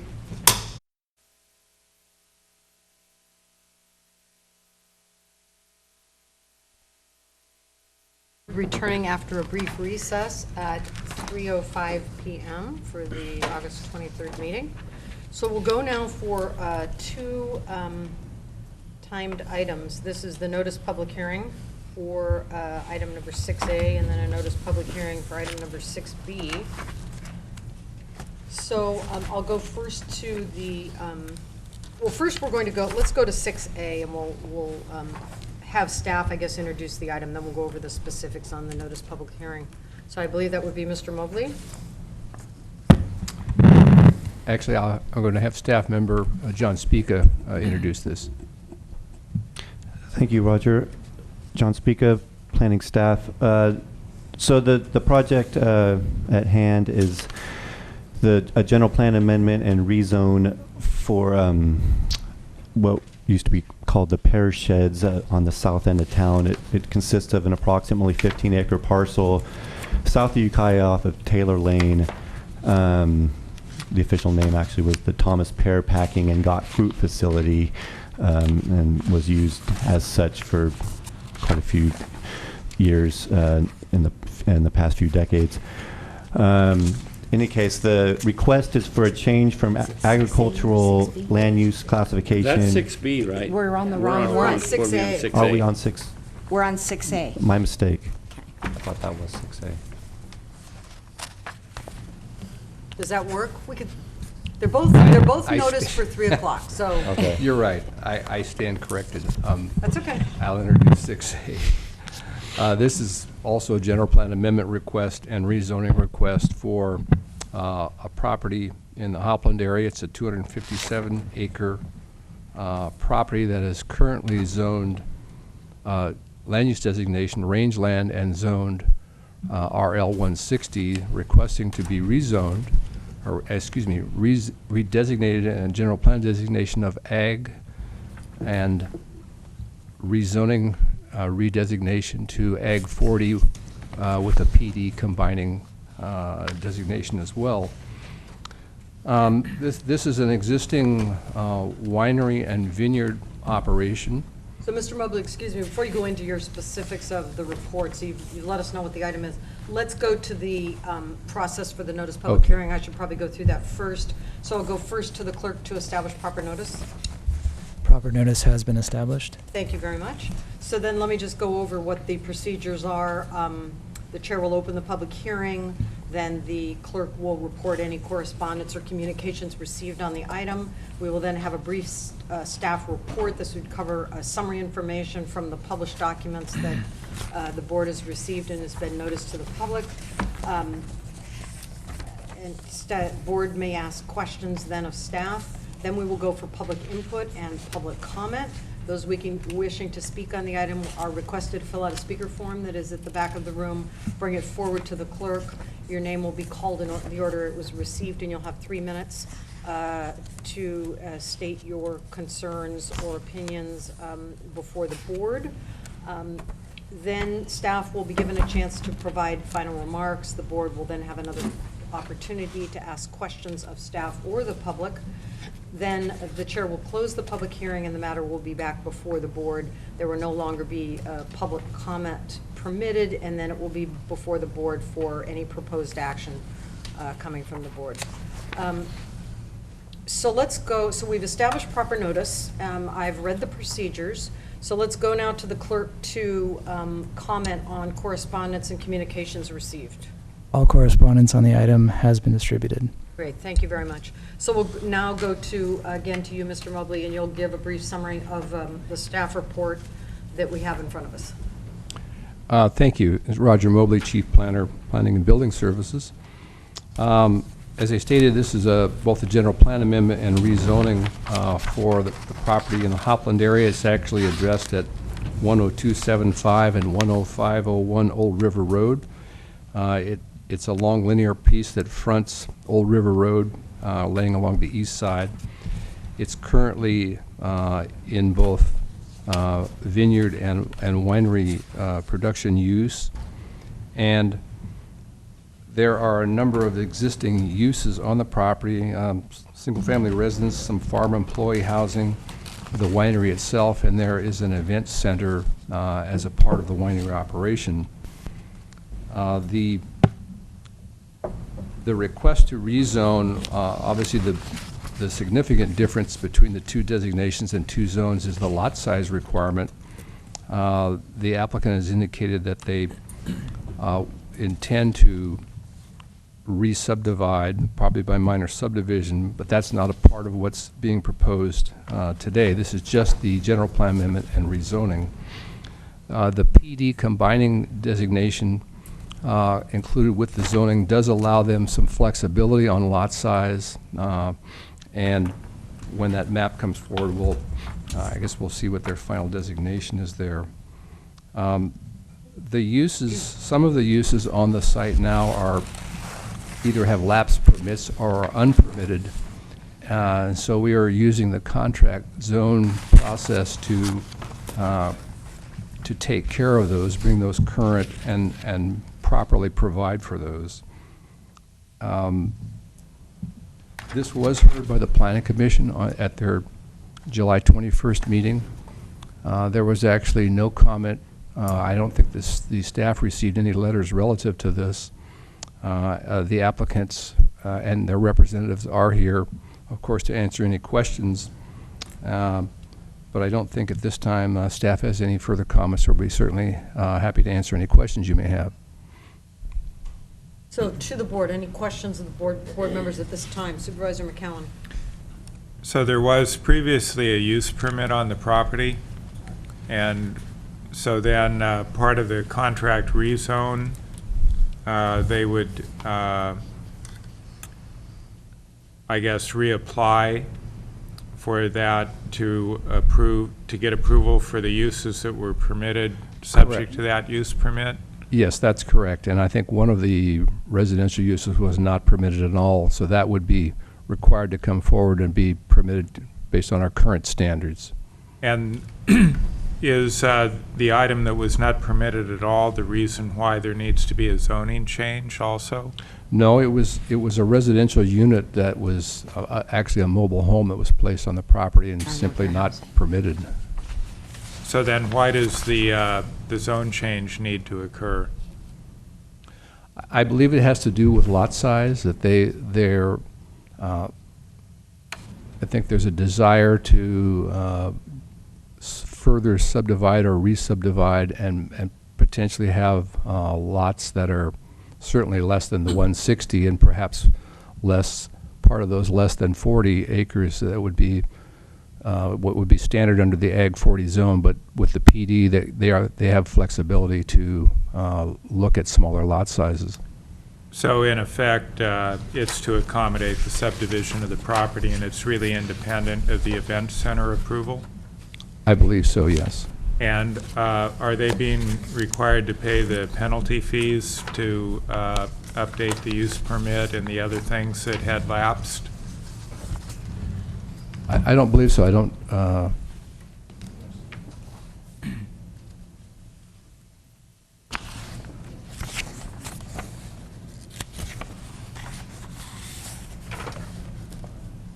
It has apparently not. It hasn't been. It wasn't an issue when this was discussed before, and I don't believe it was processed as a violation. So they brought it to our attention rather than us bringing it to theirs? When they came in with the entire proposal, yes, those things became evident. Okay. Thank you. Supervisor Brown. Thank you. And on the unpermitted mobile home, is that a state permit, or is it on a permanent foundation, so it would be a county permit? It would be a county permit. Okay. Thank you. Any other questions from board members at this time? Okay, we'll go forward and we will have public comment. Anyone wishing to address the board on this topic, please come forward. State your name for the record.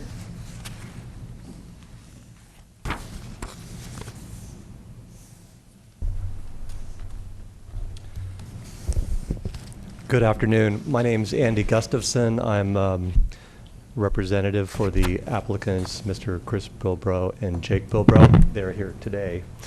I just wanted to give a little background to the application to express the intent in the future The Bilbros purchased the property, I'm going to say less than 5 years ago. And at that time, they inherited the condition of the site pretty much the way it is now, which includes one single-family dwelling, a large vineyard area, the winery and tasting room, as well as some farm labor housing. The intent with the application is to not only be able to subdivide the property in a very sort of rational configuration of lots that allow for the best sustained use of agriculture on the property, but also to enter into a contract or this PD zoning to bring the unpermitted event center into a legal use. So the requested contract or PD zoning would essentially establish the event center as a permitted activity that could be ongoing. It is really a use of an already approved tasting room and the adjoining area. The resulting subdivision, or the one that will be coming and being proposed, would establish a large vineyard lot, and then which would exceed the 40-acre minimum, and another lot which would include the tasting room, winery, and event center. That lot also would exceed 40 acres. And then one small lot which would be vacant, currently not under agricultural, no, a portion of it's under agricultural production. It could be developed further with a vineyard and a single-family dwelling. The fourth lot would be the same. It could also be developed further. So the resulting configuration really matches best the development on the ground and would establish with the new zoning permitted uses on the property. With regard to the housing, the farm labor housing, we will have to go for a separate use permit through the county to re-permit those uses. That use permits for those farm labor units expired a few years ago, and we're working on that now. If you have any questions about sort of the technical issues, I'm happy to answer those. If you have questions of the owners about their plans going forward, they're here. I heard that you stated that the first two lots, as you described them, would be, I believe, agricultural production. They would each be over 40. Is that correct? Yeah, I think, and I'm operating without a map, and I'm That's sometimes okay. lost without a map. So what would the size be of the other two you referenced, because you didn't state a size? I think only one of the four is below, no, one is 28 acres, and the other is like 39 acres. The other two would be substantially larger than 40. But the full development potential of the property would be locked or extinguished at the contract zoning. It could not be subdivided further. Of the division into four? Right, right. Okay. Any other questions from board members? Okay. Thank you very much. Again, any public comment on this item? If not, then we will return to staff for any final comments, going over the procedure of the notice public hearing. To staff? No further comment. There's two actions for you. One is the resolution for the general plan amendment, and then the rezoning by ordinance adoption. Madam Chair. Yes, Supervisor. Yeah, I just had one question, Roger. Looking at the staff report, page, I guess this was the Planning Commission meeting, where it says staff would encourage Mr. Bilbro to utilize the administrative permit process anytime a gathering over 100 people is proposed. Is that still part of the staff recommendation? No, the reason that was there is that until, the assumption was that when we do the land use code update, that we will be addressing wineries in a more comprehensive way, and we could provide potentially for this type of activity. And before that happened, the only way technically under the ordinance now to do these events is to have temporary event permits. But since it was decided to address it through the contract rezoning, that once that's done, that this would not be necessary. Okay. But So if we approve this action today, that will be it will deemed make it a unnecessary. permitted use, but we did write the contract provisions such that when subsequent, the land use update is done, the land use code update is done, and there are provisions incorporated for winery use, and whatever provisions in there will be applied to this use. In other words, it won't be open-ended. They'll be subject to whatever provisions are subsequently adopted if that happens. And will that happen along with the subdivision Well, no, process? the land use code update is on its own time track that we're trying to get it started here in the next couple of months, so that when, assuming that we adopt winery regulations as a part of that, then So they will apply to the contract this- says that they will this apply price. to this. That's Okay. correct. Madam Chair, whenever you're ready, I'd like to make a motion. Okay, we need to first close the public hearing, Yeah. I believe. So I still do not see any additional public comment. Want to make sure on that. The staff said they had no additional final comments. So unless I see any other additional public comments, we'll close the public hearing. So the matter is now back before the board. I believe Supervisor Brown had a comment. Yes, since this is the first district. Oh, is this? Yes, it is. Oh, sorry. There's no other questions. I would like to make the motion.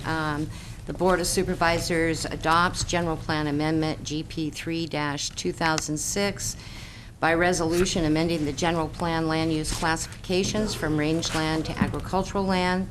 And second, the board adopts rezone R4 2006 by ordinance amending the zoning designation from rangeland to agriculture, making the following findings.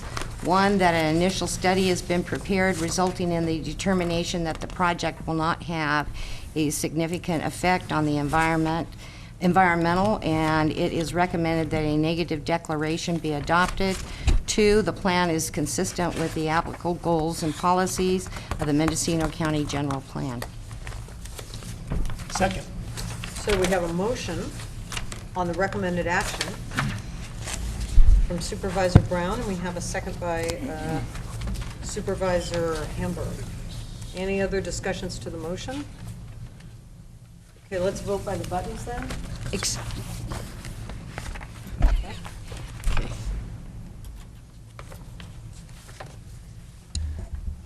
Motion passes unanimously. Great, thank you very much. Thank you to staff and the applicants. Dan, it says 5 inside, it says first on the I thought it was front. 5. I thought it was 5. 5 too, but It is 5, but on the Yeah. agenda summary, they checked 1. Some people just want it to be Sorry, 1. Supervisor Well, Hamburg. she already thinks Hoffland is in her I know, district. that's what I said. I know, called district creep here. Yeah. Ahead of any kind of decision. Okay. Okay. Okay, sorry about that. Okay. It says fifth inside and it said first on the front, so I corrected. I didn't know. Okay, moving forward to our second timed item, also a notice public hearing for item number 6B. We will go first to Planning and Building Services just to announce the item, and then I'll go through the public hearing requirements very briefly. Thank you, Madam Chair. John Spica, planning staff. The actual project is a general plan amendment GP 4 2010 and rezone R 2010. The project being a request to change an approximately 15-acre parcel south of Ukiah, formerly known as the Thomas Pear Packing and Got Fruit Facility. The change would be from an agricultural land use classification and zoning to a industrial land use classification and limited industrial zoning. Current zoning includes also an airport zone and floodplain combining district, which aren't being requested to change. and those would just be tacked on to anything that was approved. The Planning Commission recommended approval in their July 21st hearing. They also requested that a contract rezone be placed on this particular project for purposes of restricting religious assembly, feeling that wouldn't be a compatible use with the surrounding agricultural uses. Just a brief summary of the staff report and some of the items that were analyzed. Why don't you wait for that, just so I'll go ahead and Sure. go over the procedure again, just so we make sure that we've done it for both items. So we'll go to the clerk to establish proper notice. Proper notice has been established. Okay, again, this is on item number 6B. We've established proper notice. So we will now open the public hearing.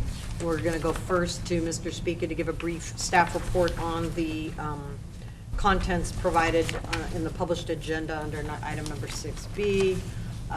Then there will be questions, initial questions from the board. Then we will take public input, public comment. Please fill out a form at the back of the room, bring it forward to the clerk if you wish to speak and address this item. You'll be called upon in the order we receive your form. Then we will go to staff for final remarks. The board will then have another opportunity to present any questions to staff or to the public. The public hearing will then be closed, then the matter will be back before the board for deliberation and decision-making. There will be no longer be any public comment.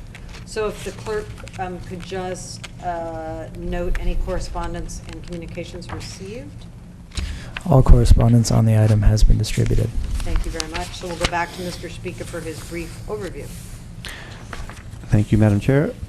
So the packing, or what formerly were known as the packing sheds, the current improvements on the property include 5 commercial buildings. They total about 160,000 square feet. Also, there's 2 residential duplexes that were used as farm labor in the past, farm labor housing in the past. Those were subject to a use permit approved back in the late 70s that is actually set to expire in 2028. At that time, we would have to consider potentially renewing such use permit to allow for the duplexes to continue to be used as housing. A few of the items that were analyzed in the report, in the staff report of note, were water quality and quantity matters. When you're going to change from an ag to an industrial, you'd assume that some water quality and quantity would be an issue. There were no comments received from the Willow County Water District, our county water agency, or the State Regional Water Board. Although any potential impacts that would result in those areas would be addressed through the development review process, which would be required for depending on the use that's proposed as an industrial use in the new property. Change of occupancy within the existing buildings really weren't expected to result in a significant impact that couldn't be mitigated through the development review process. The land use change itself would be, again, subject to any of the newly proposed uses that would be allowed under an industrial zoning would be subject to the development review process. According to our county code, this is required for any proposed uses causing excessive noise, smoke, odor, or traffic issues, which is pretty broad, and typically we do require such review for most industrial projects. It lies within the airport, Ukiah Airport zone, and it was referred out to the Airport Land Use Commission, who did note that it fell within this B2 zone of the airport area. There are certain intensive uses which are restricted because of that B2 that B2 designation. Although again, we didn't determine there to be any significant impacts because of the airport land use issues. As far as agricultural impacts, the pear sheds have been there for quite a few years, and it's been paved over and developed for many years. In a way, it's already sort of a quasi-industrial used property, so impacts to conversion from ag don't seem to be significant in that area. There are no comments received from the Ag Commissioner, although the Resource Lands Protection Committee did review the project, which the Ag Commissioner sits on, and recommended approval, as did the Farm Advisor from the county. The final area was looked at was traffic. There was a traffic study that was prepared, dated of October of 2010. Most of the levels of service were focused at 5 intersections. All of them found to be at operating at a level of service A or B, which is the free flow and acceptable types of levels of service went through those studies. Also, according to the study, there would actually most likely be a reduction in truck traffic trips during the course of the day as a result of the change, although there may be peak hour increases. Again, those found to be those less than significant in the area of traffic. And those are the main highlights, and I am open to any questions the board may have. So questions of board members at this time? Supervisor McCowan. Thank you, Madam Chair. There was an application submitted for a metal processing compost facility, and that application has been returned because it was incomplete. Is that accurate? There was an application that I was made aware of about a week before the actual project went to the Planning Commission, and it was for that. I don't know about the completeness status, although Roger may know. Yeah, I'll offer some additional comments. When the analysis was done for the general plan and rezone application, that site-specific use request was not submitted. We did not have any knowledge of it, and so our analysis was based on the more general change. That application actually came in, I think, just before this went to hearing. When we did our initial review, we realized that there may be a number of issues with the details of what was proposed, and so that's been deemed incomplete, and we've asked for additional information. And obviously, based on what we find and what we determine in terms of our initial environmental analysis, we can certainly ask for more detailed information and go through its separate CEQA process that will look at that in more detail. And once a completed application is received, what is going to be the path for that application in terms of Planning Commission, use permit? Well, since it's subject to development review, and maybe I'll let Nash speak to that. And the reason I'm asking, there have been questions in the public that they're aware of the proposed project, and so they want to be assured that that'll go through thorough public review prior to approval. If I may, through the chair, Nash Gonzalez, Planning Building Services Director. A little bit of history.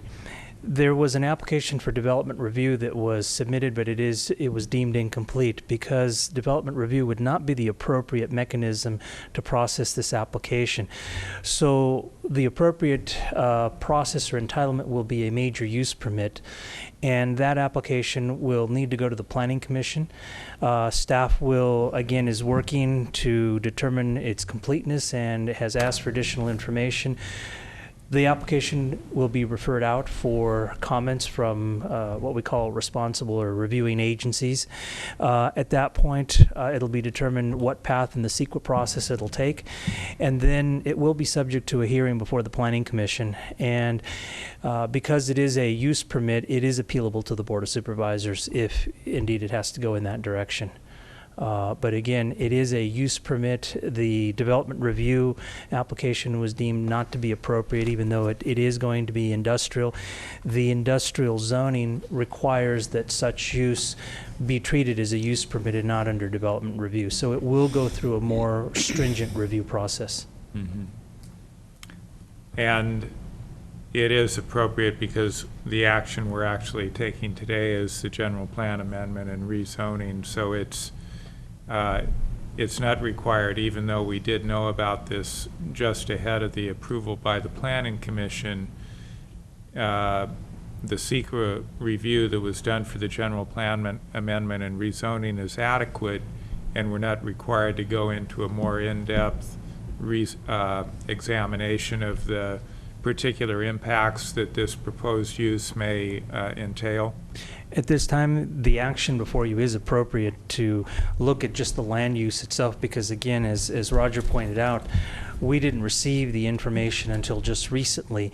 And so, in essence, this project or this property is going to go through two CEQA reviews. It's going to go through this CEQA review at the land use stage, and yet it'll go through a more detailed CEQA review once the project has been completely defined at the use permit level. Thank you. And County Council agrees with that? Yes, I do. Thank you. Any other board questions at this time? Okay, seeing none, we'll go to public comment. Anyone wishing to address the board, please fill out a form. I'll go first to the one form I do have, which is Suzanne, and you better pronounce your last name. Yankee. Yankee. I knew I would not get it right. And I wouldn't have. So please come forward. State your name for the record, and you'll have 3 minutes.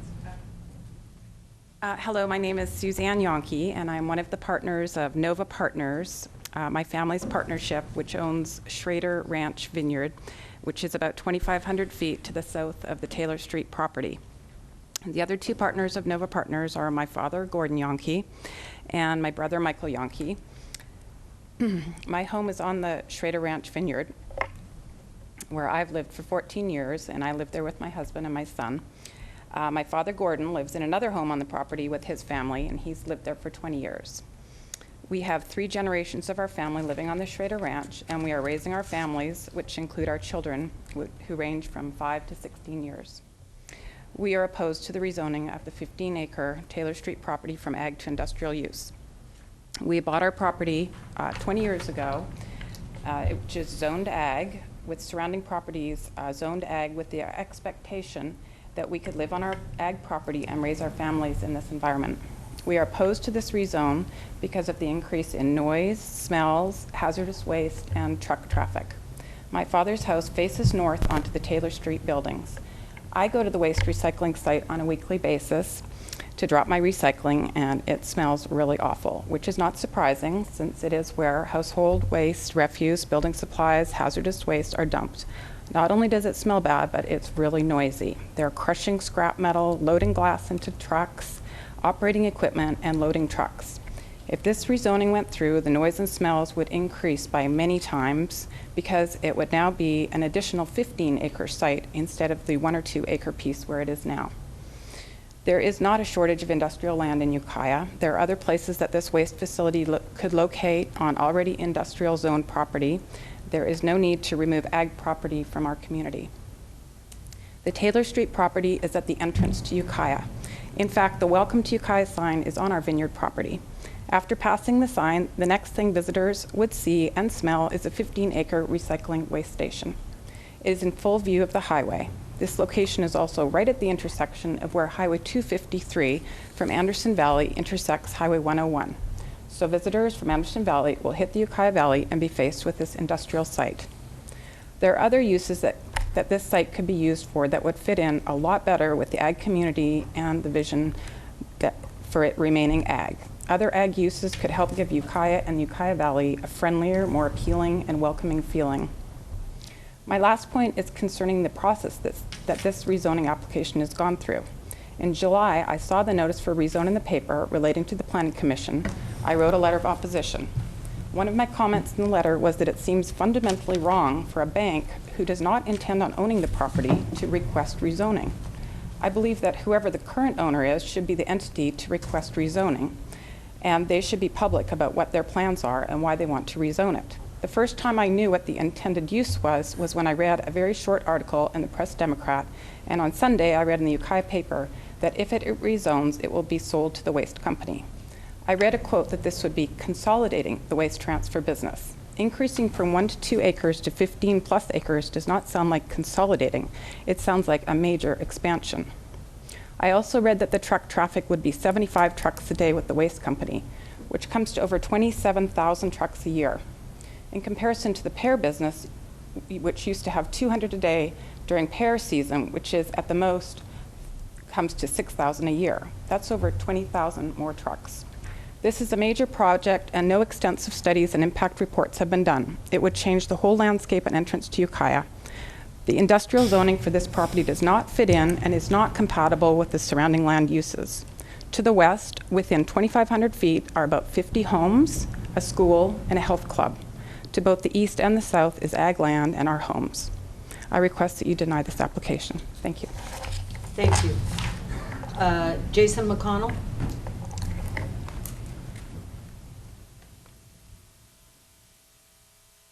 Hi, I'm Jason McConnell. That was my wife, Suzanne. I live at the same residence. Clearly, there is more to this rezone than what is being proposed here today. In order for an educated and informed decision to be made, all parts of a project must be brought forward.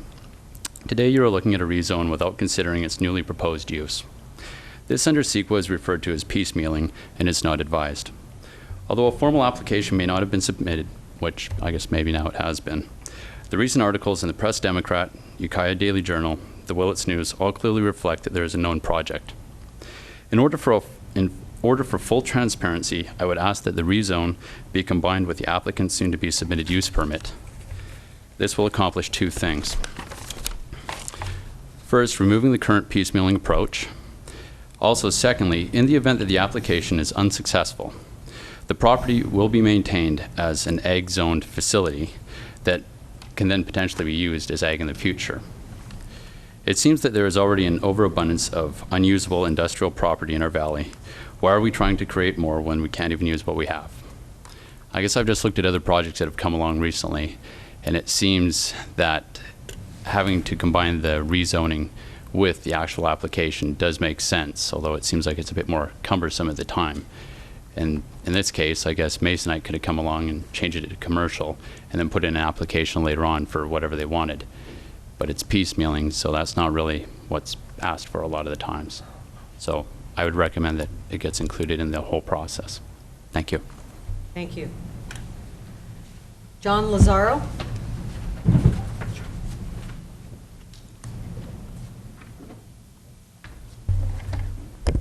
Hello, my name is John Lazaro, and I'm here representing the Savings Bank of Mendocino County, along with Dennis Briskin. And we're real estate brokers. And Dennis had represented the previous owner prior to the bank, sometime before the bank got the property back. And you know, unfortunately, through 2 years of marketing efforts and many showings, reaching out to all of the potential users that were related to agriculture, primarily wineries and wine storage, there were no takers. The only offers that we received, and I'm not talking about the offer that's on the table now, from other potential buyers, were people that were looking for specifically industrial type of space. The infrastructure there is unfortunately so large now, it's best suited for, and highest and best use is some type of industrial type of use. I don't think it's appropriate for me to speak to on behalf of whatever use permit might be coming forward, because that's really the point. Is we were here presenting this as what is its highest and best use. If a winery or a wine storage facility isn't going to step up, and we've presented it to literally everybody. Dennis is based out of Sonoma County. I'm based out of Mendocino County, and there just isn't the market and the timing is such that there's no support for it. So all of the lookers and tire kickers have been industrial or heavy commercial users for that particular space. So can I answer any questions that might that you might have about the application, because that's what we're talking about, is the general plan and the rezone at this point. I have a question. Do you speculate, or would you speculate that that might be based on the location of the property, vis-a-vis that it's very close to the 101 corridor, and/or would you speculate that it is because of the infrastructure that's already on the property? And those things come to mind in my limited review of this. Right. I do believe it's the infrastructure itself. The massive structures themselves are, they're there. There's 170,000+ square feet of them. I think they're, the people that other potential users of that space that have made proposals were all going to trying to bring in small businesses and take existing businesses and grow them. So I mean that's where we determined that really highest and best use was not to keep it ag, because it limited. We had so many times we had it actually several leases signed that we couldn't execute because the users were big corporations, and they said we need it to be an approved allowed use, and we couldn't legally have them occupy the space for even storage of product. Walmart specifically wanted to store product there for the seasons, like Christmas season, whatnot. Can't do it. Supervisor Brown. Yes, I was going to ask staff that very question, and I think you have answered it as a part of the public hearing process about the limited use that that particular piece of property can have with the ag zone. It's very, very limited. Yes. Any other questions from board members? Okay, thank you. Thank you.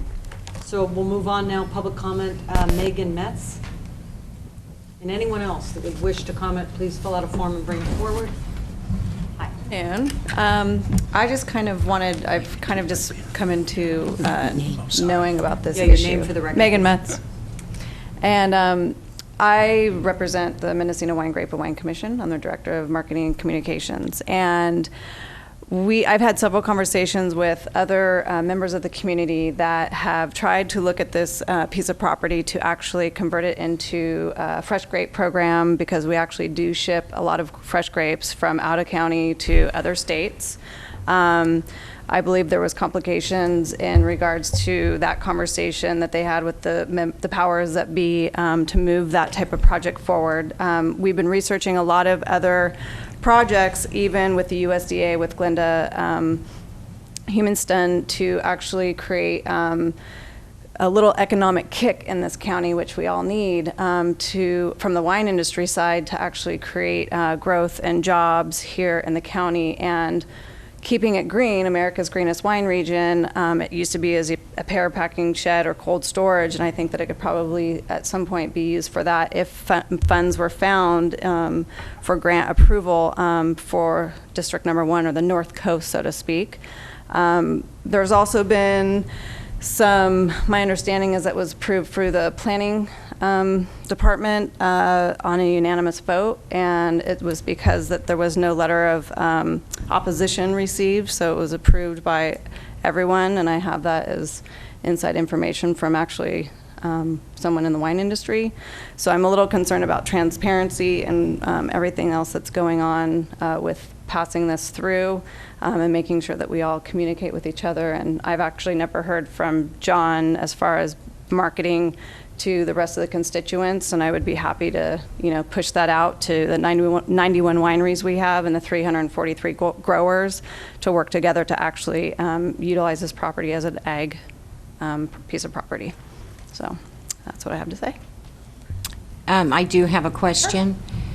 Did you say you're officially here representing the Mendocino County? No, I work for Mendocino Wine, Grape, and Wine Commission. I'm not officially representing them, but that's who I work for. I'm representing the public. Okay. So. You're a member of the public representing yourself. Pretty much, but I work for the commission. Any other public comments under this item? That's the last form I have. Please come forward.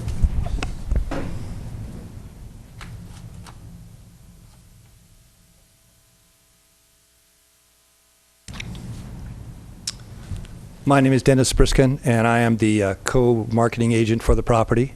I've been working on it for approximately 2.5 years. I worked on it prior with the Thomases, and now currently, of course, with the bank. And I spent significant amount of time marketing this project as a agricultural project, and went to, of which I have a list here, a minimum of 100 to 150 wineries and wine-related businesses. I could not get anyone of any significant size at all to step forward and take some space either on a lease basis or on a purchase basis. Part of the reasons for that were economics from the time that the last few years have created for their industry, and part of it were just the fact that they didn't need that kind of space at this particular location. That most of the wineries that I had been in touch with were either south of here with their main distribution and their warehousing, or they didn't see in the near future their ability to use that site at any kind of relative size. So I spent a lot of time on that, very much hoping that it was going to be able to work under agricultural, but I do not believe in my 25 years of experience that that it will turn out at the end of the day to work that way. I think that it does need to be light industrial or general industrial, and that those are the type of people that came forward as potential purchasers as well as users on the property. Thank you. You're welcome. So that's all I have for public comment. We could go now to staff. Any other questions from board members of anyone at this time? Okay, so we'll go back to staff for any final comments on this. No further comment from staff except to note on page PC7 and PC8 there is a list of the allowable uses in both agricultural and limited industrial. There's more commercial and industrial that are allowed with the limited industrial zoning. Although, again, it was our determination that this would be a less than significant impact. Well, I think, Mr. Speaker, that that's a good, I mean, I think that's really relative to the discussion, because you can see the ag column and the limited industrial column, and you see that there are actually some services or uses that are allowed under both. So Correct. it does point to that. I mean, obviously there are some differences as well, but that's a pretty interesting comparative there. What we were basing a lot of our determination on was, number one, like I said, the quasi-industrial nature of the historic uses of the property, and secondly, the industrial uses that would be allowed per the zoning would need to go through further CEQA review to hash out any potential significant impacts at that point as well. So, Madam Chair, let me offer another comment too. Sure. There were a number of comments made from one of the speakers, at least, about potential impacts from an assumed use that may be what's been proposed, but that's obviously not what's before you today, and it's not what was analyzed as a part of our review of the general plan zoning request. Certainly those impacts could be significant depending upon the use that is proposed or finally described under the use permit process that will come forward. And we will want to look at all of those, and they will be important considerations as to whether that permit would be approved or what conditions might be placed on it to address those. So I want to make sure people understand that if there's concerns, there's going to be a much greater in-depth look at those as we look at the subsequent step in the use permit process. Supervisor Hamburg. Yeah, Roger or John, who made the request for the rezone and the general plan amendment? Was that made by the applicant here? The Savings Bank was the applicant, and Okay. apparently they're the current owner. Okay, so it was definitely, it was made with an industrial project in mind, obviously. I would assume Or that they they're would have asking left for it that the land same use. as it was. So, there was a project anticipated that would not be allowable under agricultural zoning. And I wanted to just ask, on the environmental review guidelines where you list on page, I guess it's number 2, air, creation of objectionable odors not significant. Well, I guess the rezoning and the general plan amendment do not create odor in and of themselves. That's right? the point, that those things may become important Right. issues, but we won't know that until we look at a site-specific development proposal that we'll look at in more depth. But when you get to 6 and you say, will there be increases in existing noise levels, you say no. I mean, the two concerns I have about this project are, I think, the concerns of the neighbors, noise and smell. I think also, the concern about, the entryway to Ukiah and the, people coming from Anderson Valley into Ukiah, and this is what they see. I think a lot of those kind of things can be, I think any of these things can probably be mitigated. But the things that I'm most concerned about and would be most concerned about if I were a neighbor would be noise and smell. And I realize that we'll go through a more involved environmental process, but it just seems sort of curious to me that, you say odor is not significant and noise level, no, that there's no impact there. I don't quite understand why. I simply think I don't it's understand because this checklist, I guess. it's because we don't have any detail as to what specifically will occur. And as John pointed out earlier, it has been operated, he called it a quasi-industrial fashion. There's significant industrial-type buildings on there. And so we didn't look at it as row crops or orchards where that would be a more dramatic change than in terms of the land use from that type of true ag to some type of industrial use, since it's been reduced in an industrial fashion. Right. And that's part of our thinking in it. Supervisor Brown. Thank you, Chair Smith. And actually, Supervisor Hamburg, under the Right to Farm ordinance, both noise and odor from agricultural operations, basically people cannot make complaints about. So if it remains the agricultural zoning and a supposed industry that these people have brought forward happens there, and it's an allowed use under the agricultural zoning, noise and smell could not be a complaint, a valid complaint. And I also wanted to ask, I always thought that on ag zone land that, and for all intent and purposes, I agree with Supervisor McCowan, this has been an industrial site for years. But I thought it was these uses were allowed as an accessory to the larger agricultural parcels that surround it.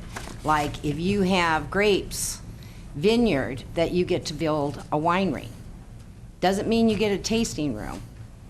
But I mean, if you have, and I can remember one issue a number of years ago in increasing the size of a barrel making facility on Fetzer, and that Fetzer would only be using about 6 to 8% of the barrels, but they allowed that to go forward. Of course, it did have to roll out a Williamson Act. But I have to say I'm in support of this rezone. It may be an agricultural entity that goes in there. Maybe it's a value-added product. I mean, it could be anything, but under the uses that are under agricultural, I just don't think it's as viable. So I am in support of this. Okay. Thank you, Supervisor. And we will go to Supervisor Pinches, but we have not, the chair has not closed the public hearing, so we'll have one other option for public comment, and then I will close the public hearing, and we'll be back before the board, and we'll have final questions of staff. Supervisor Pinches. Well, certainly I think it's a no-brainer to assume that anybody wishing to be interested to put any type of project on this piece of property is interested in the large size of those buildings, and they have something in mind to design a project that will go inside those buildings. If they didn't, they would go out and buy a bare piece of property with a not big building. And we heard from the real estate agent, these buildings are so huge, it's kind of a distraction for most people that want to use that piece of property. But maybe we have an application coming forward that wants to use that. But to address the noise and smell issue, if any project comes forward, it's certainly going to be at least probably 90% contained within those massive structures, and that's certainly going to do a lot to mitigate the noise and the smell issues that come forward. So, you know, and it really has been an industrial facility, even though it's for agriculture products for years. And you know, we've probably, because of NAFTA, we've almost lost our pear industry, but here in the United States. But you know, I still think it's a wise use and wise planning to make the zoning requirements to where somebody in the future can take advantage of those big buildings, and hopefully there'll be some good jobs within the confines of those buildings. And I certainly support this rezone proposal. And not only that, our planning commission, not unanimously, because one of them wasn't there and one of them abstained, but other than that, they certainly all heard all of the pros and cons, and they supported it. And so we have to have a certain amount of respect for our own planning commission that we appoint the members to. So we'll go one more time to public comment. Anyone else wishing to come forward under public comment? Okay. Sure, you can. Yeah. Please come forward, just state your name and make it brief. Sure. John Lazaro, real estate broker. I believe under the industrial zoning, though, they can go ahead and use the ag zoning, so that's not an issue. But I can tell you that we had no deal on the table with the current applicant for the use permit at all when we decided to apply for a use permit. I mean, absolutely not. The buyers, all the buyers before them, and there were two others offers, strictly were going to be based upon, and they were going to be more of an industrial type. They were all industrial type use, but industrial park type use. They were out trying to roust up tenants, and but again, they were all going to be conditioned upon the building being rezoned because they couldn't put businesses there. We're just unsuccessful in gathering an ag. So that's, I just want to go on record with that. Thank you. Thank you for that. Thank you. So one final time, any more public comment from anyone? Okay, seeing none, then we will close the public hearing. Back one more time to staff, if staff has any final comments. Nothing other than that, again, this is a two-step approval of general plan amendment by resolution and rezoning by ordinance adoption. As was the last one, correct? Yes. Okay, so back then to the board for deliberations, discussions, action. Board members? Supervisor Pinches. Well, I will give respect to the district supervisor for a motion, but That's me. That would be you.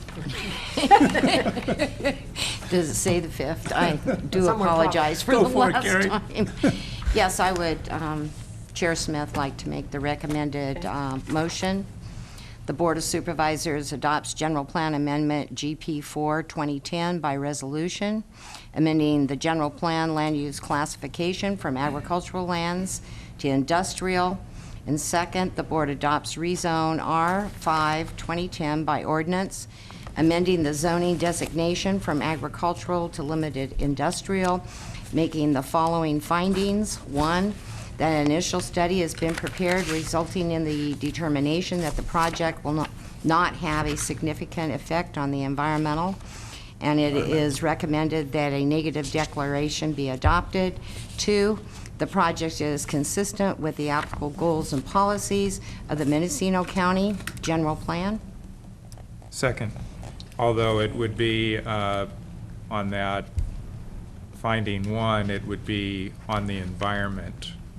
I said that last time, and it's read twice, environmental, so I wasn't Little typo there. trying to read what it says. It's not the supervisor, it's what was printed as the action, right? So we'll make that minor. Especially since it's a correction. public hearing and all the legalities. Okay. So we have a motion. We have a motion by Supervisor Brown, and we have a second by Supervisor McCowan. Any discussions to the motion? Comments from board members? Okay, let's vote by the buttons then. Motion passes unanimously. Good, thank you very much. Thank you to staff. Okay.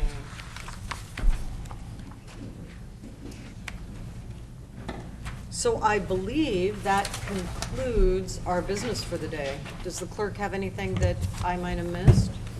I believe that is everything. So let's go over the time frame from our next meeting, because we won't be meeting for a number of weeks. We'll go to the CEO for that. Thank you, Madam Chair. Our next meeting will be Tuesday, September 13th, and that will be the beginning of our budget hearings. That would be here at 9 a.m.? That will be here at 9 a.m. on Tuesday, September 13th, with budget hearings concluding on either Tuesday afternoon or Wednesday, September 14th. At the very latest, and That's right. probably not. That's right. And then there are other meetings for the month, I believe, are September 20th and 27th. Yeah. All right. Thank you all very much. Thank you. Meeting is adjourned. Late.